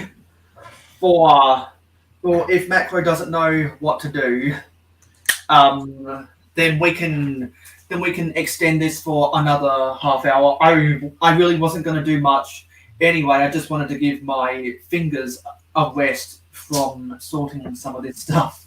Well, I did order some parts. So all these little quarter domes. I didn't know which color I wanted to get these quarter domes in. With the statue, I love that, dude. Appreciate it. Thank you. Custom little statue build. Kind of, but I copied it straight off of Pinterest. Well, it But I looks, didn't know what color these quarter domes should have been in. I felt like dark gray. is that So a I night? ordered Like, them in every single color that Lego has. Gold, red, dark gray, dark green, dark blue, light gray. Right. I got 4 of them in every single color that Lego has. Just so the build can get done right. You gotta what get that vibe to it. what's a statue? Is it a knight or something? I like that little statue. It's gonna be a knight, but right now he's playing knifey spoony. Yeah, but it looks like he's got a knight helmet.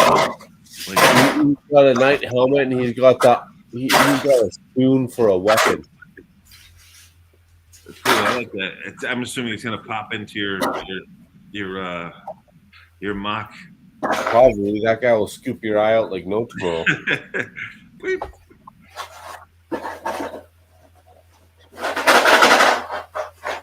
Those are always the worst ones that you had to worry about. You never worried about the homeless who was rocking out his own. He's minding his own business. He's doing his own thing. Maybe he's in a one-man band and he never really grasped the whole concept of it. But anytime I've seen a homeless guy with a spoon, dude, I was on edge. I was watching. I was lurking.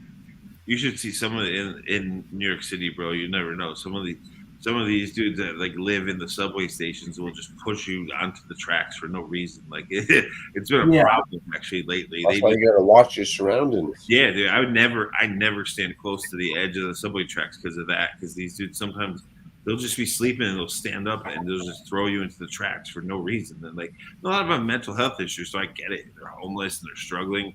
I just can't. It's insane, dude. So I keep my back to those. I always stand against the wall in the subway station because of that. I don't feel like getting thrown in the tracks. I am a streaming machine, Zissou, and I think Yeah. what I'll do is I'll just do a little bit of cleaning up so that I can get my floor to be uncontaminated with junk. I'd be at home in New York, I think, because I'm deemed mentally sane, but I have insane thoughts, if that makes sense. No, it makes sense. I mean, the city is like that. It's a bunch of crazy all mixed together, that's what's cool about it. But sometimes it's dangerous. Dude, if someone tried to throw me on the tracks to the rats, I'd be pouring honey on you, I'd be feeding you to the bees. Dude, it's nuts. They'll wait. Like it's on the news every day. They'll wait until you're like waiting to get in your train, and as the train pulls in, they will just get up and toss you. They push. We got that down here too.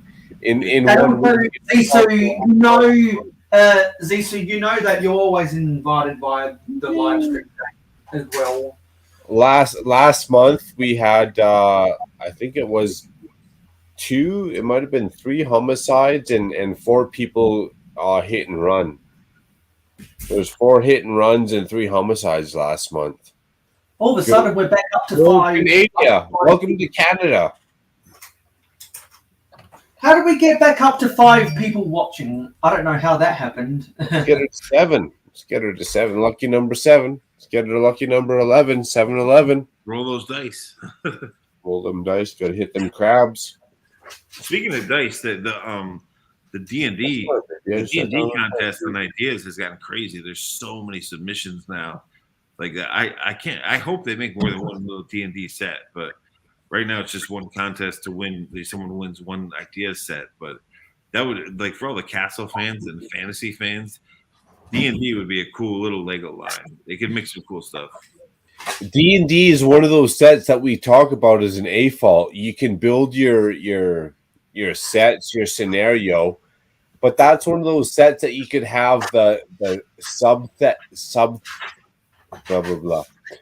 subsets too, that you can kind of like keep the Lego people coming back and buying, right? Yeah, like yeah. If you're gonna do Lego Knights and you can do small battle packs, that's how you keep the fans coming back in. They're trying to expand their army. They're trying to expand the scenario. They're trying to expand the universe, the multiverse, whatever they want to call it. It just The fits. more that Lego can play off a theme and get you to come back and buy more of that theme, the better the theme is. Yeah, there's a lot of like fantasy D&D adult Lego fans too that like love that. That like look at Amber Laya plays D&D with her husband. You know, like people wouldn't think that she plays. 100%. Like, so D&D can fit into any like Lord of the Rings theme. It can fit into Harry Potter. Like it's just fantasy. So it's just another, like you said, it's another theme within a theme that could. It could be cool for Lego to make more than one, but we'll see what happens.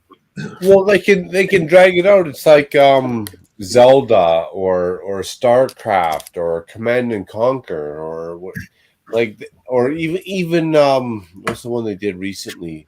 That damn movie. Avatar. Now they got sets that they can expand a base on, right? You gotta have that one theme or sub theme that draws people in. But if you can build a farm and you got to have the farmhouse, the tractor, and you got to have the Quonset, and you got to have the sheep pen hold and the goat pen hold, and it's just more that you can drag people into, and that's what Lego needs to do. Same thing with Speed Champs IndyCar, Speed Champs NASCAR. Like if they can get people who want to buy the Speed Champs anyways, but now they want to buy all their favorite iconic supporters in Coca-Cola and all their favorite themes, they're gonna dive into it a little bit more than normal. I wish Lego would make Zelda already. I've been patiently waiting for Lego Zelda. Damn.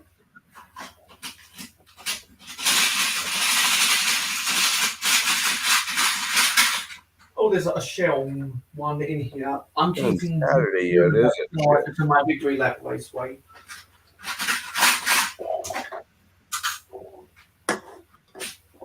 There's a lot of stuff in there. I'll have to subdivide that eventually. I found a brand new one. I don't know. Those CMFs fell all over the place back there. Oh, That was yeah. not fun. Tonight you just got better. Why? Because I found 2 unopened drinks. So I need to, my thermostat busted today. I need to replace my thermostat, which is an easy job to replace a thermostat, but pain in the butt, dude, because it's getting cold here, and I've been putting it off for like 4 days, and it's getting cold. I need to fix this thermostat so I can actually have heat. It's starting to get cold. Come on, slow down, bro. Save My us. poor snakes, man. Like, although my snakes have their own heat in their tanks and their enclosures, but in the winter they don't like it. It gets freezing here. You know what it's like, Macro. You live in Canada, dude. It gets cold. Yeah, I mean, I wouldn't imagine no matter. Obviously, you're not gonna be blowing money out the windows trying to heat your house. I'd imagine that your snakes got a heating rock. They have heat in their tanks, but in the winter they will go off feed because just the environment they're in is still really cold compared to what they're used to. So even though you keep their environment really warm, they still know that outside is really for some reason, just naturally they know they're in a place that's really cold. It's weird. Well, I was going to say it's probably natural for them too. I mean, there's probably certain months of the year that those snakes naturally eat more or eat less. Oh, yeah, definitely. Yeah. They're from Africa, but they stop feeding for a few months. So here, it just so happens that during the winter here, so January, February, March, they won't eat a thing. They'll just sit in their little heat spot and just be like, "Yep, I'm just like." They will. And snakes are pretty, and I grew up with snakes in school and held all kind of the king snake. Dude, that's probably my favorite.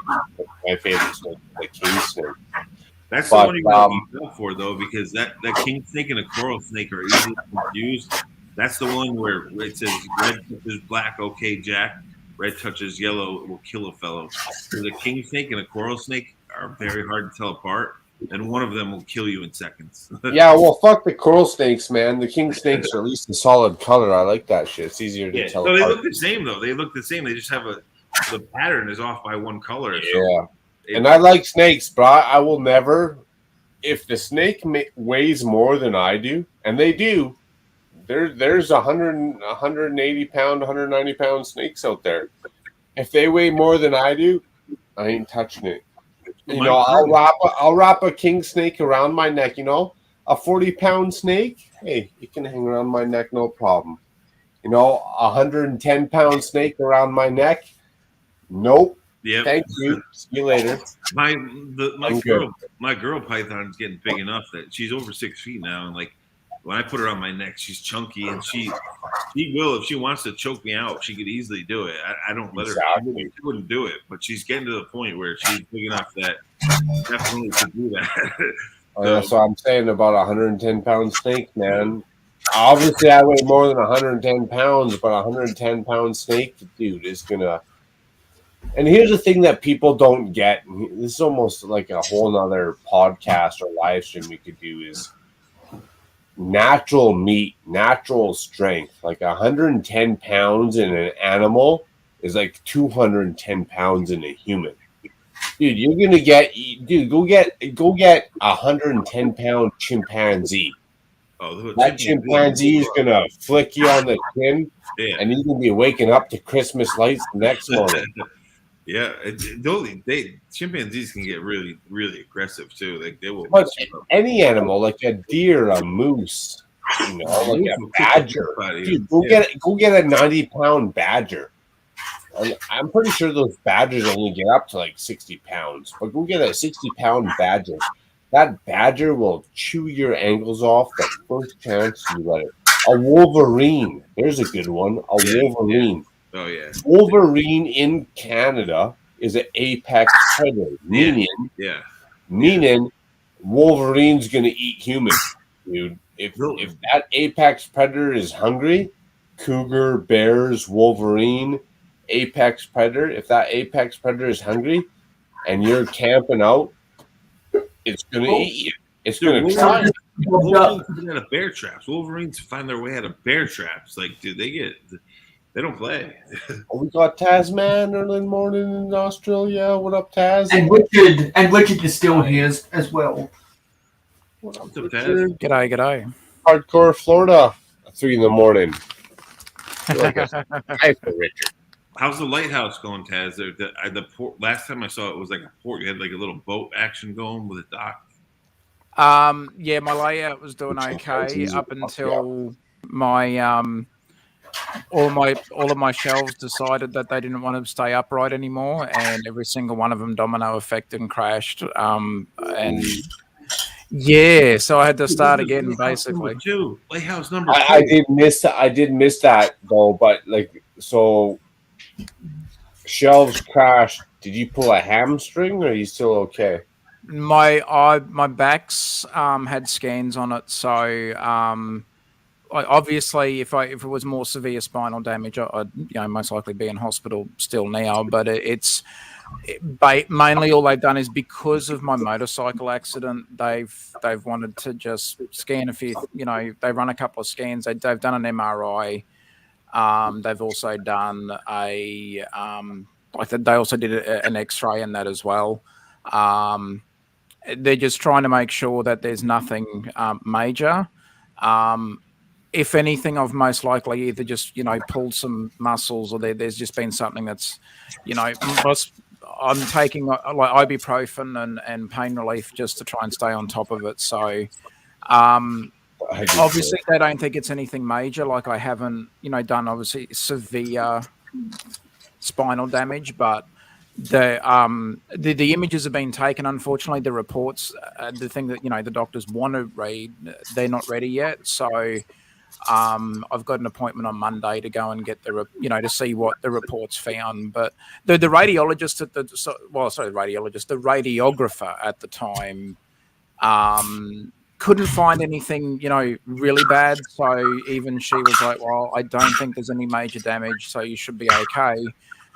But my set 7722, which was my Unicorn train set, the steam cargo train, the box on that got severely damaged, so I was pretty upset because that set means a lot. sentimental wise. So to have that damaged, I basically shut the room to the Lego room for 2 days and didn't go near the room. I was that, pissed off. So that's 2 lighthouses now that you've been mocking. No. The lighthouse set. The lighthouse set is okay. The lighthouse set wasn't damaged. It wasn't on the shelf or anything. Right. But my original mock got damaged. Only because of my stupidity of stacking heavier containers on top of the light container, and that was the one that actually had the lighthouse mock in it. So that was me. Don't blame yourself, Taz. There's no room for that here. No, but I was gonna say, it was too late. Like he had the first lighthouse was awesome, and then he tripped and fell thank you. into it. And then the new one he's building, I was like, damn, that one broke too, but obviously it didn't. I'm plagued by. Thankfully, the lighthouse set, the Lego idea set, I must have a curse on my lighthouse mocks, but not the set. The set has been really good. Touch wood. So far, the lighthouse ideas set's been perfect. But whenever I do a mock, what's that, Macro? Trying to make me smile over here or what? I'm cursed. I'm cursed. So a little touch wood action. Yeah, touch wood. The last one I saw you building though had like a little dock with a boat in the dock and like had a little bay going on. It looked really cool. What you were Thank you, sir. I will get back to it. I've still got some ideas that I want to try. So once I've got the room back in order and I can finally do a room tour, because my build table at the moment, it actually got hit. It survived, but one of the last shelf sort of collapsed on it, but just sort of like grazed the side of it. So my build table at the moment has everything else on it. So I've got shit piled up everywhere. The room's a mess. But yeah, for 2 days, I ignored the room. I was really, really pissed off. And a buddy of mine came over to help me just sort of get the shelves upright again. And then I've started trying to get them pulled apart and getting them, like I've had to just, one of the shelves got completely destroyed. The other, I was actually able to sort of Frankenstein out of 2 other shelves, and I was able to fix it up a bit. So yeah, it was just a shitty, just a shit out situation. Hello, Clocky by Michael. Now, some of you guys might have picked up when you've been watching and commenting on my videos that Clocky by Michael is becoming a semi-regular commenter. So I appreciate all of Clocky's comments. They really help out with the algorithm. Oh, there you go. Well, I appreciate the algorithm because I wasn't even going to make it here tonight. But you know what? The algorithm You've done well, Macro. You've done well, buddy. It led me to this situation. And now that I'm here on this situation, I don't even know why I got my camera turned on here. Damn it. Embarrassing myself right here in front of the hundreds and thousands, if not millions of unsubscribed subscribers. Billions. Billions. Trillions, Macro. Come on. That's a new one. Billions. Oh, you know what? There are some pieces in this old Hot Wheels section that I can actually sort away right now. Are they billions of pieces? They're probably hundreds. They're probably hundreds, not quite thousands. No, the viewers don't care about the hundreds of thousands. They want to see the billions. The billions and billions of dollars. Speaking of Hot Wheels, my uncle, my mother's brother, he passed away. He had cancer, and he was like a big collector of Hot Wheels. He had the original from childhood, the original tin of the Hot Wheels logo. It had like the first, I don't know how many they put in the tin, but it was the logo made out of tin with like the first line of the vehicles. He had that. Oh. He had the second wave, the third wave, all mint, right? My cousin, who's a young idiot, my uncle passes away. He sold it for like $100, like a hobby shop. Like $100. Dude, I know people who did that with farmland. Exact same scenario. Just except for they got land, bro. You got acres of land. Same thing. You just sold it.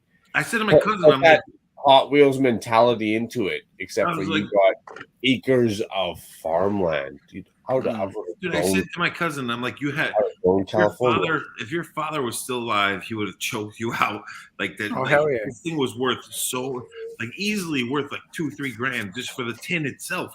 It had all the original cars in it, and my cousin just sold it off like nothing. Like, what are you doing? Like, that was your father's. You should have kept it. Number one.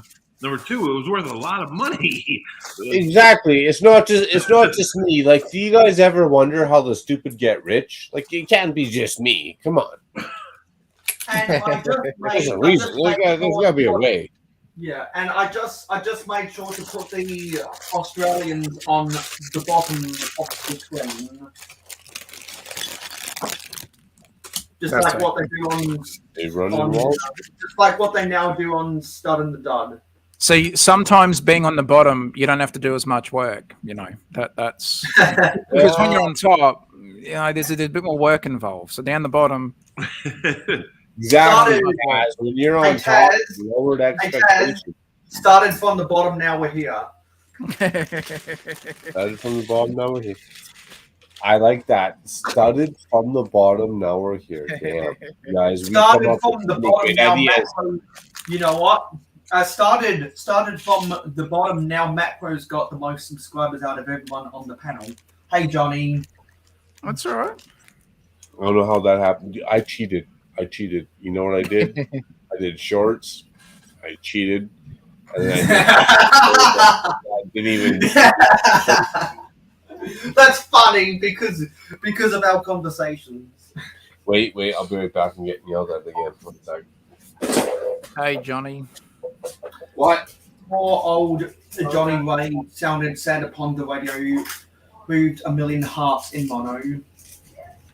I couldn't believe when my young cousin sold those Hot Wheels. I was like, dude, your father would have been so mad at you right now. Oh, for sure. Oh, he had saved them from childhood, from I don't even know when they came out, like the 60s or the 70s. Like, he had the original lineup in this rare vintage case, and my cousin just sells it off like it's nothing, like $100. Like, are you kidding me, man? Like, yeah. I decided I'm going to group together colours of the 1x1 corner round tiles. I know I'm never going to buy in a set ever again together because I don't want it to take up a whole lot of space. I'd hate to think how many basements or attics got cleared out when, you know, people passed on that would have had, like, you know, possibly what would be now considered mint, or well, not mint, but vintage Lego sets that just got taken to the nearest tip, or, you know, because back then no one would have thought, oh, it's a kid's toy, why has he still got that? Whereas those sets now be worth thousands, you know. Like, oh, I'd hate to think how many landfill sites, you know, over the years gone by. It's different now thanks to the movies and the TV show and all that stuff, that it's you know, everybody knows, even if they don't like Lego, they at least know what it is, you know, thanks to the publicity that it's gotten now. And also because of social media exposure for people who actually collect collectibles. Well, my mother gave my giant bin of, like, I'm one of 5 siblings, so we had a huge bin of all our sets would get broken down. We'd have like a big bin, we'd all unlock and do whatever we want. And that got given to my nieces and nephews. And I've said it before, like in chats, like the second I found the moon base crater plates, like from the moon command base, they were still intact. My nephews had 2 of them. But I bought them the Mandalorian set with the Tusken Raiders, like the cheap Mando set. I bought one of that, and I was like, "Hey, we're gonna trade. I'm gonna give you these for those back, please." And they gladly did it. But I was shocked that those plates held up.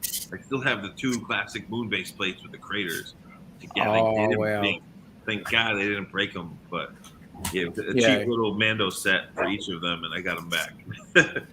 See, my mum, when I was a kid, you know, she kept some of my Lego, and then when I got older and moved out, because back then I'd sort of still, I suppose I did have a little bit of a dark age, but it was during that time she actually gave my, you know, Lego what I had, and I had the old style grey road plates. I had a bunch of them, and they all disappeared. And when I sort of started getting back into the hobby again, I'm like, okay, Do you know who you know? Do you remember who you gave them to? And she said she did. Yelling at me. I got feelings too. Didn't get any back. So I was sad about that. Yeah, I got lucky that they didn't break them, and like these kids, they were using them still too. They were building mocks on them, doing their own little thing. Like I'm shocked. They're brittle. They're old and brittle, but they're not cracked. And Yeah. because like I have 2 of them left, and I'm gonna keep them. But and My I get bad. around give away the Apologize. whole bin. We had a huge bin of Lego from 5 siblings. Like you can imagine the amount of Lego. Like there was a lot of classic Lego in that bin. Susie? Oh, there would have been. And they just Yeah, there'd have been heaps. They took it, they played with it, which is cool. But I just wanted those base plates back, man, because I can easily build my own, sets on that if I want. But those were important to me. Those were the things out of all the parts that I wanted. Oh hell yeah, for sure. Definitely. Sorry, my bad. I was getting yelled at for something, so I had to break a cup to show my authority. You know what I mean? I'm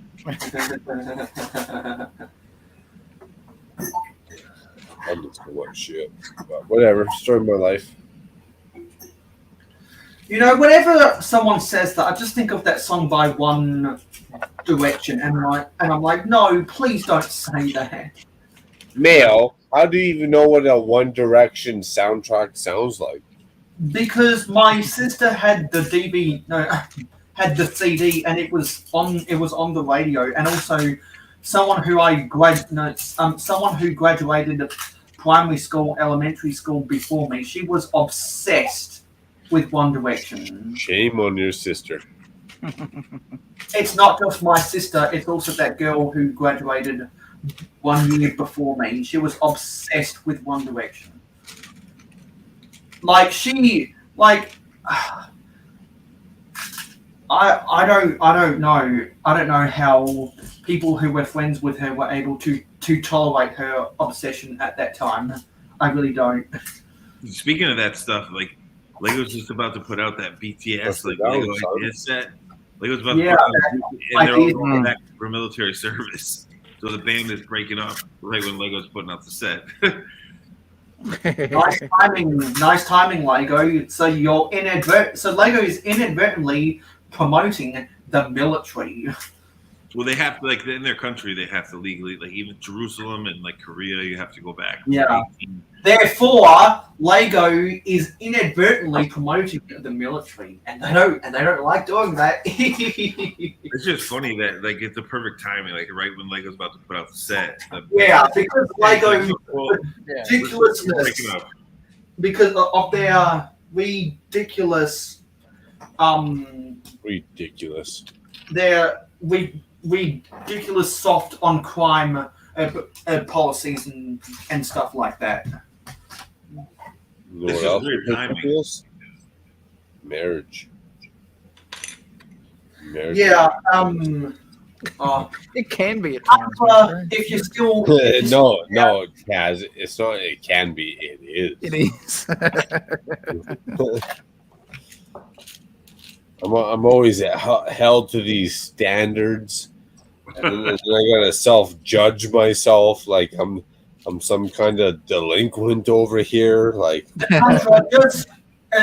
Just try and use this invitation in the chat to come on. And Richard, if you're still here, then you're always welcome on. I believe you're in the live stream game, but if not, I'll add you if you want to always be invited. Cheers, Richard. I think we were saying this backstage, weren't we, Macro, regarding Richard's name, Richard Cranium, because we all know what we all know. Richard, was that intentional? Oh yeah, it was. That's the inside joke. I mean, if people are just figuring that out now, that's even the extra funny part because it is. I love it, by the way. I love it. I'm sitting here wishing. I'm sitting here thinking, damn, I wish I'd have come up with that name for exactly. For my handle. I don't want to give it away, but dude, I hate to say, for all the people who are just tuning in, Richard Cranium is an absolute genius because the inside joke is dickhead. Yeah, and they figured it out right here, right now. You know, you got to read between the lines a little bit more. That's all I'm saying. I guess I wasn't in that a backstage because people don't invite me to their backstages because most It's not backstage. It's just right in the name. I mean, it slaps you in the face right there. for the most part, people know that I don't. That I'm. For the most part, people know that I'm too busy. I'm too busy for backstages. Dude, the funny thing is that my parents named me after. Hey, Contra. Hey, man. Hey, Contra. Hey, Contra. What I had to remind Ingrid Wynn the other. The other week, I had to remind her that when you use the invitation from social media, what you've got to do is you've got to then copy the link into your browser and able to get on. Oh, okay. I was trying to put in my passcode, but it was saying I put the wrong passcode in or something. So that's for people. That's for people that only. Or that's when you have a StreamYard account. It wants you. But when you're a guest on somebody's panel, you just need to copy that. You just need to copy that link. I'll try it next time. You just got to copy that link and paste it into your browser. So welcome to your debut. Second time. The funny thing with like the Richard Cranium, it's funny because obviously I understood what it means. Yeah. My parents named me after Catholic saints, so my first. It is getting late over there. My first name is John, and my middle name is Thomas after Catholic saints. But in Brit, like all my British friends, that means tallywhacker. Like that means dick. When you say John, so like all my British friends in New York City they would laugh and be like, "Your parents named you that? Oh my god!" Hopefully, it's not too short. That was the joke in Austin Powers and that as well, I believe. Yeah. John Thomas in the UK means dick. Like it's tallywhacker. Like we just gained one of my subscribers back, so we're back to 220. So we're back to 429. How's your week been going, Contra? Yeah, not too bad, man. Just chilling. I just finally got some sanding done, like I said, and then I had to go and pick up the new minifig, the one with the wings. Nice. From the Lego mag. I got another one. I don't know if this one's actually from a set or not, but it came with the new Lego mag. So that's with the Ninjago magazine. My son just got that one. Yeah, I got the other one from one of the new sets, but this was the one I don't know if it's in a set or not, but I don't think it is, but yeah, I know he just got it today. Yeah, it's very nice looking. Yeah, it is. It's cool. $4.29. That sounds like an undisclosed surcharge that I didn't sign up for the service. Yeah, I pay $10.99 for the magazine, but I take the posters out and then I'm going to try and frame them all and just, if anyone wants to buy them, I'll just sell them off. I've got a few Batman ones, plus most of the Ninjago ones. Yeah, Nexo Night used to have some awesome wing parts like that, like translucent purple, blue, and black. They had really cool they did. Nexo Nights was such a cool. I love that theme. Yeah, the parts that came from there were amazing. Actually, I found the app better than the Hidden Side one. Than the Nexo Nights app. I never played with the app. It was fun. That was actually really cool. I know people love the shield prints from that, but for me, Nexo Nights, I'm more into like the minifigures and like the wing parts. Like they had some cool like enemy figures, and it had some cool figs. Oh, for sure. Yeah. That's the other one I've got there. Oh, cool. And we've now gone 1 hour into overtime, and we wouldn't be here if Taz and Shane hadn't expressed their interest to come on. So thank you for helping me prolong this, because I wouldn't be doing more of this sorting if it wasn't for you guys. I wouldn't ignore Macro and well. I mean, I was going to say hashtag Tasman Bricks Hour of Power. It's coming up right quick here. Yeah. The old Hour of Power. Fun. Usually I'm asleep and then I wake up to Hour of Power. Mayo keeps me up all night and then I catch Hour of Power. Yeah, because we keep on. Yeah, because I keep Stud Sidious up all night. We talk about Lego Star Wars, and then we end up building the foundations for creating memes about a re-release of the polybag of the Blue Milk Luke. I really hope that meme comes into fruition one day. You know what? Usually I'm asleep. You know what? Hashtag alarm clock. Well, last week or the week before, Mayo and I was up till like 4 a.m. This time it was daytime for him. I was up. Repair will be happening, and then Adora build. We actually had Adora build on starting the day. That was loads of fun. She's an absolute sweetheart. If anyone here in the chat is not familiar, I'm sure you all are, but go and sub to Adora build. She's a great mate to all of us. Oh, Ruth is awesome. I love Ruth. Yeah, Great. she's an absolute sweetheart. Yep, go set that coffee maker pre-hand. Go set it up at 4 in the morning because you're going to be busy at 5 in the morning. Absolutely. Get that alarm clock going on with the coffee. And actually, now what we've got to do, since there's a 3-2 Australian majority on here, now we've got to put the North Americans at the bottom and the Australians on top. I've nearly got the Lego clock in. I've got a Batman one. The Batman one's cool. How did I end up here? Is that a clock, Andrew? That's a clock that you made that out of? Yeah. What I did is I cut up the calendar boxes and then I've collaged them all onto the records. Oh, it's not right. And there's clock hands. Tight. And your microphone sounds a lot better today, Contra.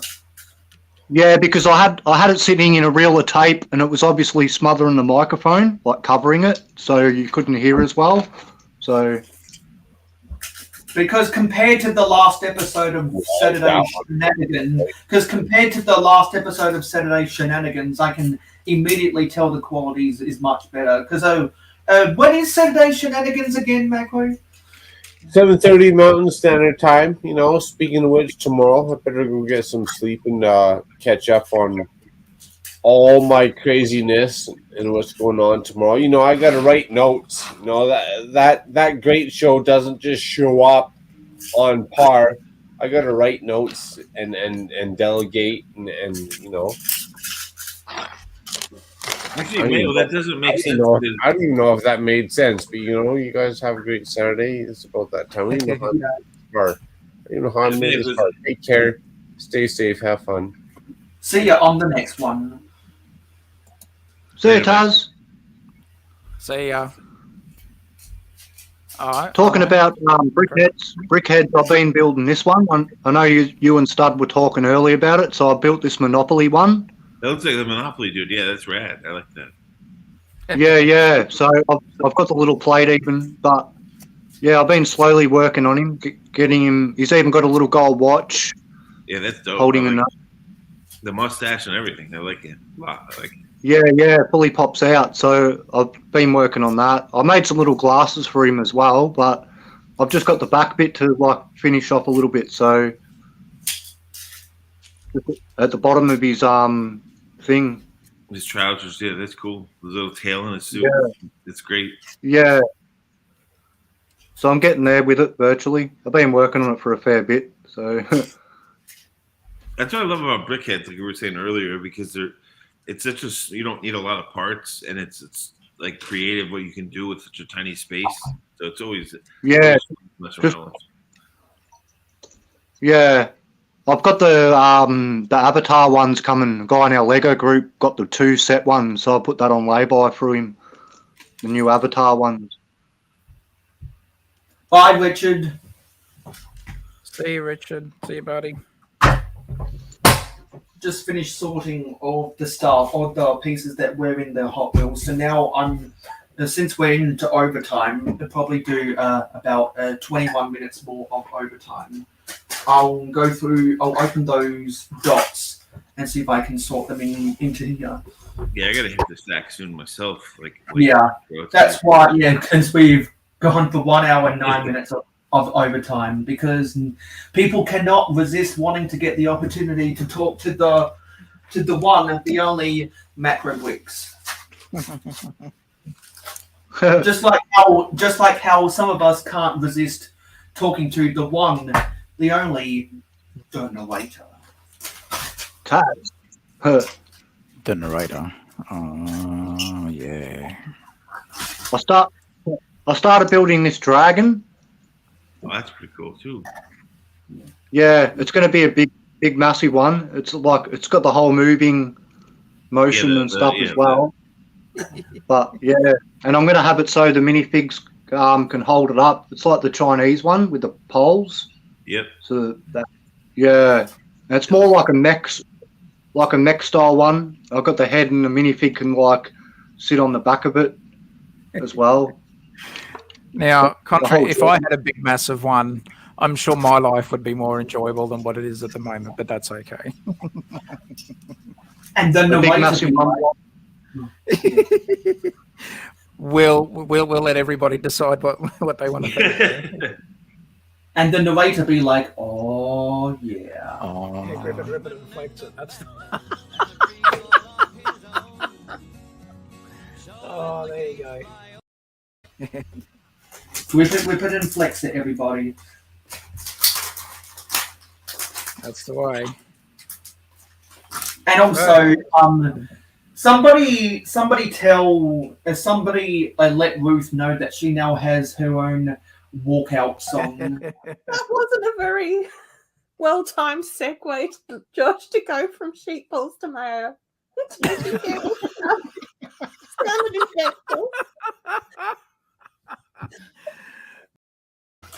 That was referring to the big merino sheep at Goulburn here in New South Wales. If you want to make her laugh, bring up the squirrel suit. She'll know. Just say squirrel suit, and she will start laughing. if you know, you know. We had a live stream with her. We're talking about squirrel suits, and she was going she just couldn't handle it. She was making me my. I remember that. I remember that. That was bloody hilarious. That is where Macro dropped the line about gravity being discriminative or whatever, Yeah. and then that was it. After that, we were done. We were gone. Butt Chop was dying too. It was like Butt Chop. There was a bunch of people that would bring up squirrel suits with her, and she'll start laughing for sure.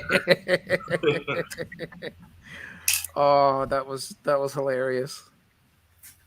Yeah, and Ruth said that she doesn't have time to make a channel trailer, so I've been scrambling to find something that would be good enough for a walkout. And when I heard that on Starting the Dud this morning, I was like, yeah, it's got her humor, and it's got the helium as well. Bing bada boom bada bum. That's what I'm going to use because people really like giving Ruth some helium. Yes, I would say. Yeah, no, Ruth's awesome. She's hilarious. Yeah. Yeah, You know, it's a good live stream whenever someone gives Ruth some helium. Dude, she could barely talk when we were talking about the squirrel suits. Everyone was laughing so hard that it was like a half hour of her just giggling, which is yeah. Awesome. That was because we were talking about because I'm like, oh, you won't catch me in one of them because I'll just go straight to the ground. You know? Exactly. That you were there. You know that stream, we were all dying laughing for like a half hour. Dude.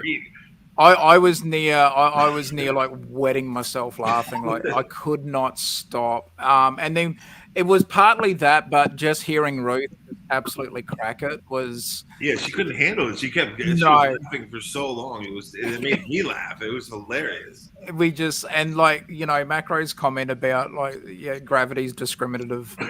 That was it. After that point, we were done. We were just gone. And that I had not laughed that much in a long time. I was crying laughing. My sides were hurting. Yeah, everyone on the stream was laughing. That was a fun stream. That whole squirrel suit stream was hilarious. I'm still laughing now.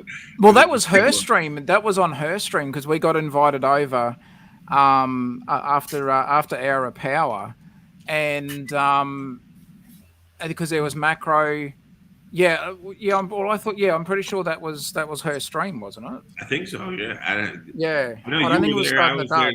She was. It was whatever stream was on. It was hilarious. We were all unless it might have been one of Macro's too. I'm just trying to remember now which, but it was hilarious, man. I think. Yeah. And I'm still kidding myself that I missed out on that because I was invited to that and I was sleeping for 15 hours instead, totally accidental. If you I'm still kidding. I'm still kicking myself about that because that was such a fun stream. If you replay it, you'll laugh because it was. She couldn't stop laughing. It was hilarious. Like it was fun. That was a fun stream. But I also remember the time that when Taz and Ruth were on one of Makro Bricks' Sunday streams for us here in Australia, and Willie Nebelit Jr. and some of those other people kept on asking about the sausage roll, and they ended up just giving Ruth even more helium about that. And then there was a joke about having a whole food truck selling sausage rolls, and I was like, you know what? Because I like to include references to different people's YouTube channels in my city, and the way I'm going to have to reference a door build in my city is by making a 4-stud wide sausage roll truck. I'm going to have to do that. I remember it was also when I'd said to Ruth that she had a heart the size of Farlap, and for those who don't know who Farlap is, still to this day one of the most famous, he's sadly not alive anymore, but still one of the most famous racehorses that ever lived. And the reason why I said that Ruth has a heart the size of Farlap's is because Farlap, among many other things, was noted as having, for a horse, the largest size heart. So what it was referring to is, you know, Ruth's she's got a massive heart for everybody. She loves absolutely everybody. She's all about inclusiveness and all that sort of stuff. So that was the point I was trying to make, was that, you know, Ruth, you've got a heart the size of Farlap. And she got the reference, but because the stream that we were on was majority US based, that went down like a lead balloon because they were like, hang on a sec, you've basically called the woman a horse. You know, it's like, what the hell? And thankfully, Ruth totally got that I wasn't actually doing that. And we had fun trying to explain, you know, Farlap to the audience. And then Willie Nebelit started calling, you know, or referring to everybody in the chat and on the panel as, you know, various animals and body parts of said animal. And we just, it just kept going and going and going. And yeah, I was just in the chat.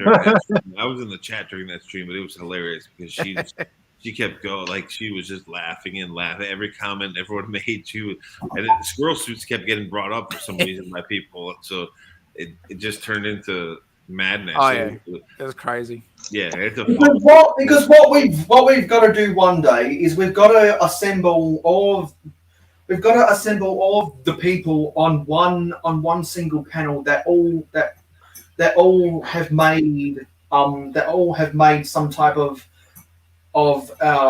inside joke or a meme or something, because I remember when Jody Smith accidentally spelt Mayo as Mario, and so that created the Mayo Hosko thing. Yeah. And someone And someone thought, and there were a bunch of people about a year ago who thought I was acting like brother from another brick. So people just started saying Mayo is BFAB. That became a meme, and hashtag everyone be hydrated. That's still a meme, but it's not all that wide known. Mayo, And there's also the meme. And there's also the meme about what? Why is Mayo Hosko building Star Wars? That's not like him. Mayo, if you ask Ruth to put on a squirrel suit, she will start laughing. Trust me. Ask her. Next time you see with her, I just say, "Hey, where's your squirrel suit?" And she will just start laughing. I guarantee. Put it in the chat for a stream tonight. Yeah, she'll crack up. But in all seriousness, she's an absolute sweetheart. I love her. I will have to do that. I will have to do that because you dared me to start. No, trust me. I'm not kidding, man. She'll know exactly what I'm talking about. Oh no, she knows. I want to send Ruth some helium. Well, backstage after starting the dud, I said to her, I said, Ruth, you know that in all sincereness, in all sincerity, I said, I love you like a sister. You're an absolute champion. I said, you've got a heart of gold, and I said, I've got so much love and respect for you. I said, as does many of us in the community. No, she's an amazing person. She's excellent and funny and just genuinely, hysterically funny in her own right as well. And I'll always be thankful because of the amazing moments we shared on Paradise Month. Yeah, no, she did. She had a lot of fun on that too. So that was a fun that was a fun stream. And I saw that on Studding the Dud this morning. She was still toiling away building her mock of the 1996 Country Club. Or where was it? Paradisa, Paradisa, sun is shining all day.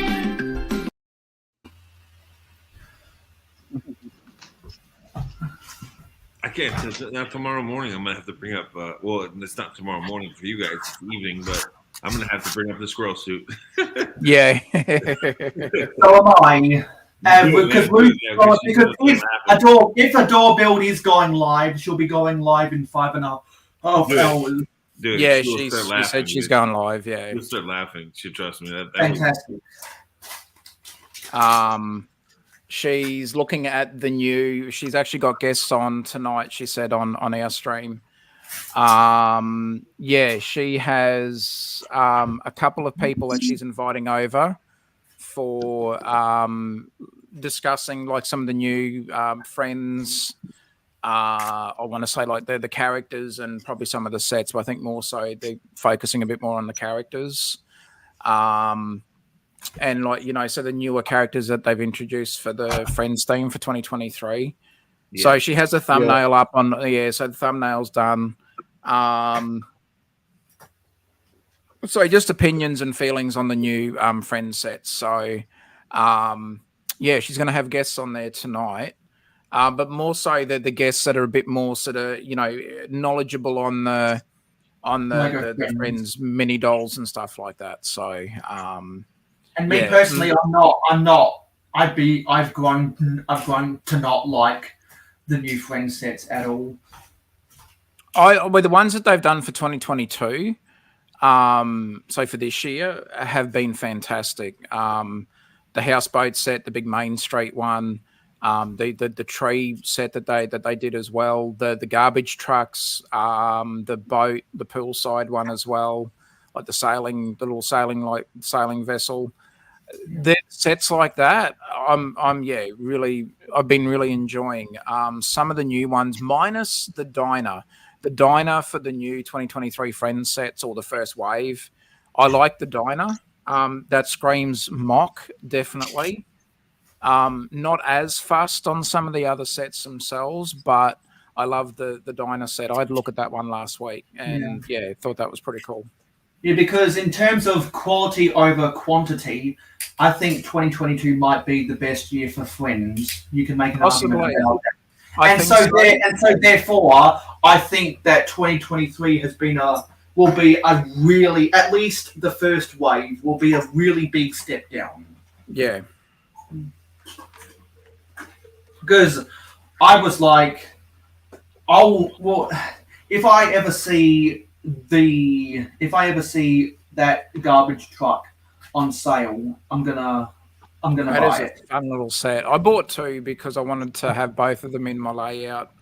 You know, because both those trucks alone, you know, they are. It's a great little build. It's a fun set. And Because they also did a small pizzeria, which I'm going to use as inspiration to go back and fully revise. You know, my pizzeria mock, because I did the second one as a remock, and I just wasn't. It looks like a library to me now. Every time I see it, it looks like a library. So I like that pizza shop you did. I like the remark you did at the pizza. Oh, you shop. like the remock? Oh, Yeah, thank I you, like sir. it. I sort of, when I finished it, I did it, and I kept looking at it a couple of times, and I thought it's looking like a library, and I thought, okay, what do I do? Do I keep trying to? Do I just leave it? I don't know. Why? Why did you think it looked like a library though? Because you used I think no, well that, but I also just the fact that the building looked very municipal, like a council sort of building, very flat, bland. You had the details though on the inside and the oven. Like you had, it was. I don't know. To me, it looked like a pizza. I enjoyed it. Well, thank you, and I appreciate that, mate. The interior, I enjoyed I actually liked the interior. What I did second time round compared to my first pizzeria mock, but it was more the exterior of the second one. Like I did like the exterior for the first one, but when I saw the little pizzeria set that came out for the Friends one for this year, I thought, okay, I've got more potential there to go back and try again.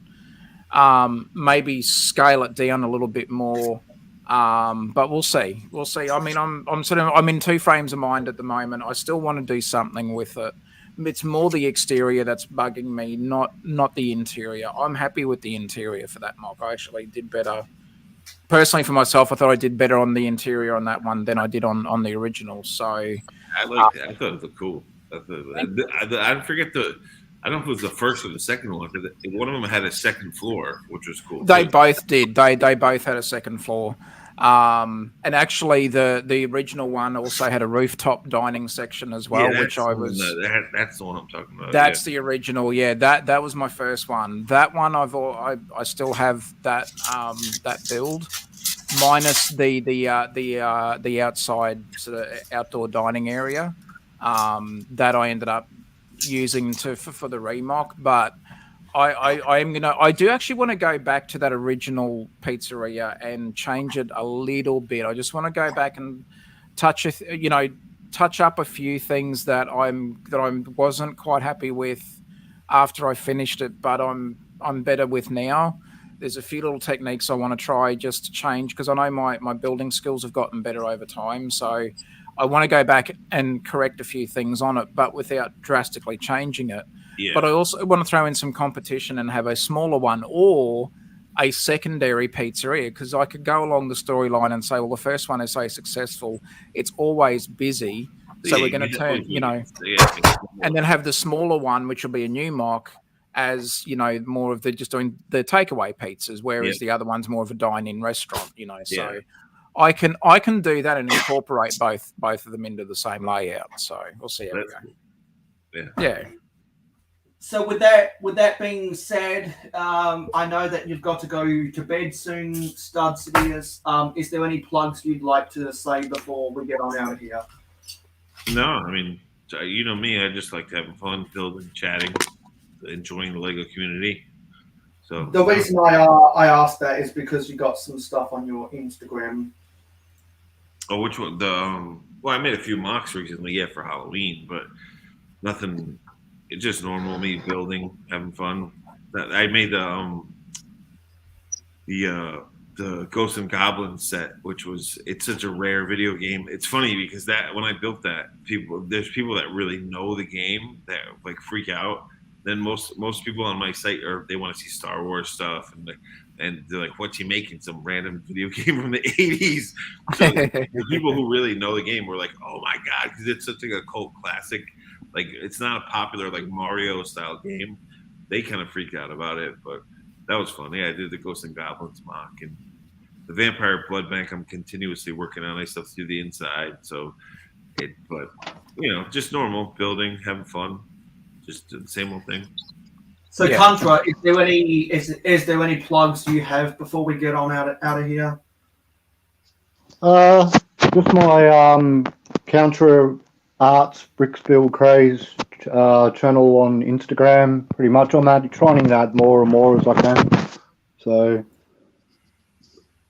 I've been working on this big Yoda stencil.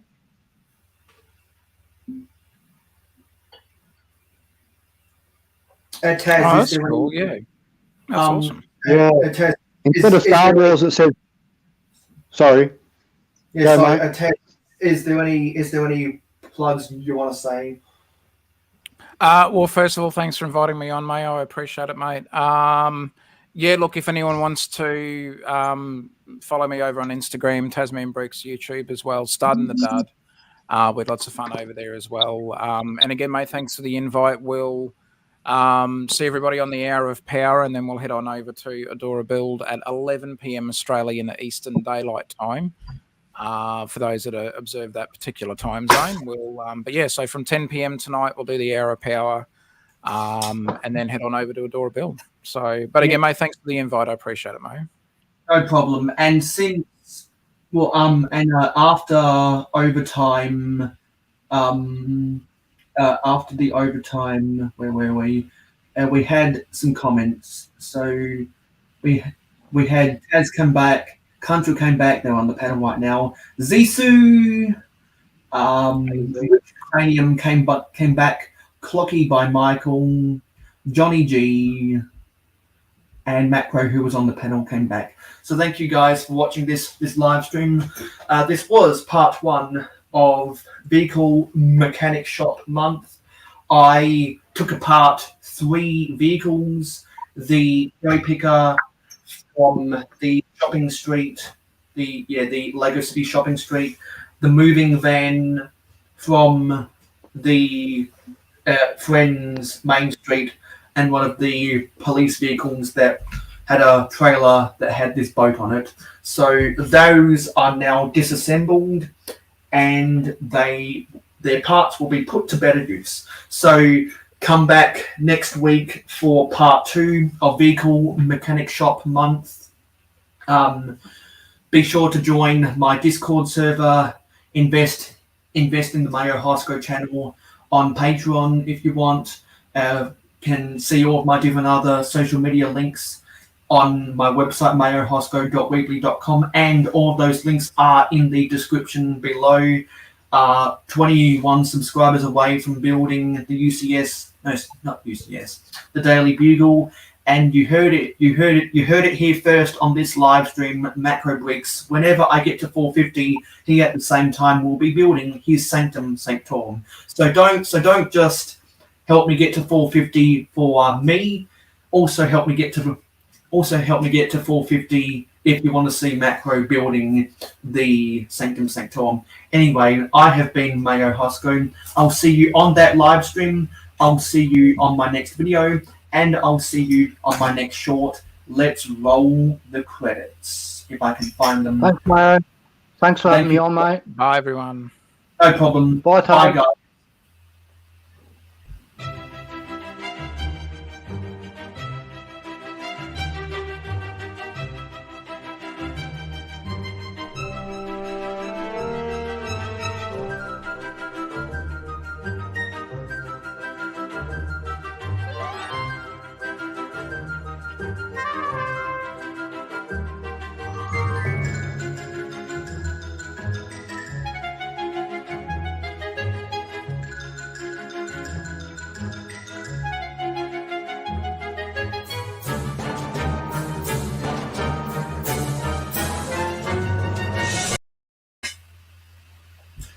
End live stream.